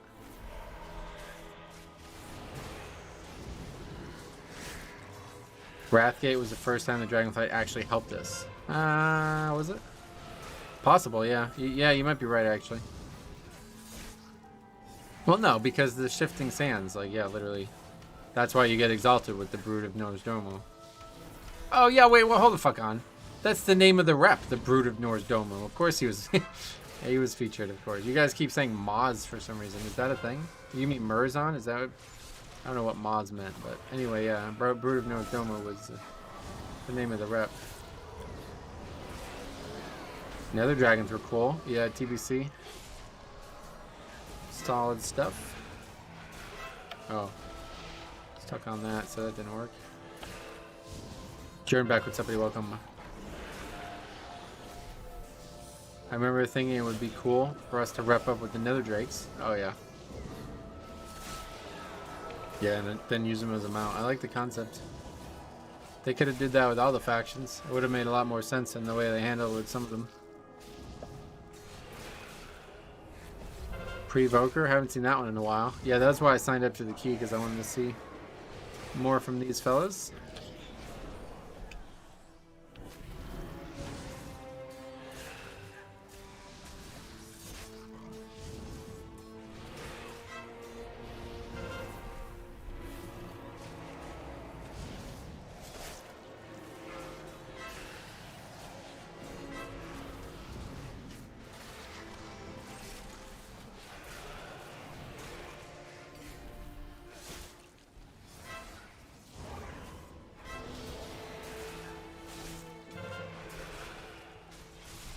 I do wish the RPG elements of the game were more focused, but it's a different game now. Yeah. Yeah, it really is. It's a completely different game. The purpose of it is no longer the same. Do you have a preference on Mythic Plus healers in your group? Yeah, definitely Holy Pally is my #1 pick right now. Especially how much value you can get out of some of their utility.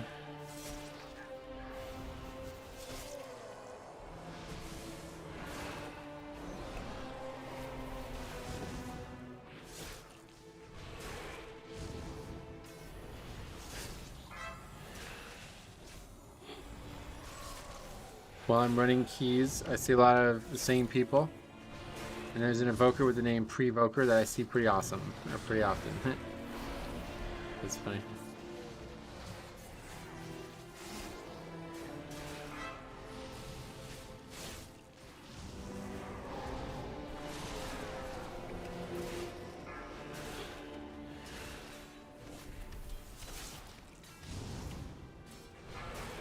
I'm having a blast on my Mistweaver alt.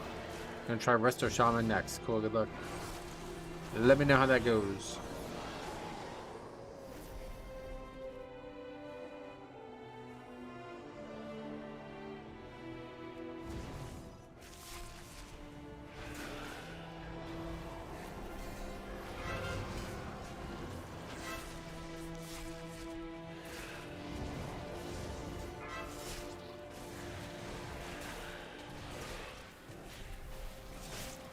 Should we just stop doing this? I feel like we have a death here almost every time. I'm not even sure why we do it. Like, I really don't know what the difference is. The casters are at range or something like that? The guys that knife dance? I don't even know. The archers?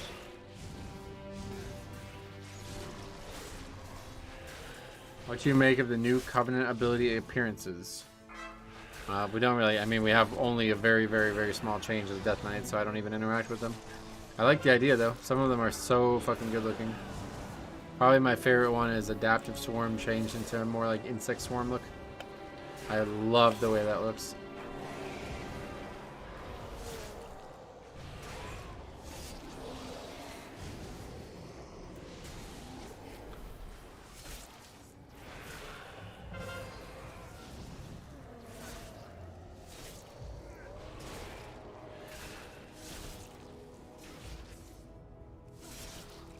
Slappy Hand's new animation is a joke. It's like not really any different. I don't know why they even bothered.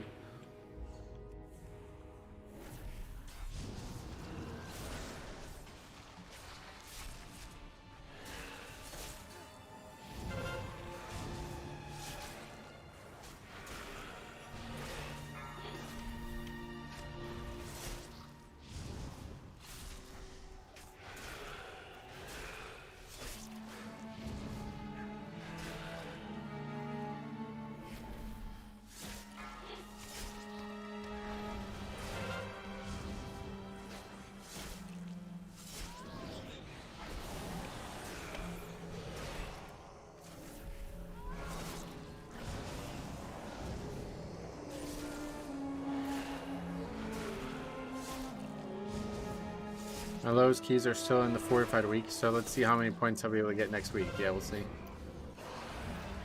This is a very easy fortified week too, so you'll hit it hard, I'm sure, and you'll be really well off. We will bury you here, fools.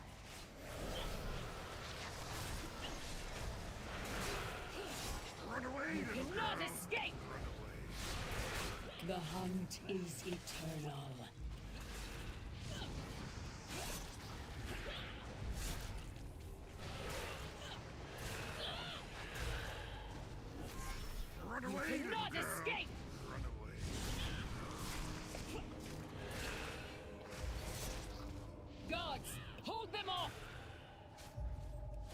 I will burn you alive!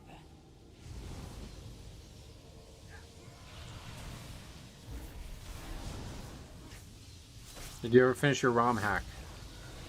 Oh, you mean the Pokemon game? That was not actually a ROM hack, but if you're talking about that, then no, it's been like in a state of limbo for like 5 years now or so.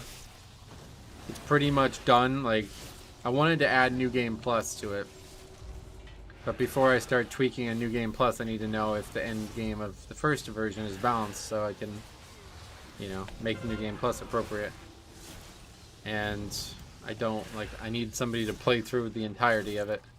I've beaten it once myself, and the final 3 gym battles are very hard, like nearly impossible, I feel like. So I just want to see if other people have that or if it's just my strategy. But yeah, there's meant to be like Victory Road type thing and then an Elite Four type thing, but I just never made those. Like, they're pretty much there, ready to go. I just need to make like content, like scripting, you know, like story and all that. But pretty much, yeah, there's 18 gems, 1 for each type, and you can beat all 18 of them in my game, and that's the end of the game really right now. Plus, I just kind of stopped because I found more creative outlets. Like, at the time, that was the only thing I was modding, making my own Pokemon game, and that was like, I literally every Sunday I would spend 5 or 6 hours making my own Pokemon game, and it was such a great, relaxing endeavor. But then I discovered probably next would have probably been Dark Souls. I don't remember what the next adventure I would have been on was, but then I started finding new games that I could mod, and then Crusader Kings 2 became like a huge project for me, and then eventually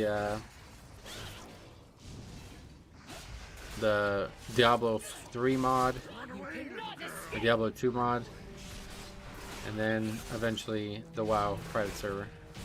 That's like the ultimate in modding for me now. Like,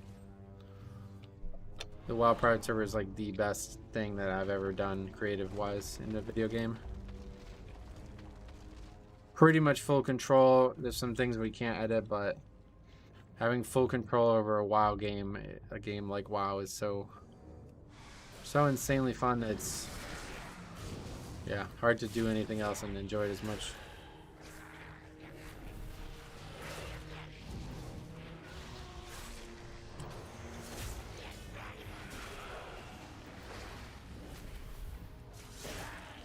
I'm relying on fucking room over here. Not interested in Crusader Kings 3? No. I spent like so many hours modding Crusader Kings 2 that it's just like not really interested in starting over. Learning everything again. That was another thing that kind of turned me off buying Elden Ring too. Was like, I spent so many hours modding Dark Souls 3 that I was just like, man, I really don't want to start over. But after playing Elden Ring, I'm like, yeah, it's not the exact same game, but it's just kind of better. I feel like it's just a better Dark Souls, sadly.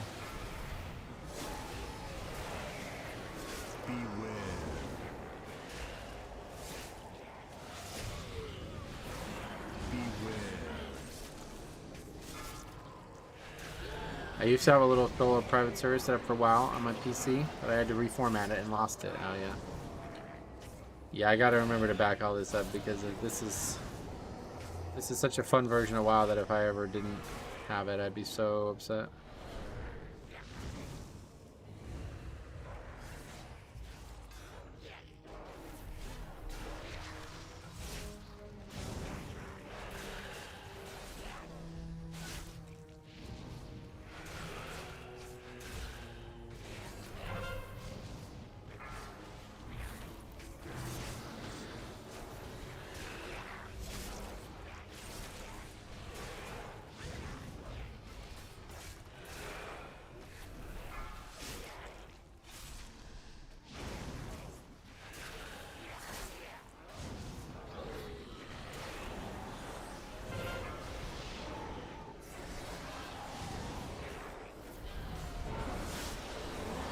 I'm glad Classic Era exists to satisfy my old school MMO needs.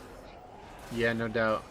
Classic was It's a very unique product, and I'm glad that Blizzard is supporting it and making money off it, because obviously it was a huge endeavor for them, and I feel like without it we probably wouldn't have anywhere near as many hours and, you know, manpower into the modern game as well.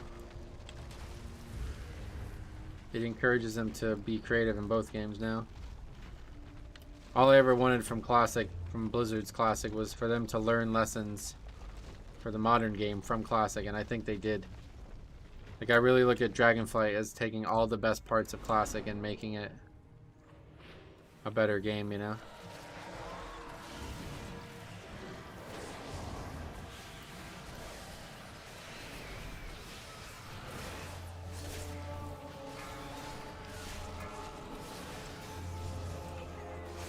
I just can't stand endgame in Classic.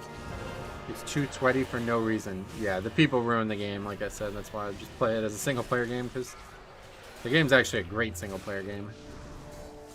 You just need to tweak some things. How are the keys going? Hey, pal, what's up? Same as always. Oh, we missed our interrupt there. That's a pretty big mistake.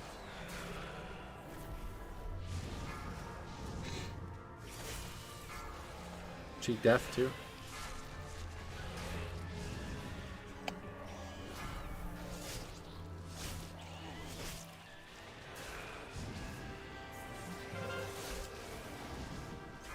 I wouldn't really say rough, but same as always, you know. Yeah, we upgraded a couple keys already, so it's nice. But no score, unfortunately.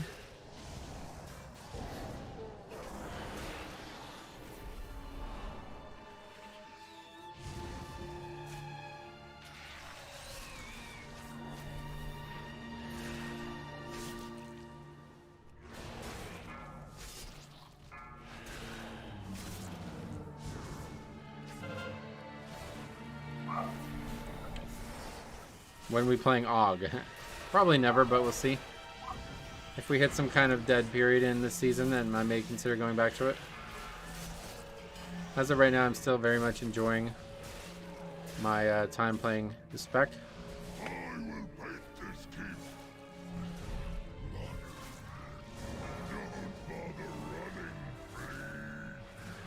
I would like to play test it for you. Oh yeah? Well, message me on Discord. I'll send you the link. I definitely need more people to check it out. I've sent it to like probably a dozen people now, and almost nobody gets past like the first area. Jix is the only one that made any significant progress in the game. And outside of him, I think only one other person really even beat the first area. So if you're interested in a hard Pokemon game where you'll have to, you know, kind of treat it like WoW, you'll have to progress and get better over time. And you like, I guess like the thing that I think Jix liked the most about it was like manipulating it, like kind of breaking the rules of the game, you know? That's Pokemon in a nutshell. So if you like doing that, then you'll love this game. A lot of people probably who've never played Pokemon fan games though don't know about like the base. There's one guy who he was like a big fan of Pokemon, but he did not like my game because I don't think he ever played a Pokemon fan game before, and he didn't understand how the field system works. Basically in Pokemon fan games, and I think this came from the actual vanilla games, it's just not really used in them very often. There's fields that dramatically change the battle. So for every single gym in my game, it exists on a field. And that field changes the same type compatibility or the power of a certain type. So for example, the first gym is a grass gym. It's the easiest field to manipulate because, as you expect, a grass gym can easily be just caught on fire, and it's already weak to fire. So this should be the easiest gym by a mile.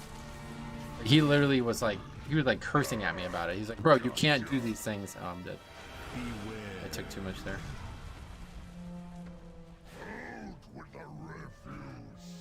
That was another big mistake. Too busy talking about Pokemon. Well, unfortunately, that's a huge error on my part. But anyway, yeah,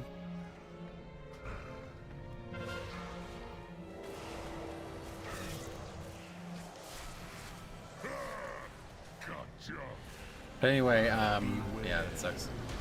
But so he just basically was like, this is totally unfair, blah, blah, blah. I was like, bro, Yeah, I shouldn't have taken that extra hit. Definitely my bad there, just not paying attention to how many stacks I had. I didn't know when I got the other hit. I guess I soaked when I didn't intend to soak. You can skip the first 2 Dominators if you pull those 2 Warlock-looking pets that are running around in that room. I would just skip them with a Rogue, I guess.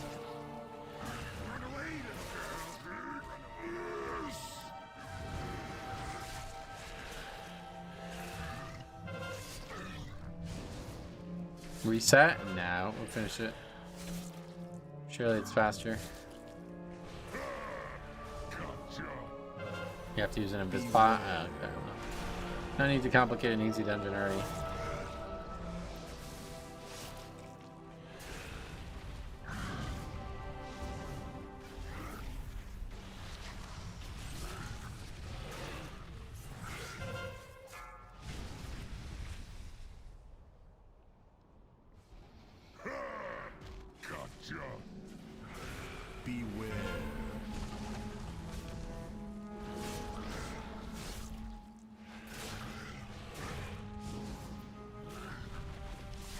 I'm probably gonna have to take this now until that guy's debuff is off, right?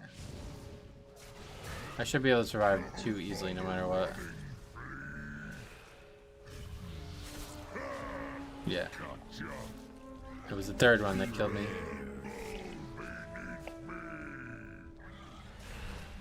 So his is off now, so I'll have to take the next one.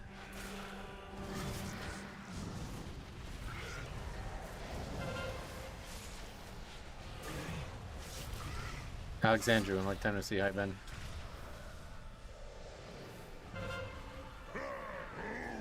Oh, what? He didn't live that? Well, that makes it a lot harder to die, yeah. I cannot die.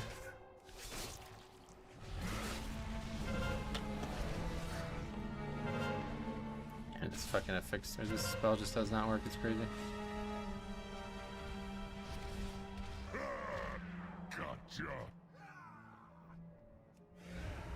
I think you had died on 2 stacks. No, the 3rd one was what killed me there. I saw it happen, and I was like, oh, I'm about to take a hit from a 3rd one. And my initial response was like, why? I didn't understand when I got hit by 2 prior. But I was so in the zone talking about Pokemon that I wasn't paying attention.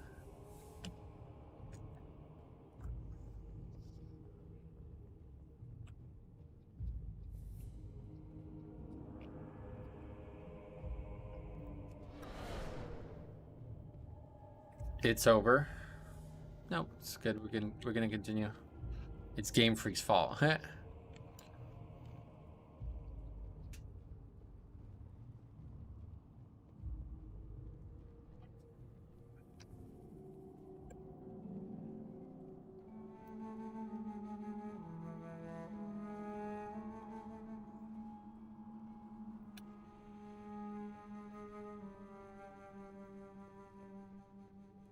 Plenty of time. I don't know about that, but is that the only reason to do keys? You have a good amount of viewers on stream, but 2 little subscribers. So yeah, that's pretty normal for the size, I think. I like you, but it's done. Nope, it's not done. We're gonna continue it.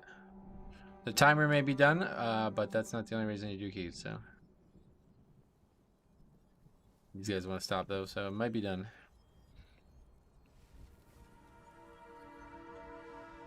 It's not done. It is now. Alright. Well, that's unfortunate.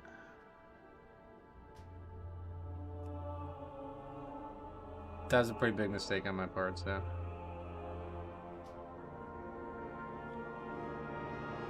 Let's go ahead and put the Walk of Shame on the sheet there. Blackrook 26.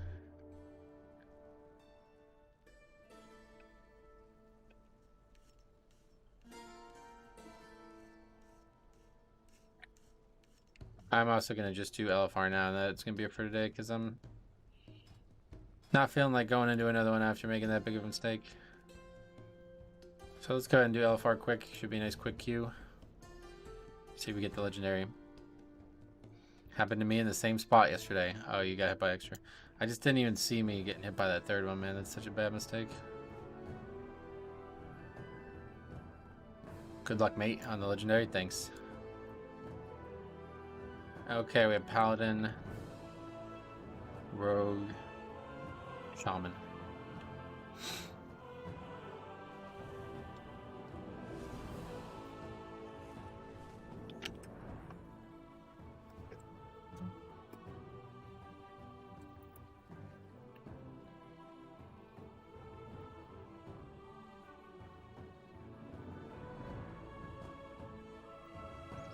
Look at that. The two upgrades were Monk healers, Monk power. Monk's doing well for us. Let's see what the stats are looking like. Shaman's still really above, but Monk is actually second at 30, above 30% impact right now. That's really good. Shaman's come down a bit, but in terms of disband impact, Monk is 58, which is really bad. Holy fuck. That's actually really bad. Forget it. That's the highest. The second highest. His priest is the highest. But I think, I mean, it's hard to say because, like, you have people playing them 10 times higher than other roles, so, or other specs. But anyway, just the stats we got. I appreciate all you do. I just got back from doing Mythic Plus with Dragonflight and learned a lot. Just got back to doing Mythic Plus and Dragonflight and learned a lot watching your vids. Well, that's awesome, man. Let me know if you have any questions. It's over for monks.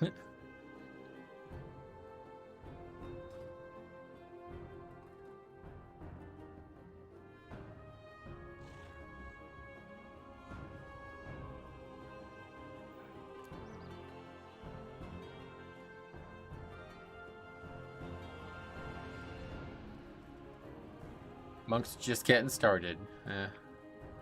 Unfortunately, I would say they're trending downward. It does seem like Shaman is like a very, very good pick right now. After those buffs, they are pretty capable. Do you think most Evoker's presence is justified? I know Evoker can be useful if, and treat this as a big if. If what? But I hear the same mantra over and over again. It helps you to survive. Does it actually? You're talking about Ogvoker, is that what you mean? I mean, it obviously helps you to survive, yes. I don't know why you would debate that. But does it help you in a way that is significant to upgrading the key? I guess that's the debate. The key level I'm doing, I would say it does, yes. But you lose a lot. It's a big trade. So you better be sure that the player knows what they're doing, because if you're bringing some do-nothing Ogvoker who's just there to buff others and he's not doing anything to help that, then you're basically 2.5 manning the key. A good Ogvoker, though, we have seen a few times, and it's like, oh, that's, yeah. Really good. They have great utility. They should have great survival. People build them like idiots, but... There was likely an influx of people playing Monk this season because they're meta. You might bump into people who don't fully know the class. Yeah, no, that's definitely the case. Yeah, this is the first time Monk's ever really been meta in Mythic Plus as well. Quantifiable, yes. Og makes key smoother if they can. Monk is just because you passively heal while spinning around and kicking and punching. Monk is just fun. It does sound fun, yeah. I would agree that does sound fun.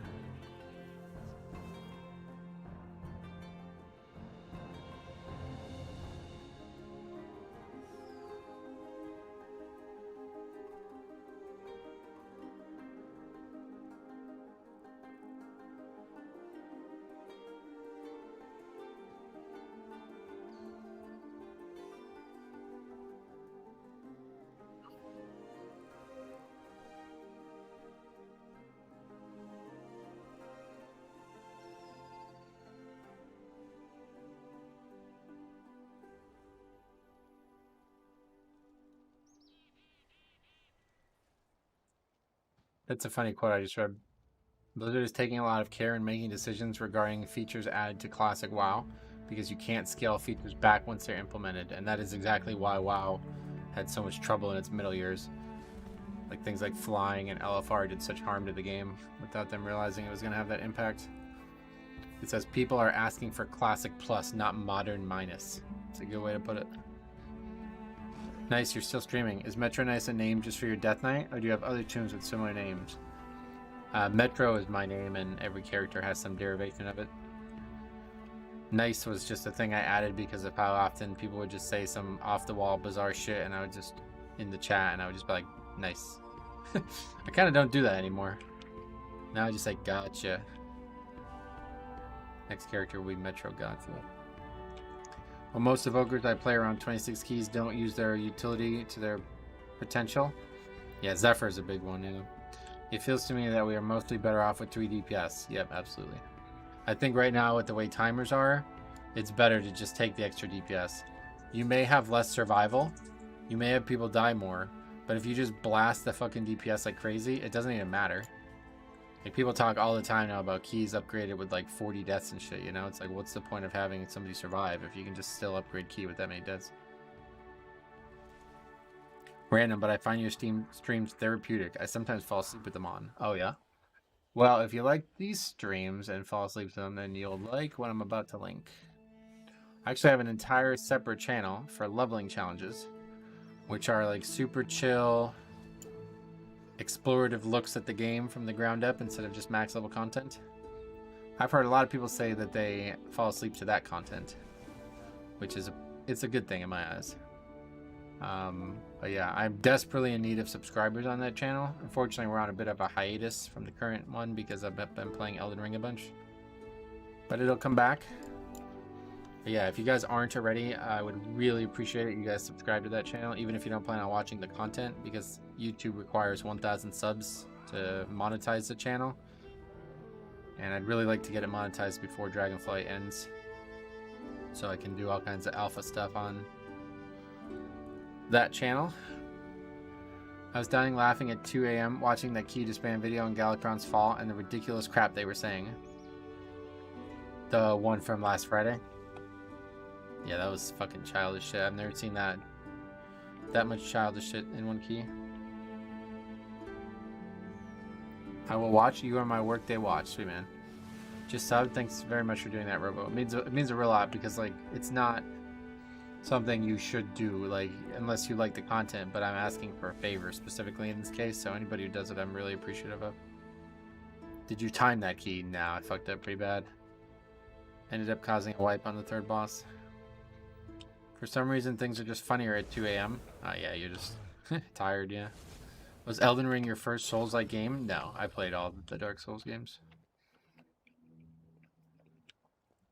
Elden Ring is probably the best game to get into, because Dark Souls 1 and Elden Ring pretty much aren't the same game. They're so different at that point. One thing I'm surprised never came back, though. I don't know how in Dark Souls 1 there was like a flip roll. You guys remember that? I think it was a ring that you needed to have equipped or something like that, but if you had it equipped, you would do a flip. How is that not in any other version of those games? It's really, I thought for sure Elden Ring would have something like that. Dark Souls are such a nice games. You like them, yeah. I don't necessarily, like, I like the idea of every single mob, every single enemy you fight, if you play perfectly, you will take 0 damage from it. I fucking love that. That's partially why I like Blood DK too. No matter what this enemy throws at me, I can survive it. And people do these like no hit runs. It's like pretty badass, you know? But I do not like how over the years the Dark Souls games have just gotten like power creep added to them. Like, I mean, if you look back at Dark Souls 1, you look at Artorias, right? Artorias was the first wild enemy. The one where it's like super unpredictable, really hard to gauge, hard to react in real time.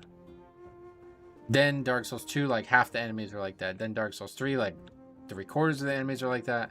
It's just like more and more and more enemies become these like wildly unpredictable enemies. And I don't like that. But luckily Elden Ring's got enough balance to their combat. And I think really the mod that I've been playing is the reason I like it so much, because there's like bonfires or whatever they're called, way closer to bosses and shit. Like, you just could fight a boss and you don't have to run through all this shit again. I hate that. I was playing a lot of PvP in there. Oh, in Dark Souls. I never really liked the PvP. Seems like laggy and kind of glitchy. You're playing an Elden Ring modded, right? Do you play with the Zone Lock mod? That you have to kill every boss and mini-boss? No, I don't know about that one. That's pretty much how I am playing, though. Like, I started a character. This mod doesn't start you in the same place that every other version of Elden Ring starts you. It starts you based on your class. So I'm starting in the Weeping Peninsula, the Necromancer in that game. And so, like, I have 10 hours on that character right now. And all 10 of them have been just me exploring the Weeping Peninsula.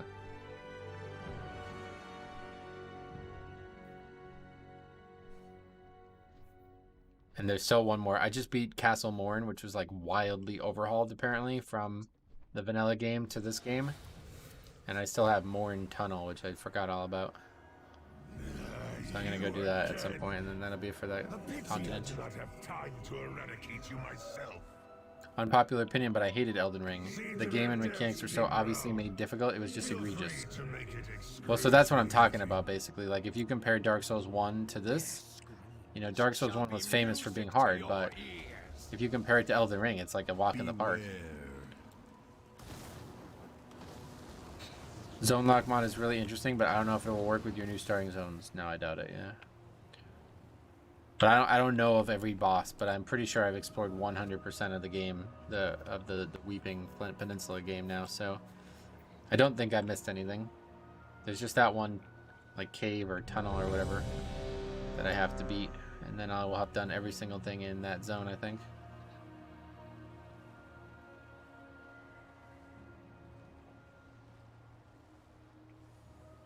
Oreo Bandit says, hey, long-time Metro, long-time viewer, first-time chatter. Love your content. It got me into Mythic Plus as a Blood DK. Well, that's awesome, man.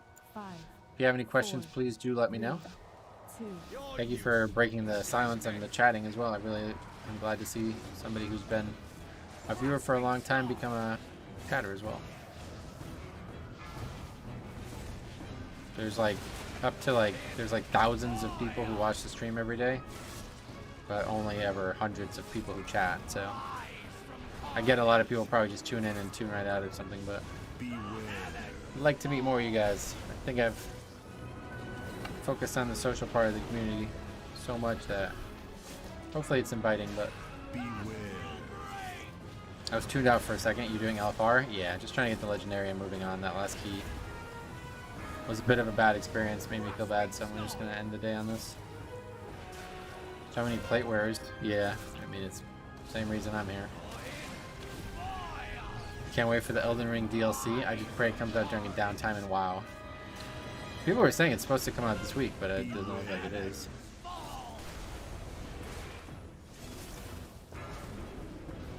Yeah, I probably won't even play it because presumably the mod won't like ever, like it would be a long time. I don't know where they would even put it. Is there any speculation? Because like in Dark Souls, there wasn't this like contiguous map, you know? But so like they didn't have to worry about where they put it. But like where would they put it? Would it be like underground or something? It's called Shadow of the Erd Tree, I think. Is that right? I'd love to do some keys with you in between work calls. Well, pretty much right now we're looking for any 25 or higher. So if you got one, let me know. I'd like to get score, but if it's between me not doing any keys at all and only signing up for score or just doing keys and having fun, then I'm going to pick fun. Did you enjoy / play Breath of the Wild? I never touched Tears of the Kingdom, but yeah, Breath of the Wild I regard as one of the best video games ever made. It's basically like most of what I love about Dark Souls, but with way better explorative features. If Elden Ring had climbing, then I don't think I would look back at Tears of the Kingdom or Breath of the Wild, but I like Breath of the Wild's like feel too. Like its music and its atmosphere are really lighthearted compared to Elden Ring in those games. But yeah, Breath of the Wild's ability to literally, like, I would just spend hours climbing up mountains in Breath of the Wild. Is Tears of the Kingdom a new map, or is it the same map of, I think people said it's the same map but with new stuff added or something, is that right? Just last wing for chance at drop. Chance for other bosses to drop items to increase the legendary chance to drop, but very low in LFR. Yeah. I asked because I thought Tears of the Kingdom was a better game, but I got more replay from Breath of the Wild. Oh, really? I don't know anything about Tears of the Kingdom, but I played Breath of the Wild when it came out because it just immediately enthralled me when I learned that you can be so interactive with your environment.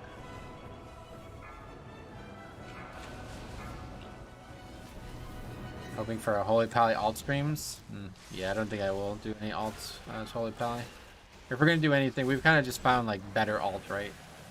The Ogvoker thing is just alt plus. Because I don't really care about alts. It was just something to fuck around on and have fun. Ogvoker, low-key observation evoker is the most fun thing I've done besides progression content. Tears of the Kingdom expanded on the buildings. On the building. It's so fun to build robots. Yeah, but is it the same map was my question.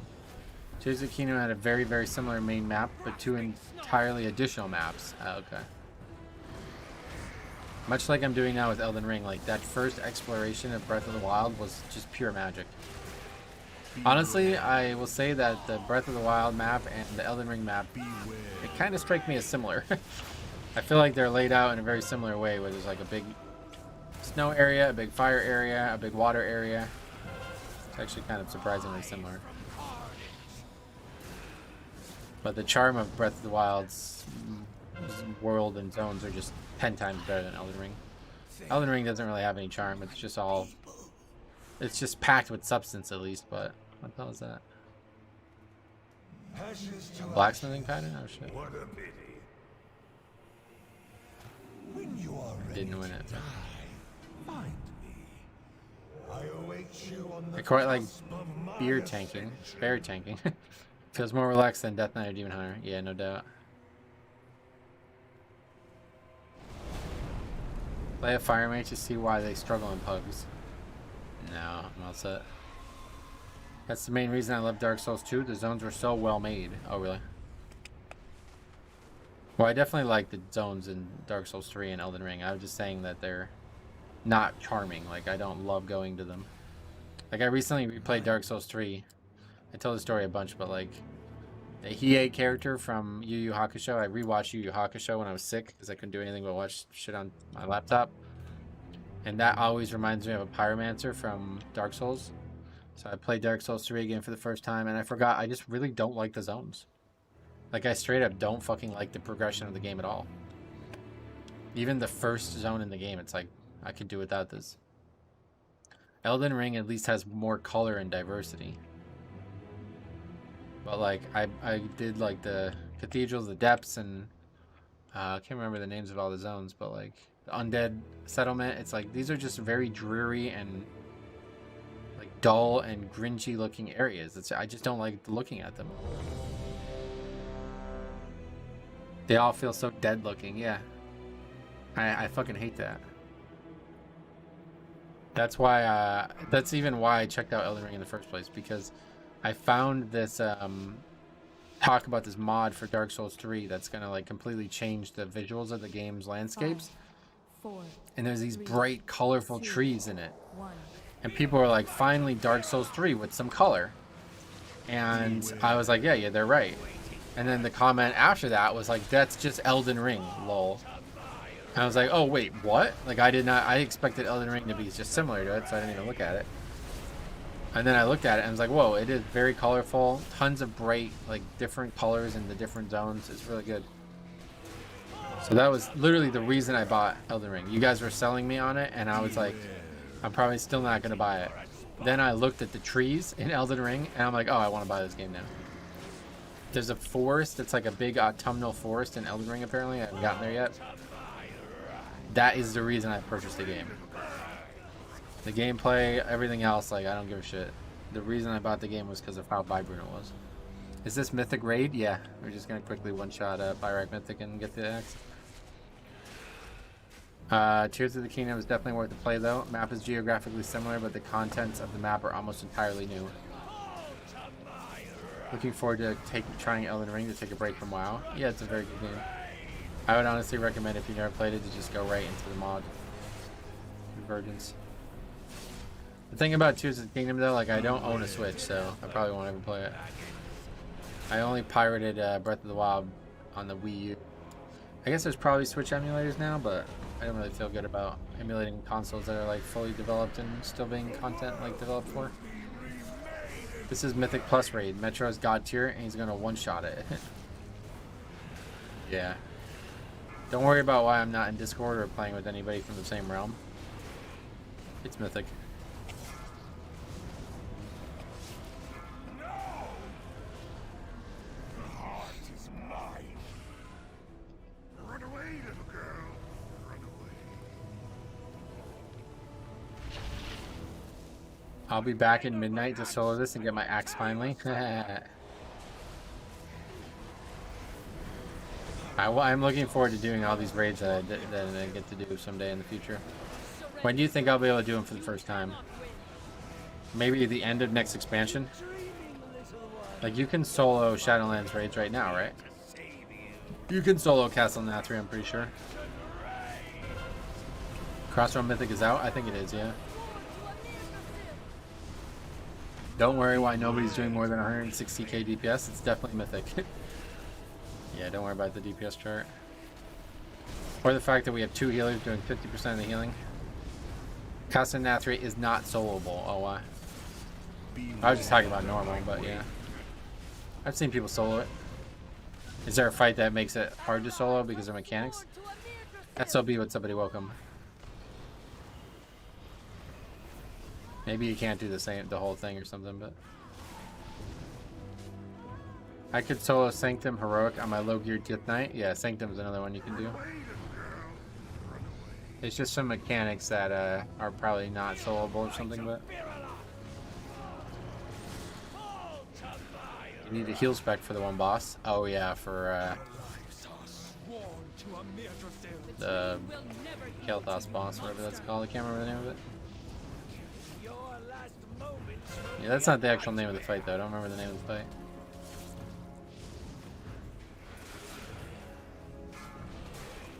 But I would just basically want to like not do the raid when it's current and then come back like a year or so from now and experience it all for the first time.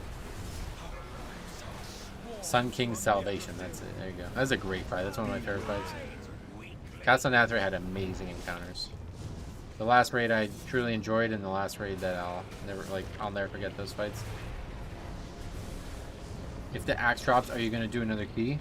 Oh, unfortunately it doesn't work that way. Like if it drops, you then have to do a bunch of world content just to craft it and go buy a bunch of shit just to craft it. So no. Daddy Denathrius. Great fights all around. Denathrius is probably my favorite heroic fight I've ever done.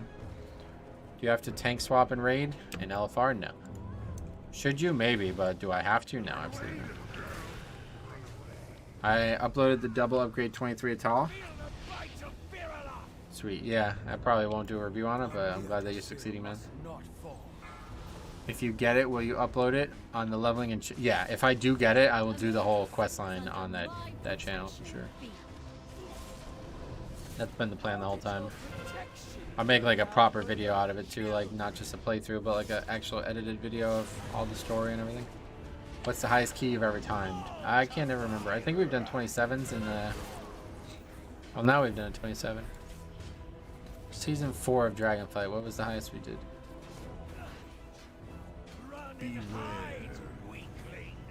Or Shadowlands, I mean. Huh. Still only 26, I guess? Really? I'm thinking of Season 3. I don't even have Season 3 on here, so I don't know. Yeah, no, I think 27 is the highest we've ever done. What is Dragonflight Season 4 going to be? We don't know for sure yet. And especially since the announcement today. You never know. Pulls up spreadsheet mid-fight. Yeah, I mean, Mythic Fire Wreck is hard for some people, but not me. No legendary again. I saw a plus 30 key in the group finder. Oh, wow, really? That's a hell of a group to pug. Alex Straza, what has happened? Something And no trinket again. Alright, cool. Well, yeah, just done with keys for today, but hopefully we'll be back tomorrow. I don't know, things are kind of up in the air right now, IRL, but hopefully we'll be able to keep the normal schedule this week. And if so, we'll see you guys there. So thank you for watching. We'll see you guys in the next one.